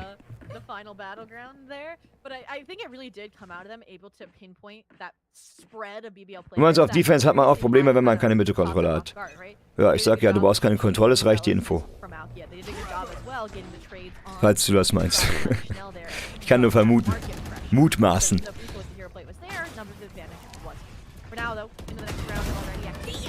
Deswegen Fade lernen, ja. Es muss nicht Fade sein, aber die ist sicherlich ein viel. Oh mein Gott. Tikusa rastet aus. Richtig schöne Plays. Wow, Lehrbuch. Und da mal. Und genau, und ich möchte aber auch sagen, dass solche Plays wie das hier nicht untergehen dürfen. Das muss auch gelobt und gewertschätzt werden. Mega geiles Play. Wirklich. 3Ks, ein heftiger Impact in der Runde. Gar keine Frage, ne? Aber es darf auch nicht untergehen, dass Supports, Informationen, smarte Plays genauso gewürdigt werden müssen, wenn sie den entsprechenden Impact haben auf den Long Run. Naja. Auch viel Wunschdenken von mir. Oh, tschüss. That stun perfectly connected. Again, Nino with that support utility just perfectly in place to set Tikusa up for another 4K. That's the second 4K that Tikusa's got from this round, and that will give them the showstopper for this next round. Again, just talking about... Ja, Kazak, das kommt drauf an. Also in der Relation ist das zu sehen, je nachdem wie viele Frags der Top-Fragger hat und ob der Duelist carried oder nicht, oder jemand anders mehr Frags hat. Es werden viele Sachen nicht bewertet, Kazak, die du als Support oder als unterstützender Charakter machst, und die bemängeln wir. Oder haben wir vorhin thematisiert zumindest. Sei es ein Molo auf der Bombe, auf dem Spike, der keinen taggt, aber trotzdem Impact hat im Afterplant, ne? Wie willst du den bewerten zum Beispiel? Den bewertet kein System, aber er hat trotzdem seinen Job gemacht. Oh! Da hat schnell aber mal antworten wollen. Das war richtig saft. Oh no! Oh mein Gott, der Showstopper wird von Menz gestoppt, indem die Guardian auf Closefight da so rausgeht. Unglaublich. Wow. You got some chip damage off in that early exchange. I mean, Wen's low. Ooh. Can they close it? Let's see how they close it out. Like does go down and BBL now falling far back here for this post plant. Ja, Crashcheck, das habe ich ja schon mehrfach bei mir im Stream erzählt, dass ich es gerne hätte, aber das wird ja an dem ganzen anderen nichts ändern. Ich meine, es wäre auch cool, aber das hat hiermit nichts zu tun. Also mit der unserer Thematik gerade von Average Combat Score. Wäre aber geil für Matchmaking, würde viel retten und besser machen.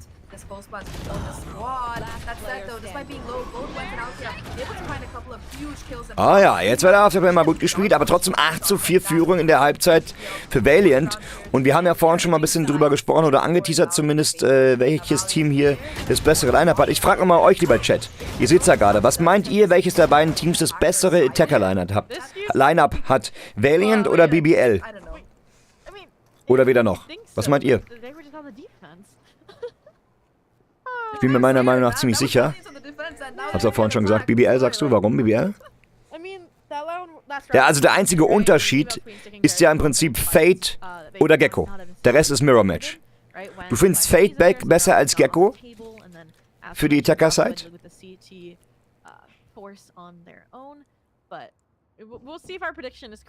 Und wenn ja, sagst du das wegen den Prowlern, die man vorschicken kann gegen die Cypher-Traps oder was? Trips. Another thing to keep an eye on, right? Wens, they were a defensive demon there on the A site for split, and if we saw Lisa stepping up, tja, genau das sind die Argumente, Lady Obita und Crashcheck. Und jetzt ist die Frage, was ist besser? Ich persönlich finde, das ist super gebalanced. Ich finde gar nicht, dass eins von beiden besser ist. Ja, auf richtig. Egal, wenn man Zeit stürmen muss. Ja, und was mit der Gecko Flash deckt die nicht auf. Der Wingman kannst du vorschicken, kann auch in den Trap reinrennen. Ne? Und dieses Ult, wie heißt der Kollege nochmal? Trash. Ne, der kann auch super viel Impact haben, wo Fate Ult nicht so einzusetzen ist, anders zu spielen, ne? So, jetzt sehen wir den Wingman und der geht nicht nur zum Planten raus, und das ist auch wichtig, er checkt damit den B-Market-Bereich aus, weiß also, dass man da nicht mehr decken muss, oder wenn dann spät, Lisa kommt in Backstab, Lisa, schöner Backstab, ganz wichtige Runde für Valiant, 9:4 Führung, top. Also, vielleicht verstehe ich dir nicht unrecht, verstehe mich nicht falsch, mein Lieber.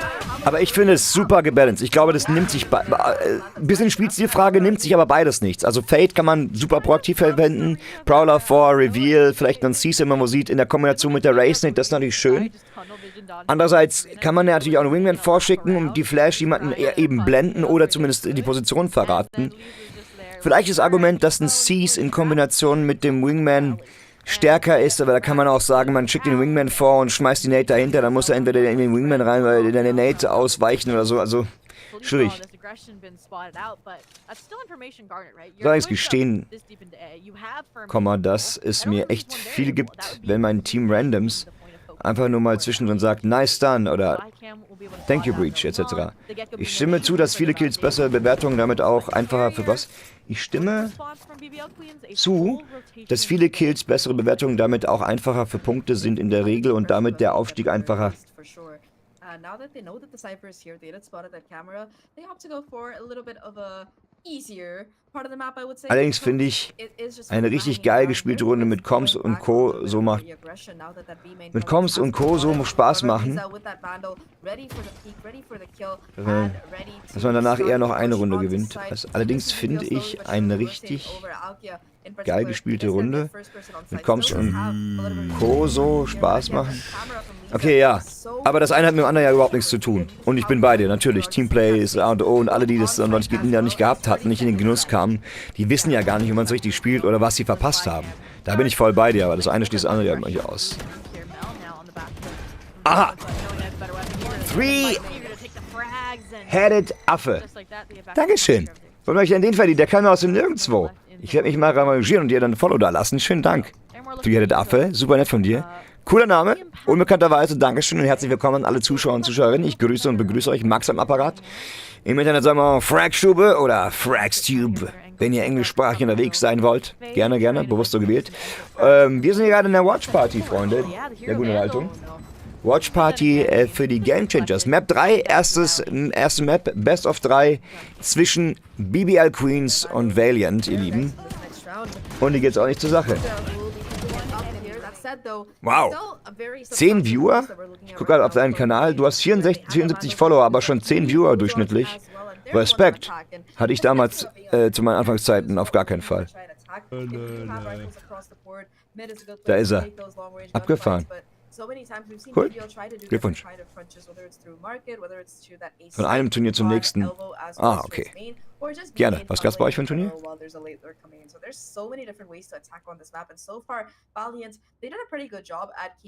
Timeout war hier Pflichtprogramm bei den BBL Queens, nachdem man die First Round nach der Halbzeit verloren hat und jetzt dann praktisch die Bonus ebenfalls ganz klassisch auch verloren hat, weil man die schwächeren Map hatte, kommt es jetzt drauf an und deswegen wird jetzt nochmal die Timeout gezogen. BBL Queens müssen sich hier nochmal beraten. Schnell muss da jetzt entsprechend irgendwie Input geben, die Ingame-Leaderin bei den BBL Queens, um das Ruder nochmal rumzureißen. Aktuell sind es 6 Runden, die sie vom Ausgleich trennen und damit, ja, die Chance hier weiterzukommen im, Achtung, noch immer Upper Bracket.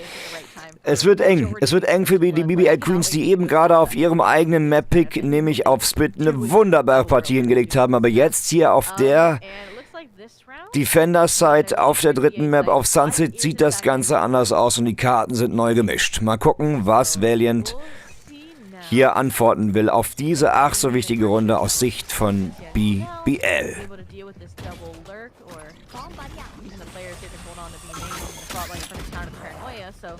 Can't find much, and that boom bot just insult to injury. There's no heals on either of these compositions, so you're out of luck in that regard.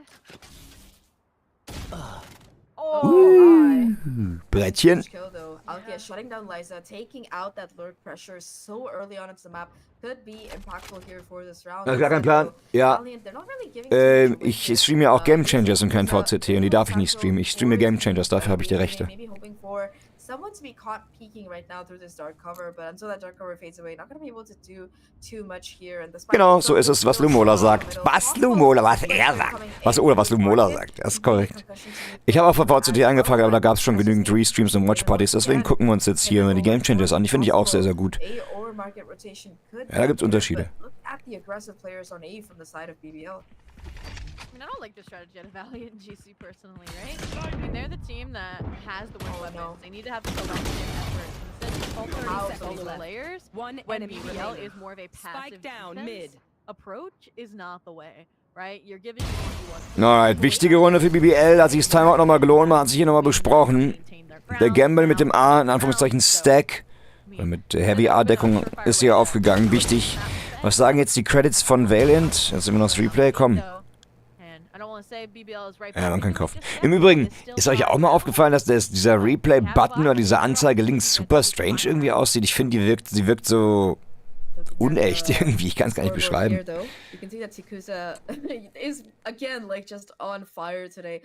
Was gab's denn bei euch für ein Turnier? Three-Headed Affe. Nochmal die Frage.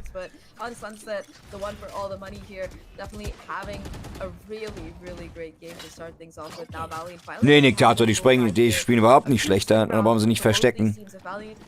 Klar, individuell und überhaupt ist immer ein Unterschied, aber ich finde es super und ich gebe auch super gern die Plattform hier an. Klar, ich bin eine kleine Wurst, No-Name, aber wenn ich die Möglichkeit habe und nur vor 5 weiteren Leuten hier die Game Changers, die Damen in Valorant und eben non-binäre Menschen da zeigen zu können, wieso nicht? Finde ich super cool.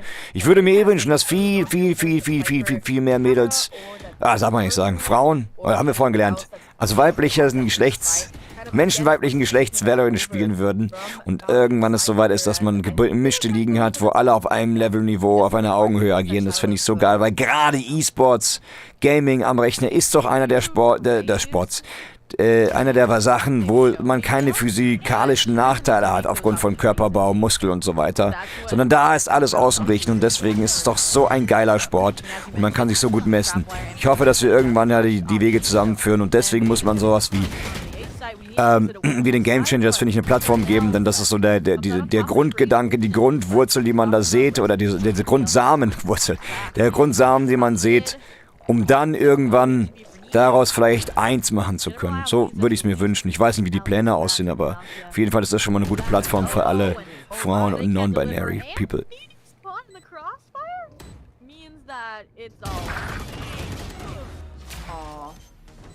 For a second, I saw the vision there in the 1v4. Serena had been able to get the lineup. They might have had a chance, but unfortunately for Valiant's BBL, Das ist schon lange gang und gäbe, ja. Stubenwurst, was? Deine Liga gestartet? In welchem Spiel? Und was heißt Liga oder wie?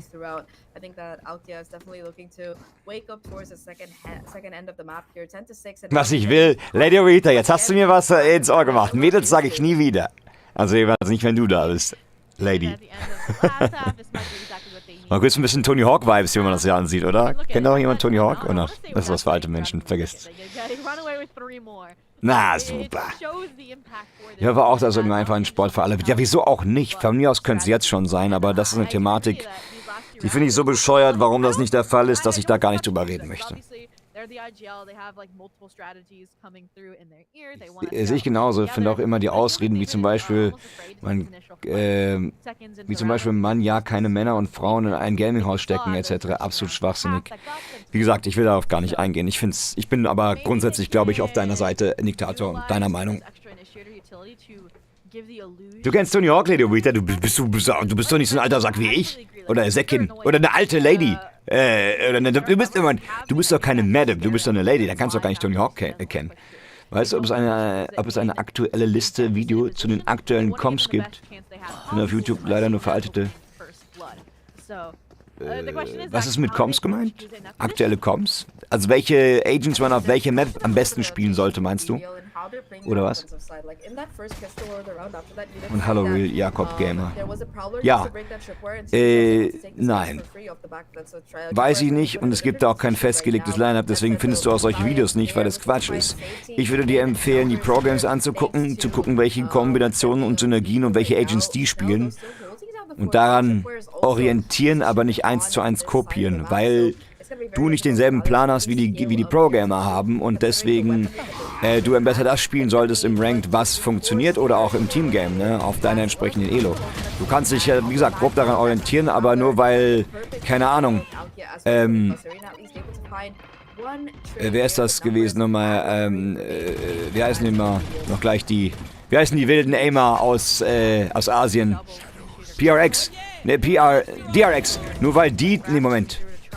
DRX oder vergesse ich gerade? Ja, ne, DRX ist richtig. Nur weil die halt durchrennen mit 4 Duelisten und alles wegschießen, heißt ja nicht, dass das auch für dich funktioniert. Weißt du, wie ich es meine?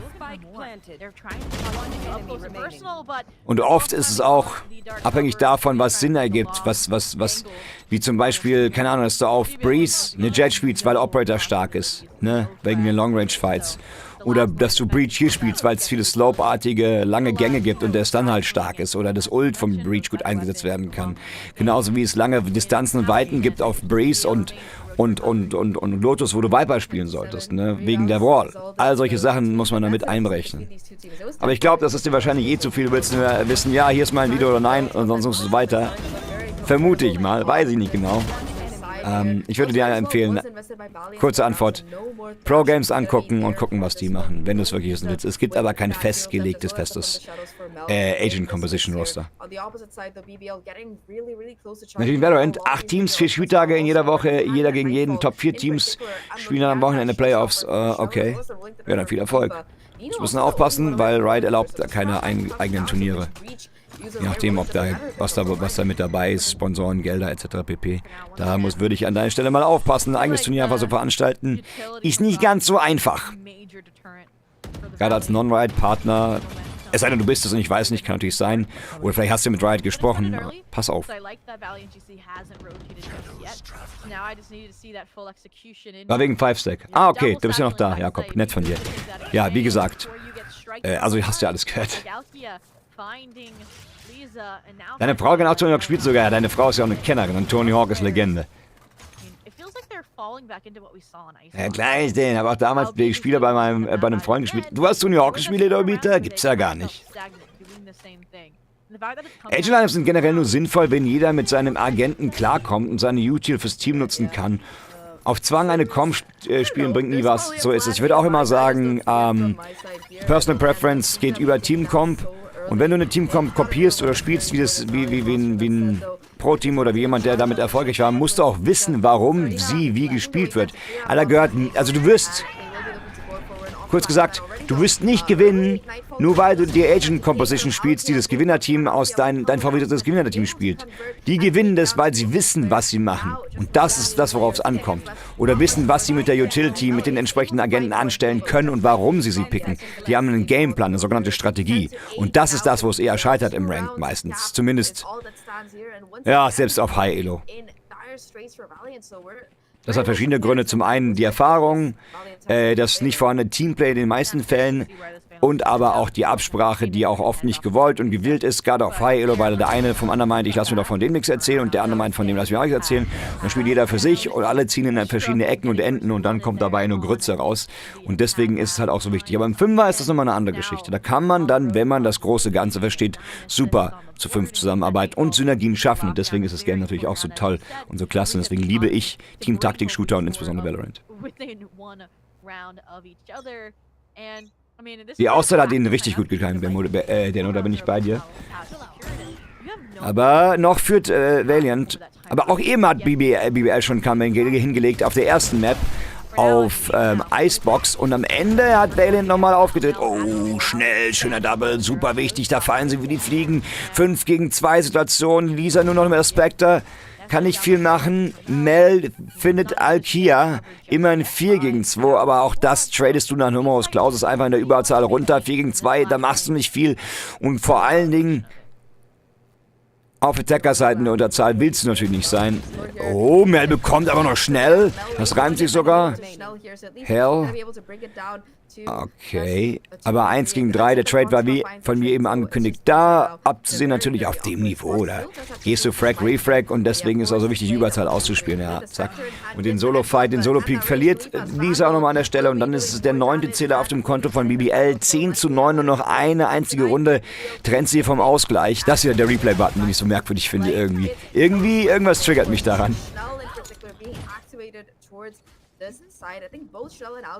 Eine reine interne Liga ohne Sponsoren oder Preise oder so. Ja, das müsste wahrscheinlich gehen. Gibt es da noch größere Turniere sonst? Ich kenne auch das Red Bull Turnier und dann so kleinere Turniere, wo einzelne Teams dazu einladen, so Off-Season. Du meinst für Valorant? Und wenn ja, dann nein. Es liegt daran, dass die ganzen offiziellen großen Turniere unter der Hand von Riot gestaltet werden und andere, ich habe es ja gerade thematisiert, andere Turnierveranstalter nicht dürfen, die haben keine Rechte daran. Genau wie bei League of Legends zum Beispiel. Und ich finde das eigentlich ganz gut, dass zentral gelagert ist, weil wir hatten das in einem anderen Shooter, den man vielleicht kennt, Team-Taktik-Shooter, da waren so viele Turnier- und Tournament-Organizer und du hast 1000 verschiedene Turniere gehabt und dann konnten die guten Teams nicht auf den entsprechenden Turnieren auf demselben spielen und dann war das irgendwie nichts mehr wert, weil dann haben die guten Teams sich überall aufgeteilt auf verschiedene Turniere und jeder gewinnt überall, aber halt die Guten spielen nicht gegen die Guten mehr irgendwann, das nimmt Überhand und das ist Quatsch. Und deswegen so einen zentralen Organizer zu haben, finde ich persönlich ganz gut. Ja, Punkt, finde ich gut. Wie viel werden es von Praktikanten? Ja, weiß ich nicht. Irgendwas ist da komisch. Da ist außerdem Pferde dafür.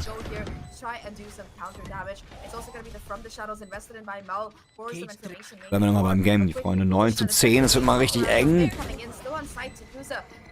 Tikusa ist richtig heiß drauf. Also sie spielt schon die ganze Zeit wirklich wild und macht hier noch den IGL, wenn ich es richtig sehe. Oh, Refrags sind da. 3 gegen 2 Situationen. Felipa und Alkia müssen ran. Die Zeit tickt gegen sie. Alkia nimmt nochmal einen raus, tappt dieses Spike an, kann faken, aber weiß, dass sie gegen 2 ran muss und bekommt da nichts. Und man jiggelt, piekt nur für die Info. Der nächste Diffuse-Tap, der berät sie dann. Und Nino zieht letzten Endes rum. 11:9 hier. Junge, Junge, Junge, Junge. Da wird sich nichts geschenkt. Also, oder, viele ja, Mädchen. Junge. Frau, nee, Mann, Frau. Ja, Mädchen. Da wird sich nichts geschenkt. Sagt man nicht, aber irgendwie, ihr wisst schon. Sorry, Lady Ovita, ich habe ja nicht Mädels, sie hat Mädchen gesagt. Wenn es wirklich so groß werden würde, will wahrscheinlich, also mein Gott, gab es nicht beim diesen Skandal, dass es da Top-Turniere gab und die wurden voll gehypt, aber beim anderen Turnier sind dann alle ausgeschieden gegen die anderen. Oh, keine Ahnung, was du meinst, Kasek, aber sowas in die Richtung, ja. Aufgrund dessen, dass es zu viele Veranstaltungen gab. Und was dann Major, was ist nicht wichtig, was ist das eigentlich Große, was zählt eigentlich noch, was ist das eigentliche Ding und so, also. Ich finde, Riot macht das schon sehr gut. Weiß nicht so genau, was ich persönlich von der Franchise League halten soll, hat Vor- und Nachteile, aber ja, aber ist schon ganz gut.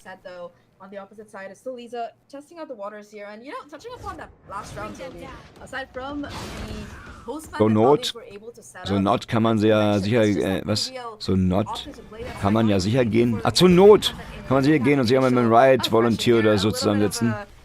Ja, mach das mal. Ich wüsste nicht, wo ich einen Riot Volunteer bekomme. Also vielleicht, ja gut. Okay. Doch, vielleicht ist es möglich, ja. Vielleicht kennst du ja auch jemanden oder so. Volunteer vor allen Dingen, das ist immer so eine Sache. Ja, Riot hat sehr viel Kontrolle über Produkt und das ist auch richtig so. Ich meine, wieso solltest du es aus der Hand geben? Hey, Elektro, mein Lieber, wie geht's? 11:9, es wird eng, Freunde. Es wird richtig zackig und knackig hier gerade. Plant geht raus. Deutlich, ja, doch, Überzahl auf jeden Fall bei BBL. 4 gegen 3 Spielerinnen. Plant ist aber wieder raus und... Oh, Tikusa hat da vielleicht ein Play. Wenn sie jetzt, guck mal auf die Minimap, Augenmerk auf die Minimap, wenn sie jetzt von hinten kommt, ne? Und die Backstep hier erfolgreich ist, dann ist das Zünglein an der Waage. Das könnte ganz, ganz wichtig sein. Wird aber gecheckt. Wird gecheckt. Alles dahin. Oder? Kann Mel zaubern. Nein, wird auch getradet. Und dann ist es nur noch Nino. Und das ist ganz eklig. Und wenn sie jetzt eine bekommt, ja, dann hätte sie gedacht, es wäre der Fuser.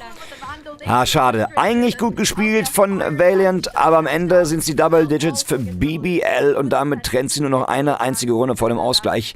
Mein lieber Schwan, es wird nochmal spannend und ich glaube, unsere Predictions waren ganz richtig zu Beginn. Wir haben gesagt, es kann die Overtime hier werden. Beide schenken sich auf der Map gar nichts. Und es sieht ganz danach aus. Holy moly. Geht gut zur Sache hier.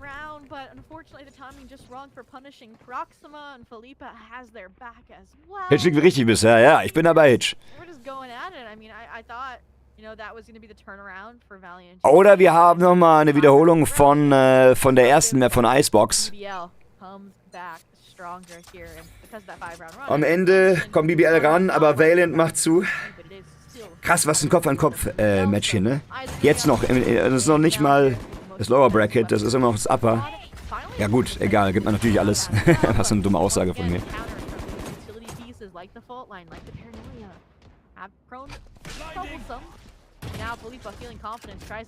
Meine Frage oft, es gibt doch so Tools, wie man so einen Treiber am PC updaten kann. Das ist, die da halt Treiber aktuell halten, kennt sich jemand aus. Oh, ich habe heute erst eins installiert. Und dann gesehen, wie teuer die Scheiße ist, dann habe ich direkt wieder gelöscht. Nee, kenne mich nicht wirklich aus. Ich fand's asozial teuer. Das kostet im Jahr irgendwie bei mir, bei dem Tool, was ich habe, 35 € und das habe ich dann wieder storniert. Nicht machen, das lohnt überhaupt nicht. Guck lieber aktiv selber nach dem Gerätemanager oder sowas. So, 11-11, Ausgleich ist da, Freunde. Davon haben wir gesprochen. Credit-technisch sind beide relativ gleich aufgestellt, wobei die BBL Queens Full Shield kaufen, und zwar alle. Und bei Valiant nur Serena ein Full Shield fährt und ihren Trash am Start hat. Mal gucken. For a retake now, Proactive is coming out of BBL. Yeah, they're just pushing towards A, but the camera wasn't working out. It's just the side being taken right now. Das stimmt nicht, Kasek. Nicht alle Geräte. Ich glaube nicht, dass ein Audiotreiber und dein Netzwerkkarten und dein Chipsatztreiber automatisch aktualisieren. Das geht vielleicht für die Grafikkarte und oder aber nur für die Grafikkarte. Vielleicht für die Soundkarte mit Glück. What is needed for BBL Queens to claim the lead and map point. But Zach, let's not get ahead of ourselves. 3v3, Spike has not been planted. 3 gegen 3, guck mal, wenn man sich hier nichts schenkt. Man weiß, es geht um die Trash ist vorgeschickt. Oh, der kommt gut vor. Ja, nee, stirbt. Anzeige. Gonna reveal that Spike is gonna be planted more towards that safe stairs angle, and you can already see that in this 3v3 here. The retake. Ja, aber das war ja nicht das Ziel jetzt gerade, Azrael. Also das war ja nicht die Frage. Das ist deine Meinung und das sind die meisten wahrscheinlich so. Aber die Frage war ja, ob es ein Tool gibt, was dauerhaft die Treiber aktuell hält. Und das ist ja wohl gewünscht. Ich sehe es aber ähnlich wie du, dass nicht durchgehend alles aktualisiert werden muss. Oh, jetzt haben wir eine Kamera. Gut gespielt. Aber Half-Defeat ist es. Gehaft, one-on-one. Serena. Oh, wichtig, wichtig, wichtig. Holy moly. Jetzt wird's mal richtig eng und heiß. BBL muss jetzt hier performen. Yo, Crazy Fab. Yo, guten Abend. Gibt's dich noch, alter Hase? Anja Bratan Brati. Moruk Olum. Dankeschön. Danke fürs volle Jahr. Sehr nett von dir. Gibt's dich noch? Wo treibst du dich rum? Was geht ab? Ein Hype in den Chat. Tschüss, Liebe. Haut mal was raus. Der Mann hat ein Jahr voll gemacht. Super nice. Vielen Dank. That is one way to put your name on the map, is to finally get your team to, I know, right? Hüsch, das wird richtig heiß jetzt, ne? Ich sag aber, dass jetzt Valiant Schluss macht. Da kommt jetzt irgendein crazy 3K von Tikusa, hat die Schnauze voll. Yalla, rein da. Schule Arbeit ist halt da aktuell, verstehe ich voll. Schön, dass du mich nicht vergessen hast. Moin, moin. Und danke nochmal. Ja, zur Info auch an dich, ne? Alle, die Geld in die Hand nehmen und Sub raushauen, da bin ich sehr, sehr dankbar. Wir haben aber mittlerweile ein neues System, das nennt sich Kofi, Ausrufzeichen K-O-F-I. Wenn man also Geld in die Hand, um mich zu supporten, dann am besten dort, da kann man auch so eine Art monatliches Abo machen oder irgendwas. Also da kann man monatlich diese 3,99 in die Hand nehmen. Da bleibt bei mir deutlich mehr hängen. Man hat dann natürlich, muss ich ehrlicherweise sagen, keine Twitch-Chat-Emotes und gegebenenfalls auch Werbung, wenn man kein Turbo hat. Sollte es aber nur im Support gehen, dann ist man da besser aufgehoben als hier auf Twitch, weil da bleibt bei mir am Ende mehr hängen als hier auf Twitch. Und für euch kostet es genau das gleiche. Das nur zur Info. Ist kein Muss, kein Pflichtprogramm, ich wollte nur mal aufmerksam machen. Sage ich jedem, der schon länger bei mir subbt und vielleicht da drüber nachdenkt. Oh, Lisa immer wieder, super Lurks, das macht sie schon seit Map Nummer 1. Damals, oder vorher noch mit der Killjoy, wichtige Lurks, da habe ich gelobt und darüber erzählt und jetzt sogar auf der Map mit dem Cypher und das sehr, sehr, sehr gut. Und das Showstopper rennt gleich aus, da muss man vorgehen und jetzt schnell sein. Geht gar nicht raus, der Showstopper, unfassbar. Freundin seit Sommerurlaub, dann aktuell Stress wegen Lernen und so. Du hast eine Freundin? Wow. Glückwunsch, oder wie sagt man da? Das ist doch eh keine Werbung, oder? Doch. Also die normale, die auf Twitch halt läuft. Und wenn der Q-Time schalte ich öfter mal manuell Werbung, wenn ich dran denken würde. Öfter, ich bin so dumm und vergesse es immer. Manchmal macht mein Mod, der anonym ist, der Timo, der denkt da dran.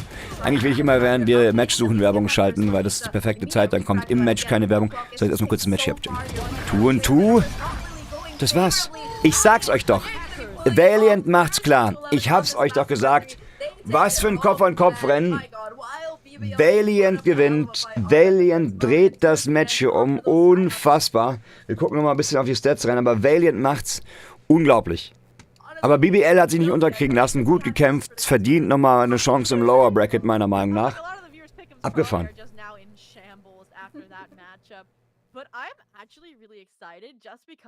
GG. Nicht ganz die Overtime-Hitch, ne? Aber es hätte genauso gut die Overtime werden können, wenn ihr mich fragt. Das war sehr, sehr even. to watch, and I hope you get to cast it, Zach, when it comes. To Molly von Trigger. Hast du mal Punkte kassiert oder warum direkt mal Molly einfordern oder was? But let's get back. We do have production telling us that Falcons Eva has promised a 2-0. 2-0. So let us see if that does come through. Oh yeah, yes. But we don't want to put BBL Queens out to pasture just yet. An amazing comeback attempt there, especially after the dominant first half. Ja, was stimmt. shown Gutes out Comeback. Of Valiant GC. So let's take a look at that scoreboard first and foremost to highlight some of the players that made this happen or possible.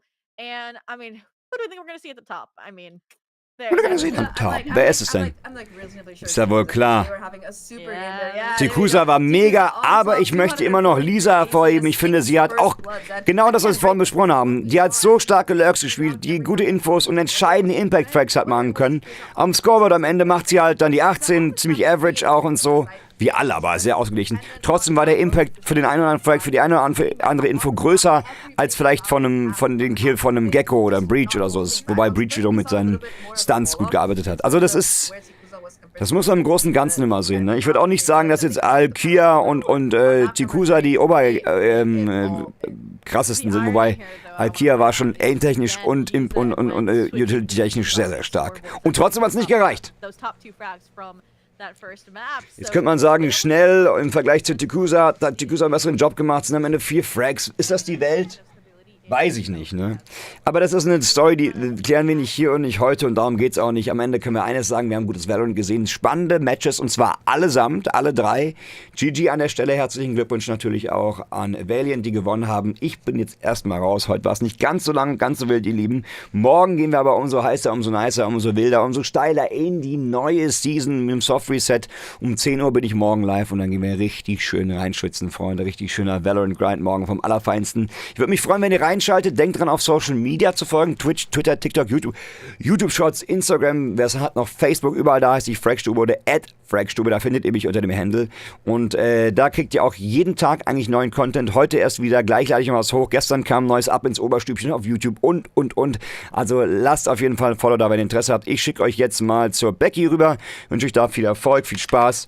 Erfolg, naja, den braucht ihr nicht, aber viel Spaß und morgen sehen wir uns, ihr Lieben, um 10. Würde mich freuen, wenn ihr reinschaltet und reinschaut. Und solltet ihr, das habe ich eben schon erwähnt, Geld in die Hand nehmen wollen, um was zu supporten, Ausrufezeichen Kofi, K-O-F-I. Da gibt es übrigens auch leckere Kaffeeköstlichkeiten. So, in dem Sinne, danke fürs Zuschauen. Good night, sleep tight. Don't let the bedbugs bite. Thanks for watching. Have a good one, guys. Ab zu Becky. Macht's gut, ihr Lieben. Adios, Switch und ciao, ciao. Gute Nacht.